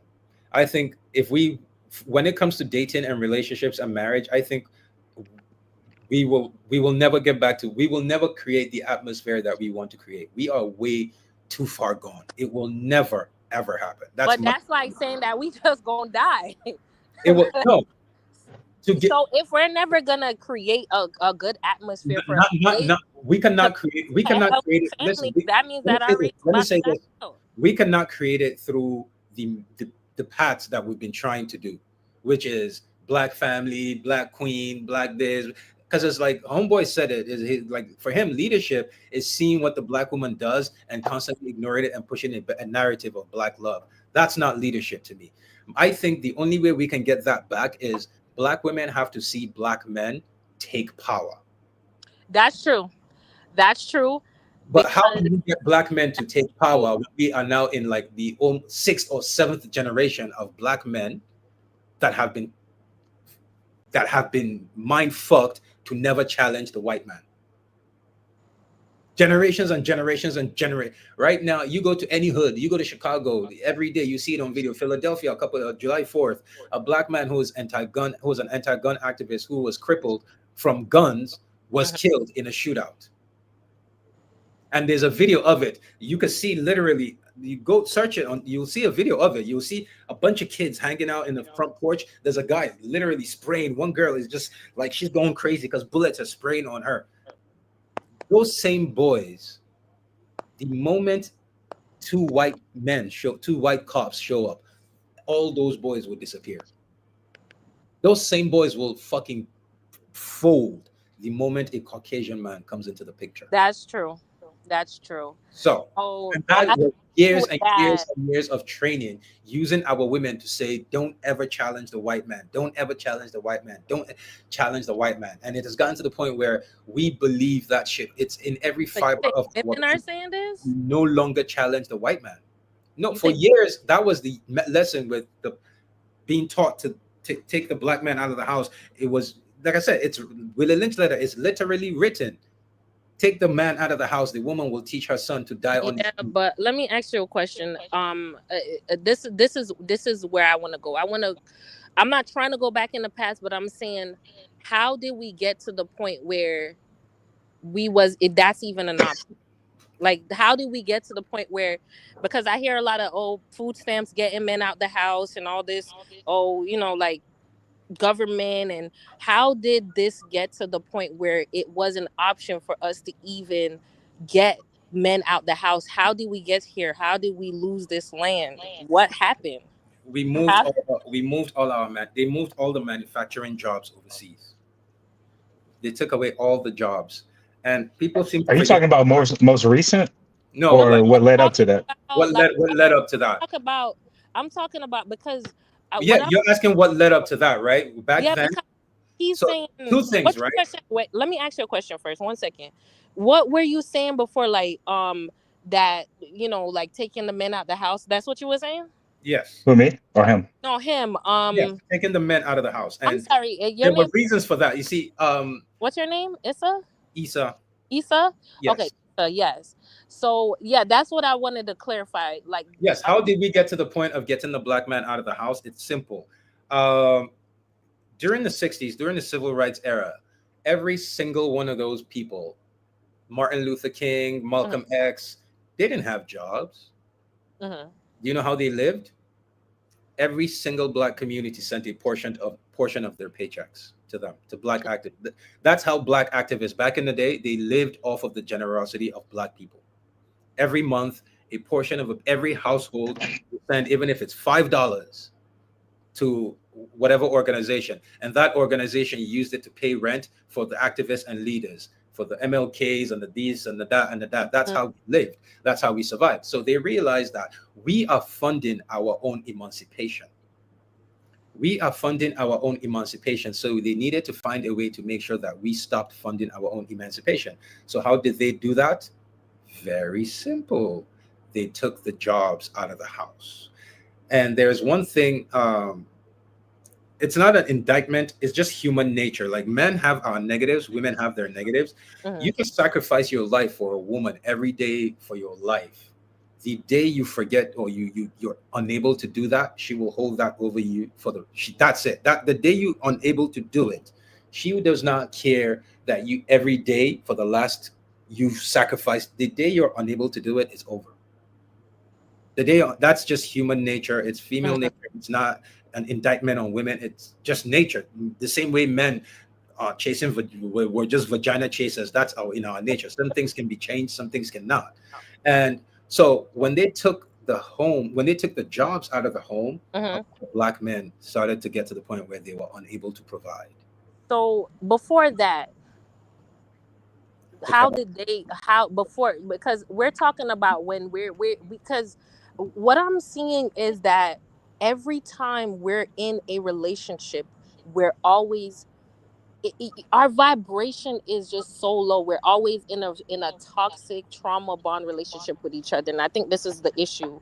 Well, because when you look at Are you America, saying that for everyone or yourself? Like, No, how is your I'm saying, relationships going? no, I'm no, not in Black talking- America, I'm assuming in Black America has never really had a time to have a blossoming love.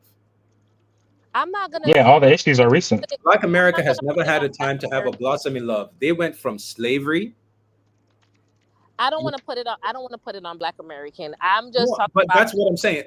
So America, He's spending on it. America exports culture, right?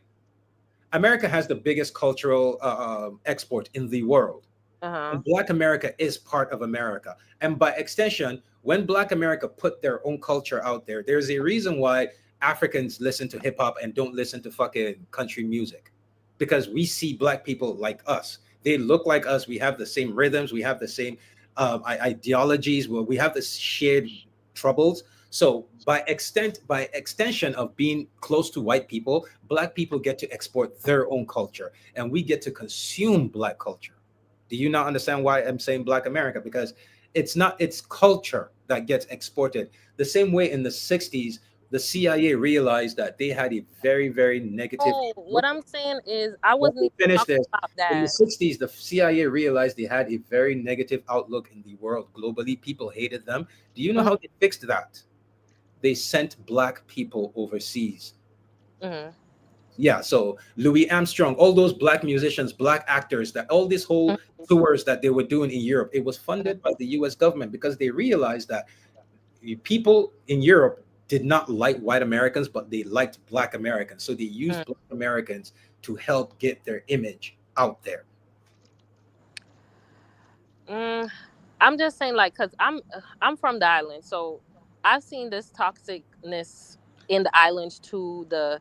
And I gave the answer for that. Wait. Can you finish what you're saying about the toxicness in the island? I'm not. What I'm saying is, like, it looks like you're more geared towards just. I know every single, different parts of the culture, whatever, different, you have your Black Americans, you have your Caribbeans, you have your Africans, but I'm seeing there's a common denominator, what I'm seeing, and there's a certain level of toxicity in Africans have had an access to free love that no one else has.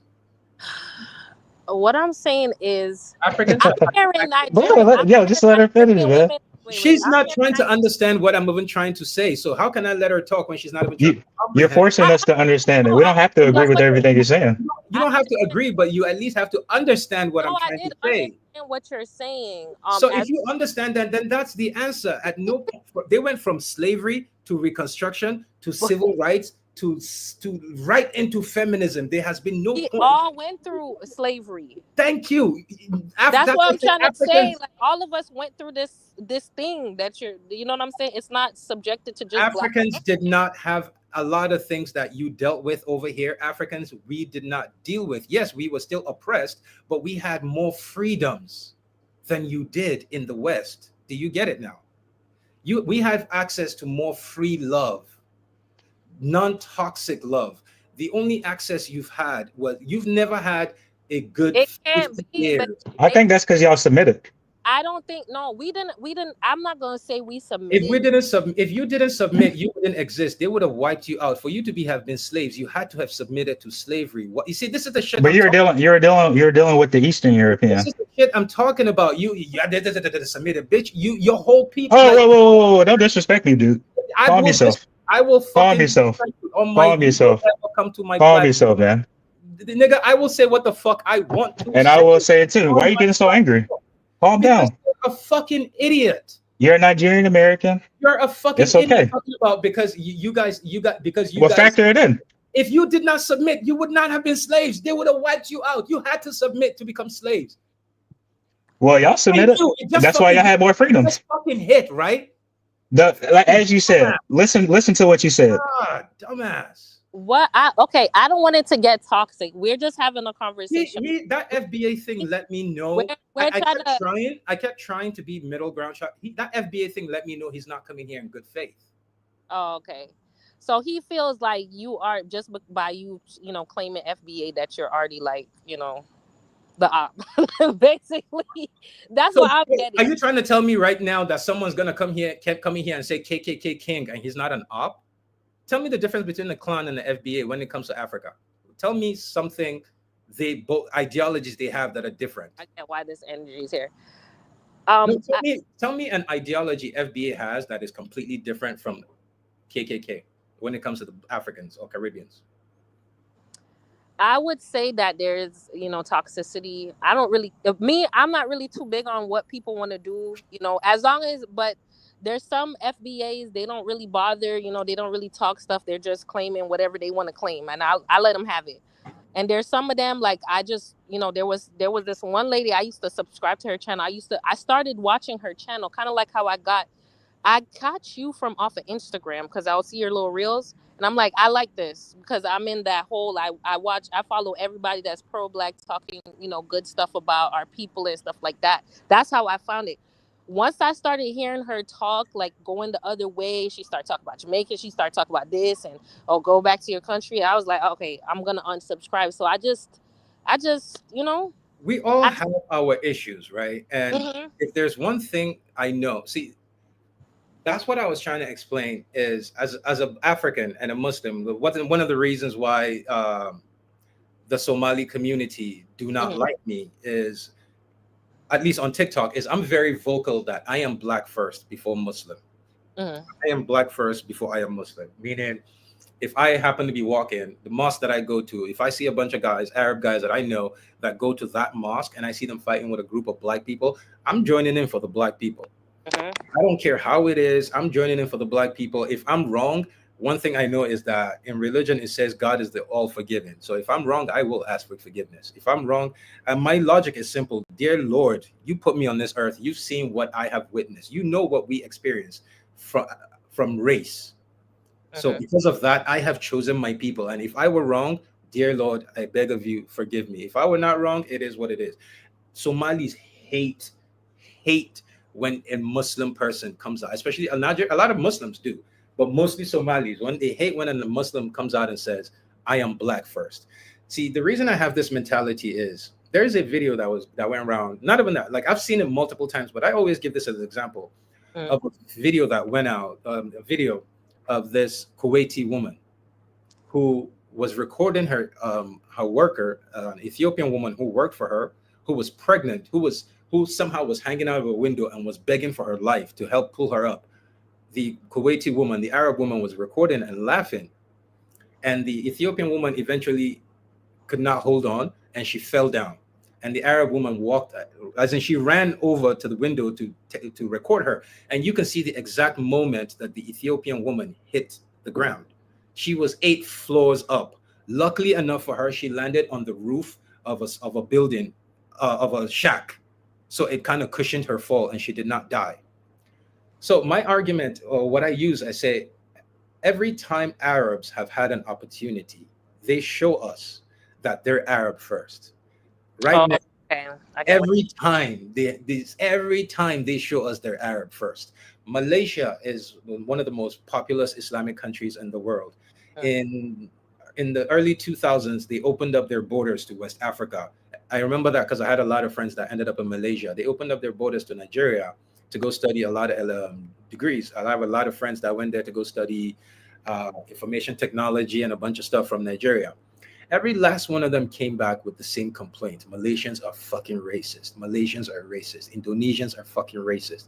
And I said, this is the largest Muslim community in the world. Like, they have the most populous Muslim group. So if anybody should understand race, Islam, it's them. But no, they don't give a fuck about Islam. They see your race. So why is it that we are the only people who don't see race first? And one last thing, before the Europeans discovered Africa, they just come out of the 100-Year War. Mm-hmm. They literally were fighting each other for 100 fucking years. Mm-hmm. On tribalism. So the moment they discovered another tribe, they said, oh, another tribe that is not the same race as us. So my only thing is, for us to win, we need to unite behind our race. And FBA's whole thing is, we are not going to unite behind race because we are the special blacks who grew up around Massa. Black South Africans, their whole thing is, we're not going to unite with other Africans because we are the special blacks who grew up around Massa. Those two groups of black people are the only group of people who refuse to unite with other groups of black people, who feel they are better than other black people, who says, like he said, you're coming here to take our resources. Meanwhile, they don't have an issue with the white man who's gobbling everything. It's the rest of us. So that's my issue with FBA is, you are, to me, you're my enemy. You being my enemy because you're black does not mean, if you're my enemy as a black person, I will treat you worse than I would treat a white person, because a white person hates me because he hates me. You hate me for what? Because you hate you? Wow. Why do you? So now the funny thing is, FBAs and the black South Africans, they have this mentality that if everyone packed up and left, they would live in harmony with their white masters.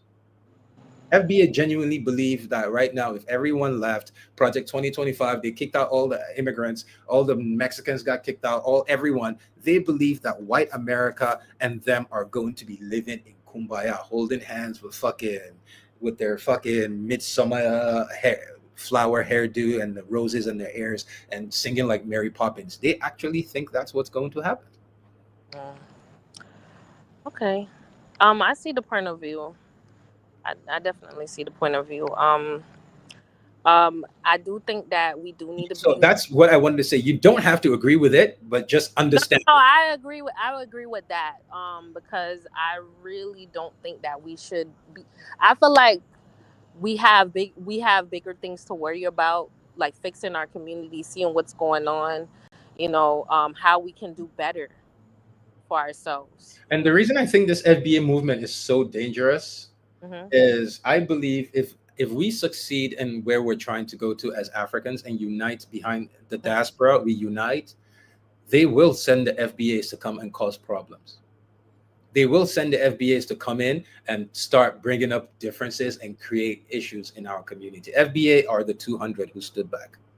100% FBAs, because FBAs will see the unity and realize they lost out on it. They realize that they don't have access to that world because they excluded themselves. They will get jealous, and I don't know. I think FBA are that's they're an existential threat to the black community. I live around a pretty much different like types of black people. I have Haitians, and then we have Bahamians, Jamaicans, not so much Africans that I see, but I do have an African friend. She's Nigerian, but I don't really like. It's not like a large group that I know of, but there's like different. And I'm like, if anything was to happen, like, you know what I'm saying? Like, what we gonna do? We gonna say that this person is this and this person. And there was even one night that there was this like little boy that he ended up was gonna like run into the road or whatever, and I ended up like kind of saving him. I don't want to go too deep into it, but I'm like, what if I'm like oh, this a Black American, or is this a, is this a, you know what I'm saying? I'm not thinking that. I'm just thinking like, hey, this is, this is one of us. Let me, you know what I'm saying? So I just So felt the like FBA guy is actually a Samoan. Well, this is interesting. Or it's either he wants to be a Samoan, we was Samoan. Like, this is the problem with these. That's him, by the way. These guys want to be everything except black. He already has a bias. That's why he kicked me out. I'm No 10, shit, Sherlock. that's my thing right there. I'm 10 toes. I listen to Nigerians, I listen to Jamaicans, I listen to pretty much anybody that's like, hey, we for the better. Because first of all, at some point, let's be real, even if you kick everyone out, not you're gonna need resources from other places. You're not these stuff the stuff that's coming here, right? There's other people, there's other hands in it. So you can say, oh, I'm gonna kick this out, kick that out. You're still gonna need resources. You can't get everything from America. And we're not designed to just sit on one part of the land. We're nomadic. We're supposed to be traveling, circumnavigating the planet. That's what we're supposed to be doing. Right now, see, that's the thing. I think an issue we have in our community is we're trying to catch up. I'm sorry, I've been on for 4 hours. I'm gonna end this very Yeah. soon. It's been long, but we're trying to like, especially when it comes to black relationships, black marriages. You see, a lot of our sisters, they want this luxury life, and it's like the luxury life. The people that can afford to give their women luxury life, they had to build other things first. You don't just jump. We want instant answers, instant. That's why the other gentleman, I was like, black family, yes, black family, but how do you acknowledge the black family without acknowledging that the half of the person you need for the black family does not want a black family?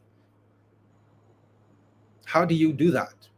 You don't, you cannot. I've never heard of a therapist or go into therapy where you just ignore the issue and just move on to you have to acknowledge there's a problem, then you have to focus on the problem, then you have to tackle the problem.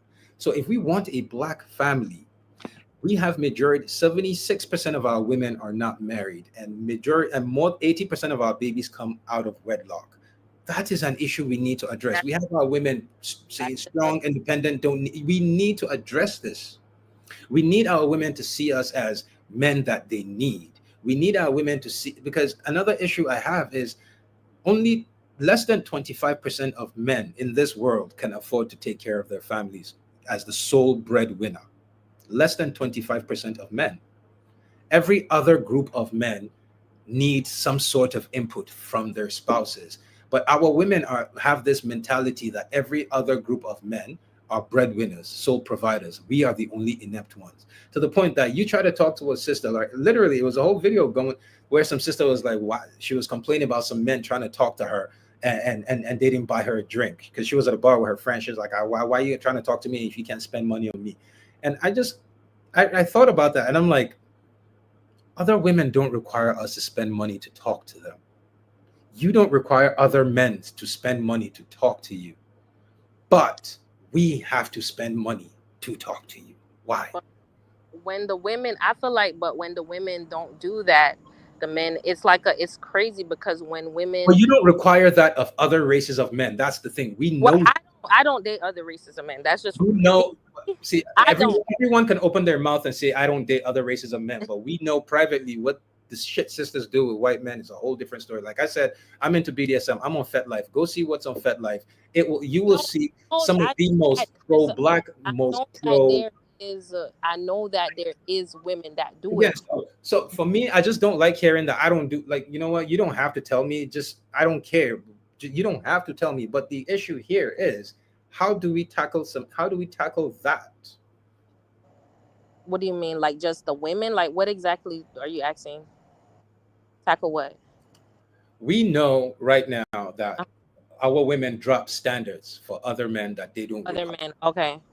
So Uh, we know, we've heard our, like, one of our arguments, a video I saw the other day where some black woman made a video, and she said how she was hurt that every man she's ever wanted, she has lost because, and she doesn't want to lose them, but she realizes it's because no one has ever taught her how to be a helpmate, or how to be with a man, how to love a man.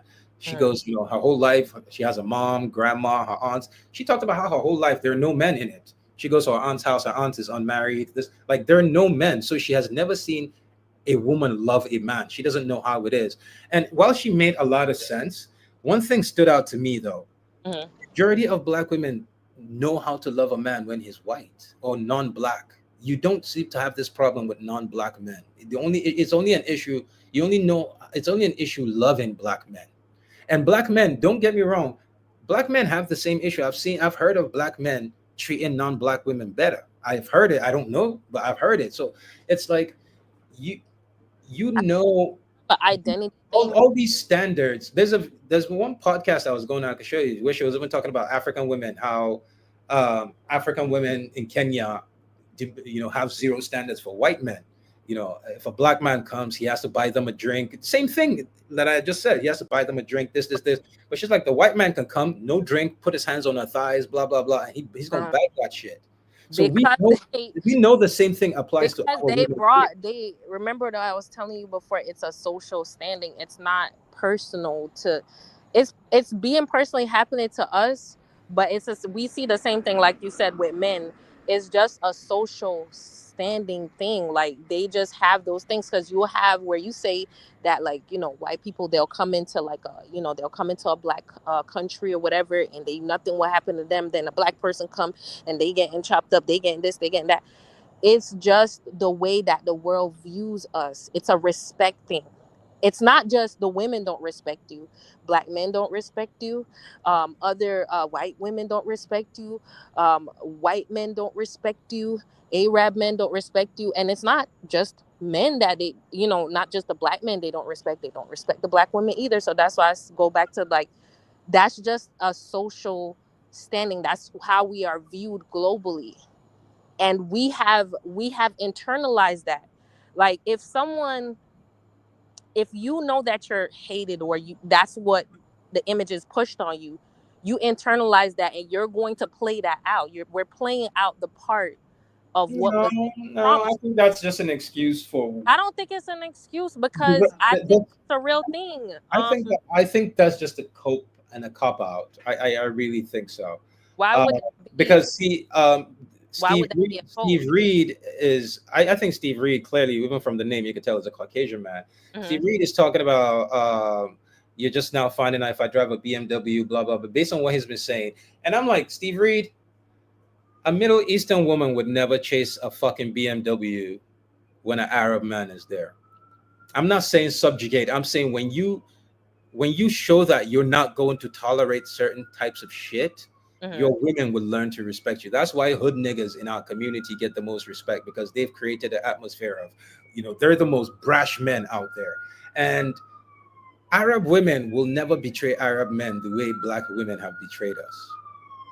It has nothing to do with BMW. It has everything to do with us black men being weak.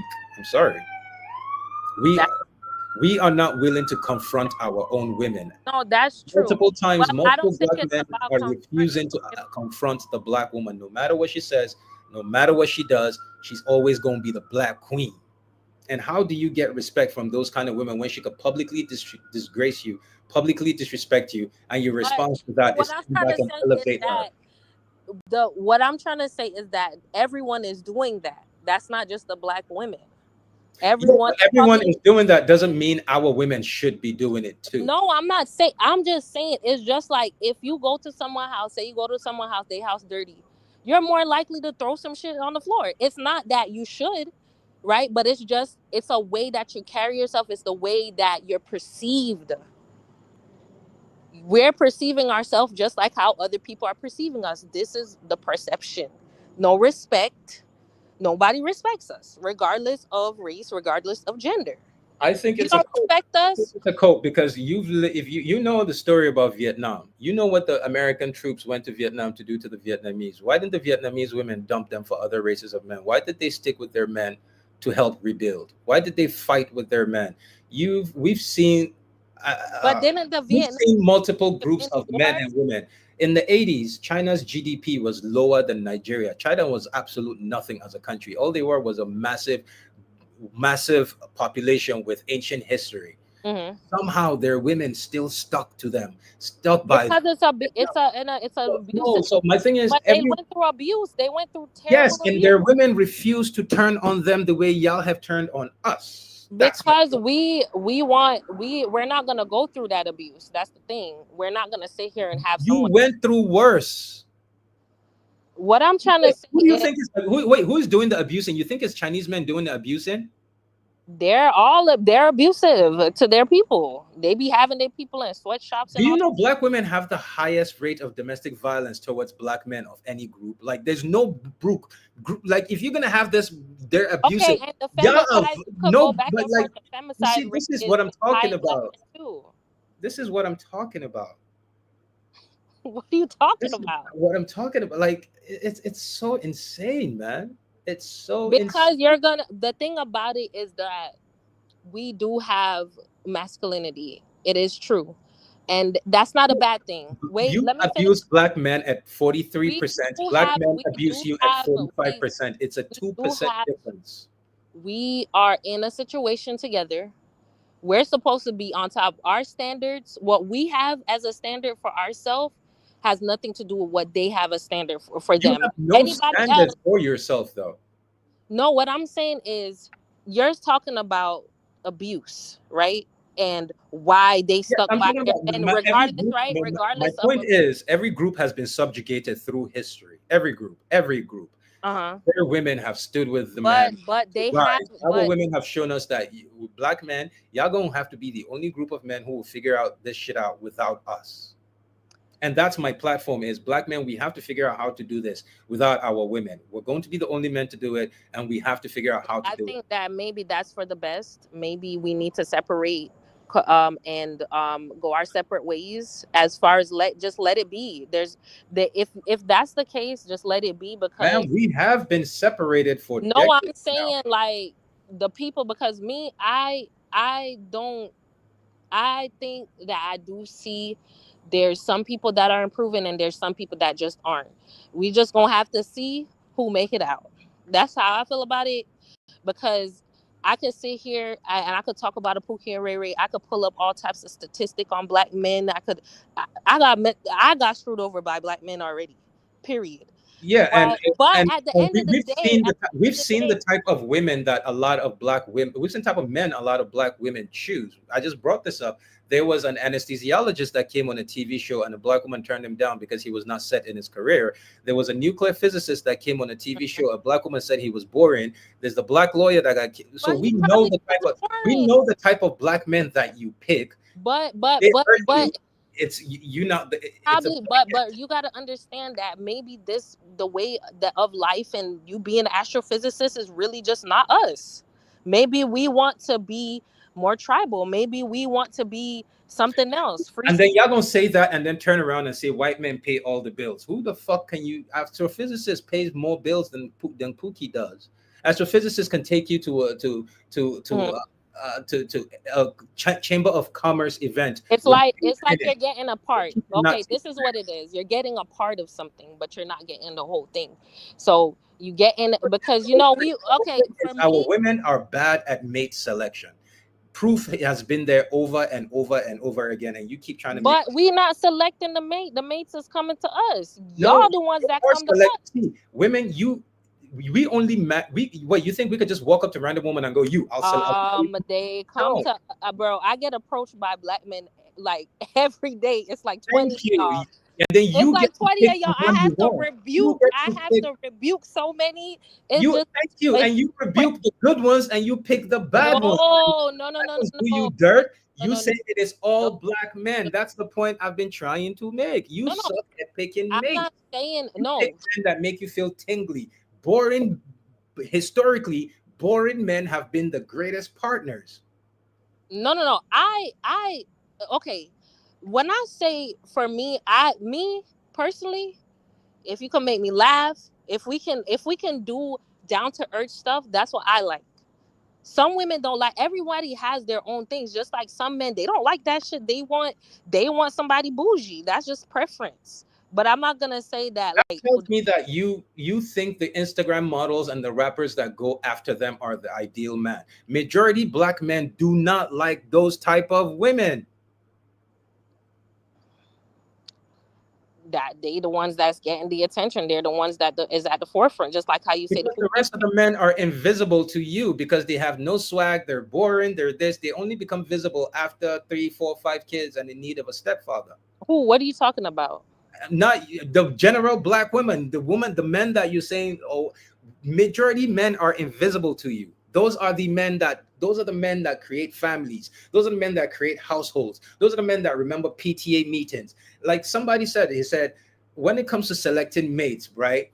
Y'all pick the one that gives you giddy giddy feeling. You should be picking the one that's gonna sit next to you when you lose your father or you lose your mother. You should be picking the one that will sit at a hospital for 12 hours straight at a hospital waiting area waiting for you. The man that will do that does not give you tiggly feelings. He doesn't make you laugh like that. Those kind of men are So, invisible but to that's the what I'm saying. majority of black women. No, I wouldn't say that. I'm just saying, like, I in general, I think black men are pretty funny and they're pretty, they're pretty. But if you're lame, like just what can Yes, you say? the in our community, that's my point. In our community now, anything that is considered lame, those are 9 times out of 10 the men that usually have an upward career trajectory. But they don't have the vibe. So who's gonna want to be with somebody with no vibe? So why they don't? So why do those type of men always trying to go for the type of women that aren't like that? Why don't they go for their matches? Why the geeks with the big ass glasses? Why they don't go after the women with the big ass glasses? They always trying to go for somebody that is not them. So that just contradicts it. It's a contradiction because those You people don't are have to trying worry to about it. go They're for, going with white women and everybody's happy. huh? Because I'm hearing your conversation right now. You're literally blaming these. Like, how many I'm women not do we blaming them. no I'm right just now? How saying. many I'm women do we saying. I know? know. I'm saying. No, no, I'm no. saying How that. many women do we know that have that nerdy vibe with big glasses right now? If you go on But Instagram right I now, see. I know a few people. I know you a few know, people that's like that. But what I'm saying is, it's a contradiction because you can't complain about you not liking someone for their vibes when you wouldn't date you. If you that's the was thing. a woman, you wouldn't date you. That's No, what no, no, I'm no, no. saying. Look at the chat right now. That's what we're saying. That's the problem. Hmm. That same black man. Hmm. We've seen multiple black women say it. They will say, I will date a white nerd, but I will not date a black nerd. So that Uh-uh. black man that you think is lame, the white version of him is socially and Uh, perfectly acceptable. because that's a social construct. But that's what I'm saying. They're only going with him for a social. It's a social standing. It's a social construct. They don't really like that man. I think people are like So taking that's what I'm saying. don't That's like me. him. That's me right now. The social construct. I don't fit that. I am not the black woman's ideal black man. I am the, for most black women, I am the black man. Let me put it this way. For most black women, ending up with me is a punishment. Oh my gosh. You sound exactly like that type of sister too, because I definitely am not. I'm boring as shit. I got no swag. I am I super don't think low you're effort. boring. I I've, think I I've been having a conversation with no you no this whole no. time. I am absolutely. You need to see me in real life. You need to see the shit I'm into. I'm a fucking Star Trek nerd. Like I am an absolute fucking dweeb nerd. I watch sci-fi shit. I watch like I'm into astronomy, not astrology. Like I am very incredibly fucking nerdy. Very, very nerdy. Hmm. And I can assure you, most sisters are I not going. nerdy Most sisters don't be bipolar. liking that. I have had people literally like I've had someone say, "Oh, Star Trek. Oh, no, I cannot fuck with no Star Trek nerd." So Star Trek.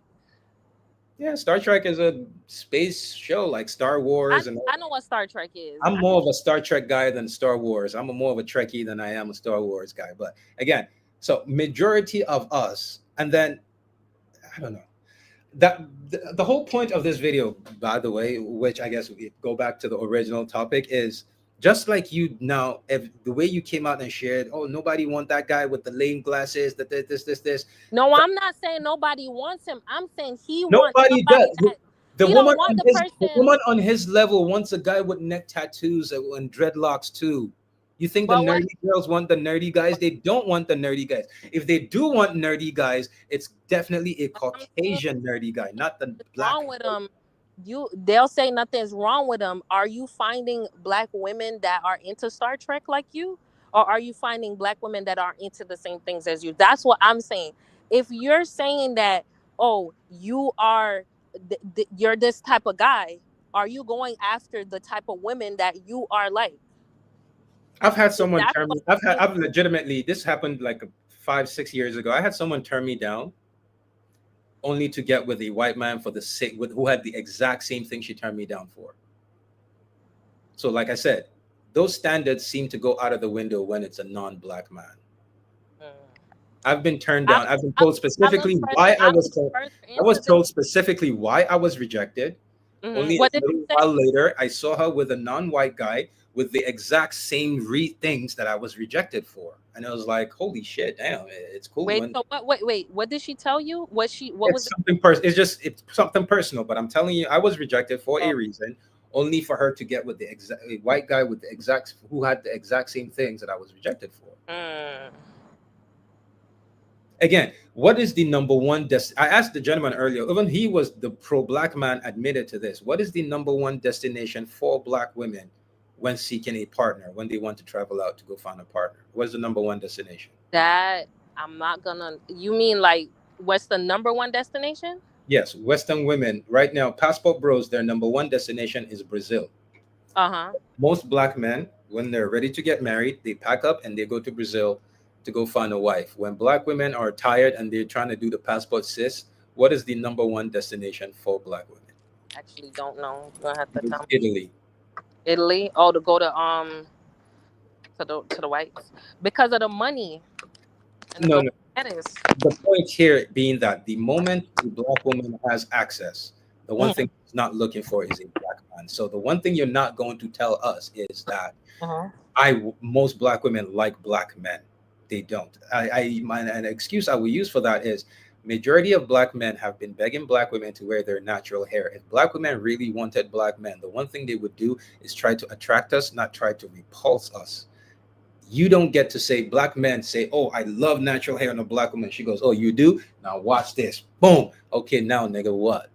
How do you do that to I make see a lot more sisters with the hair now. Like it's crazy that you're saying this. Like where I'm at, there was a whole this is a movement. $1.8 billion industry, man. For it to be a No, $1.8, but I'm saying that I'm not saying that there's still black women doing that, but I'm saying I think like there's more sisters coming out wearing their real hair. They're launching their own product, their own beauty skin and everything. So I like what part of it is for black men? I mean regardless. You Mm. said to take off the hair and Yeah, I'm just that's saying the one like thing we've been asking for the but most. we And have you've made but it I'm part of your saying that personality for I have 50 to give plus years. credit to where credit is due. Like yes, No, there's no credit for betraying your men, giving them opposite of what they asked for 50 years, only for a but tiny I'm trying handful. to tell you There's no that all credit. black men don't want women with that hair. Majority of black men who want women that don't have their hair are the type of black men that you don't like. Oh, God damn it.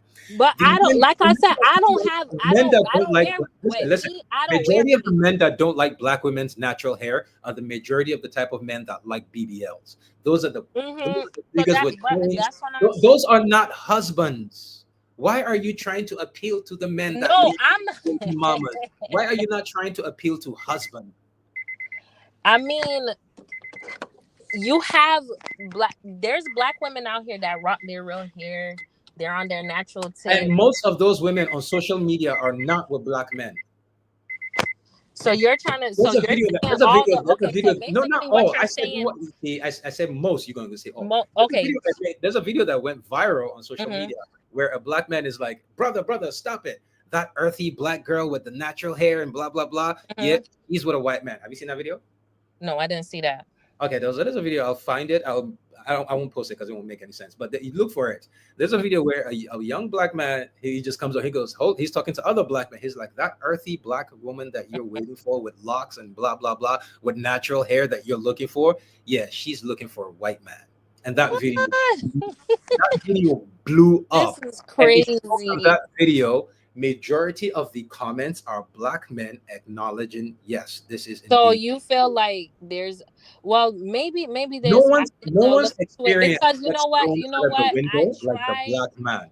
because I If any always see listen, stuff no from one's our experience gets perspective. belittled like the Mhm. black man. If any man, if white men come and say, we feel this is what we feel, this is how we experience, everyone would validate them. If every the moment a black man comes out and he says his experience, the first thing a black woman does is toss that shit out the window. Yeah, get the fuck out of here with your experience. But you gotta understand I too, just like, I'm telling you my experience, and you're trying to. If it no, was, no, no. if it was I a black respect woman your, right no, now I telling respect you, your experience, but if I it was have a black no. woman who was telling her experience, you would have been like, oh man, yeah. No, I'm telling, no.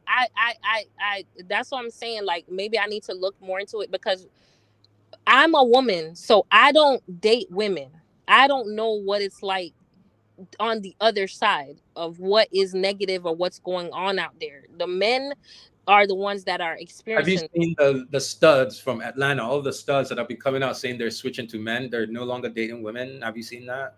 Have you seen the studs come out to complain like, "Yo, we're both women. Why do I gotta be the one to constantly pay?" Like our relationship in our community is transactional right now. We took the parents, we took the father out of the house. We made the mother work 3 jobs, and then we gave audience, we gave social media to literal whores, literal hookers, and they taught our daughters how to date, which is the problem we're facing now. Our daughters are dating based on advice from prostitutes. Mm, I don't know, bro. There you go. It's There you go. tough. What It's is a your tough standard one for because dating? it's What no? tough What is your because standard for dating? What is the one group in America that still does, what's it called? Arranged marriages, which is Jewish women. What is your standard for dating? Apply it to the closest most Jewish women that you know. How different are you guys? I don't really know too much about Jewish people, to tell you the truth. I'm not gonna lie. Not gonna cap. All right. Well, our standards in our community, literal prostitutes have taken over. Majority of the dating in our community is Mm. advice from prostitutes, and that's it. Most black women don't want to acknowledge that. You have a woman who tells you, sprinkle, sprinkle. That is a literal fucking prostitute. She's telling you that everything should be transactional. She tells you she has no affection for her husband. She's there because she needs money. He's there because he needs companionship. It's a transactional companionship, and black women are But the thing is, yes, queen. And I'm like, do you think right now I have the option 3 women to talk to you, who I have to pay to talk to? I have to pay for your Uber to come here. I gotta pay for your hair. I gotta pay for this. I gotta pay for that. And then there are other women who have no problem paying for their own things. All I gotta do is just show them that I do like them with some gestures. Who do you think I'm gonna go for? I don't know. No, let's be honest. Who am I going to go for? Who will most men go for? It just depends on the status of the. No, there's no status. Who will most normal men go for? 80% of, I would say 70 to 80% of men on this planet will stay away from the one who's requiring me to pay for everything to be So around. wouldn't you also say that maybe you're also attracting and picking wrong as well? Because if you're telling me that the dudes that I'm picking is wrong, and you're telling me that you're going around women I never that had look a, I and never look, made a wait, complaint that about my, you're going no, around. I never made a complaint about my dating No, life. no, I, no. What I'm saying is because you made a comment earlier. You said that you know I have an women are issue with black. choosing wrong, but could it also be that men are choosing wrong as well? Could No, that be the problem? no. Do you know how many percentage of men are virgins at 30 today?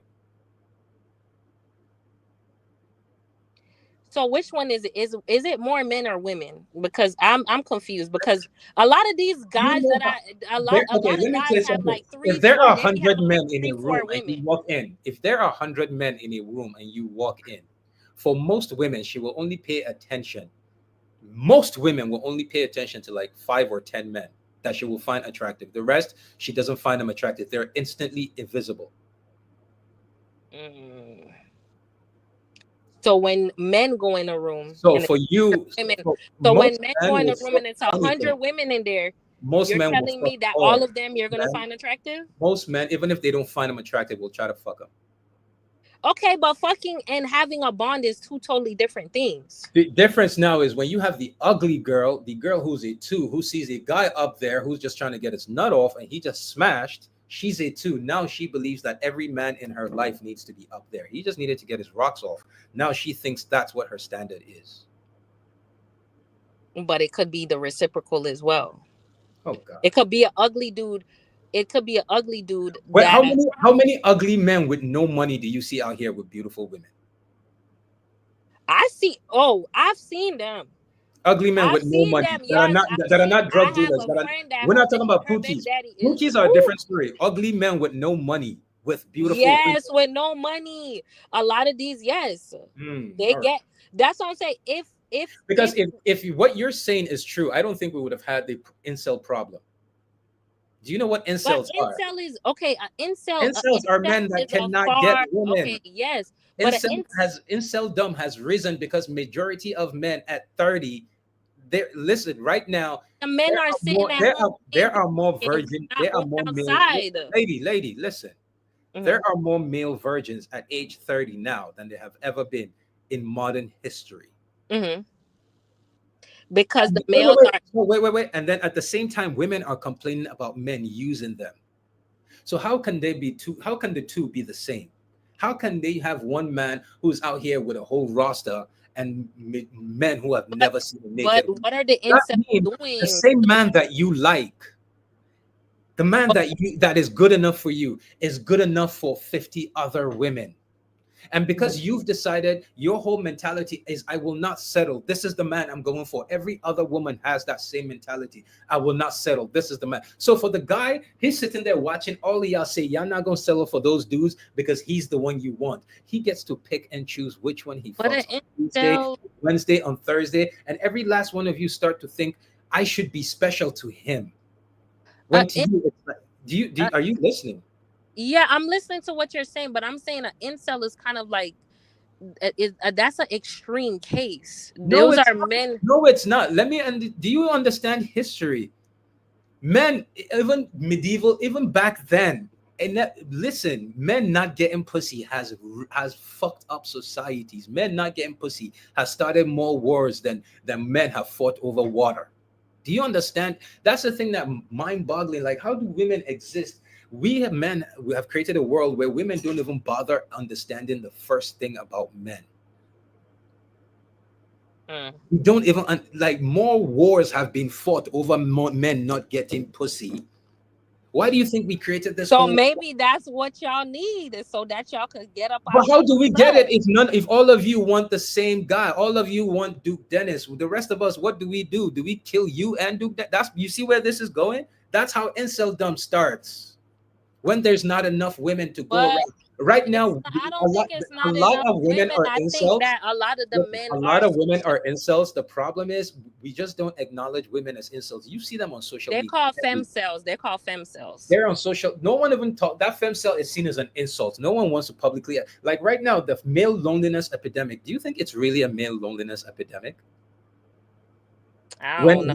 When I'm we've not. acknowledged that majority of men are vastly invisible to women, it's not a male loneliness epidemic. You know what it is? It's women have realized women are the lonely ones because men, this is the life we live. Most through history, it wasn't until about a couple hundred years ago, throughout history, at least half of men do not procreate. That's always been the whole point. Half of men do not procreate, and then we changed it to where, because of too many men were not getting pussy, wars were started. They changed it to where one man, one woman, arranged marriage, so that every man can get access to women, so that we could create a society. Women said, we don't want that. We don't want our husbands. We want the people to pick and choose. And it's like, oh shit, we're about to go back to where we used to be, so where women, Well, when men most want that, women, it's all abuse. women, most women will always pick the top 20% of men, leaving the bottom 80% alone. Of the bottom 80%, the second group, the second 20% get to be lucky. They're the ones who, when most of the women realize that they can't back the top 20, they fall back. So those men are there for the rebound, the 40%. And now you got 60. There are more male. Why do you think Donald Trump and the outright and everything? All of this is because men are not getting pussy. And then women, Women now started going after the top 20% of men. That man can only pick one woman. That leaves a whole bunch of other women miserable, angry, alone, and sad. And male loneliness epidemic is truly women who are lonely, and they are trying to find a way to frame it to shame men into, I don't know what it So is. When which at one the end of is the it? Is it this percentage of men not getting coochie, or is it women that are lonely? I don't get it. men, male loneliness epidemic that everyone is talking about is not a male loneliness epidemic. Men, not there are more male virgins now than we have in modern recorded times, because we found a way. Because back when men were not getting pussy, men, it created, you see what we have now, the right, alt-right, blah. Eventually, like back in the day, they used to have bands of men like this. They used to create war. We've had more wars over men not getting pussy than actual food. So we found a way to deal with this. It's real. More wars have been fought over men not getting pussy than food. We found a way to deal with this by creating the society that we created. Arranged marriages, one man, one woman. Back then, one man could have as many women as he wanted. And they don't, women, we've seen it today, especially in baby mama culture. Women absolutely have no problem sharing. Most women have no problem sharing. She just I wants to know she is the main one. She wants a man that, most women want a man that every other woman wants. She just wants to be the main one. Most men want a woman that nobody else wants. I don't know. I think it's a mutual thing. I No, it's personally, not. my No, it's personally, not. I don't want to No, it share. is not. No, it is not. Y'all done took the Pookies and the rappers and you made them I us. don't date These men rappers. are a very tiny minority. Their desires are very tiny. The Pookies, the Ray Rays, the rappers, they're a very tiny minority. The vast majority of black men, the plumbers, the bus drivers, the truck drivers. You But think we just have, we because what don't I'm want trying the to same, say is, we don't okay, want the same I thing think, as can I Lil say Baby something as real well. We quick? don't Can I say want the same something real quick? thing. Can I say something real quick? Your occupation doesn't negate you being a good person. That's what I have to say. Just because someone's Yes, a yes, that plumber, is the same wait, wait, argument wait, no, that no, they no. use to say, Let oh, me just finish because what he's a I'm pookie, saying. he's Let a me good finish what one. I'm Just because saying. he's a lawyer, he's a bad one. I haven't been talking this whole time. Like, what I'm saying is This is my what you're platform. Your talking is based on what I allow. I don't know why people think they could. no, but I'm Do you think you saying, can go to? like, Wait, do you if think you you're can go to? having a Let me ask you a question. conversation, Do you if think you you're can go to Fox News and look at the host and say, let me. Why do everyone understands? And I think maybe I'm hoping not, but I feel like if it was a platform run by a white man, people understand to oh let me my talk. gosh, I bro. feel No, so. I feel first of all, so. I'm not going on it. That's number one. But I why do have you think respect. so? You then you have no respect for any type of men, because I would not go to your house and try to tell you how to run your house. You're I'm on not my trying platform to trying to tell you tell how to me run your house. I'm just saying, can I just talk and say something? Because anything. It's what I allow. I steer the direction of the conversation. It should not be, the conversation is where I want it to go, not where my guest wants it to go. no, but what's the point? Then you could probably just talk to yourself. What's the point of having a panel and you open it up, but you don't allow the So you're person to trying to like tell me you've express never themselves? seen a TV show where or anything where the conversation, the guest kept So the host kept are you a the Fox conversation? News, or are you somebody that are is that what you're aspiring to be? Are you trying to have a down to earth conversation with someone, or are you No, just trying to be a dictator? I am looking to have a conversation where people don't get to tell me how to run the I'm conversation. not telling you how to run your thing. I'm just saying, can I speak so I can express myself? It's like, if you want to just talk, you could just talk on your own. You know, I Absolutely. could just fall off. But if you want to have a dialogue with someone, you have to do better with that. Like, that's kind of controlling. You know what I'm saying? Yes, it is my platform. I I control. understand that it's your Yes, this platform. is my I get it. this is my platform. And besides that, I've said this same. I am a man. I am a northern Nigerian man. I You've been around too many West. I Yes, control. This is the fuck what we do. This is the fuck what I want black men to do, to take control over our resources, over everything.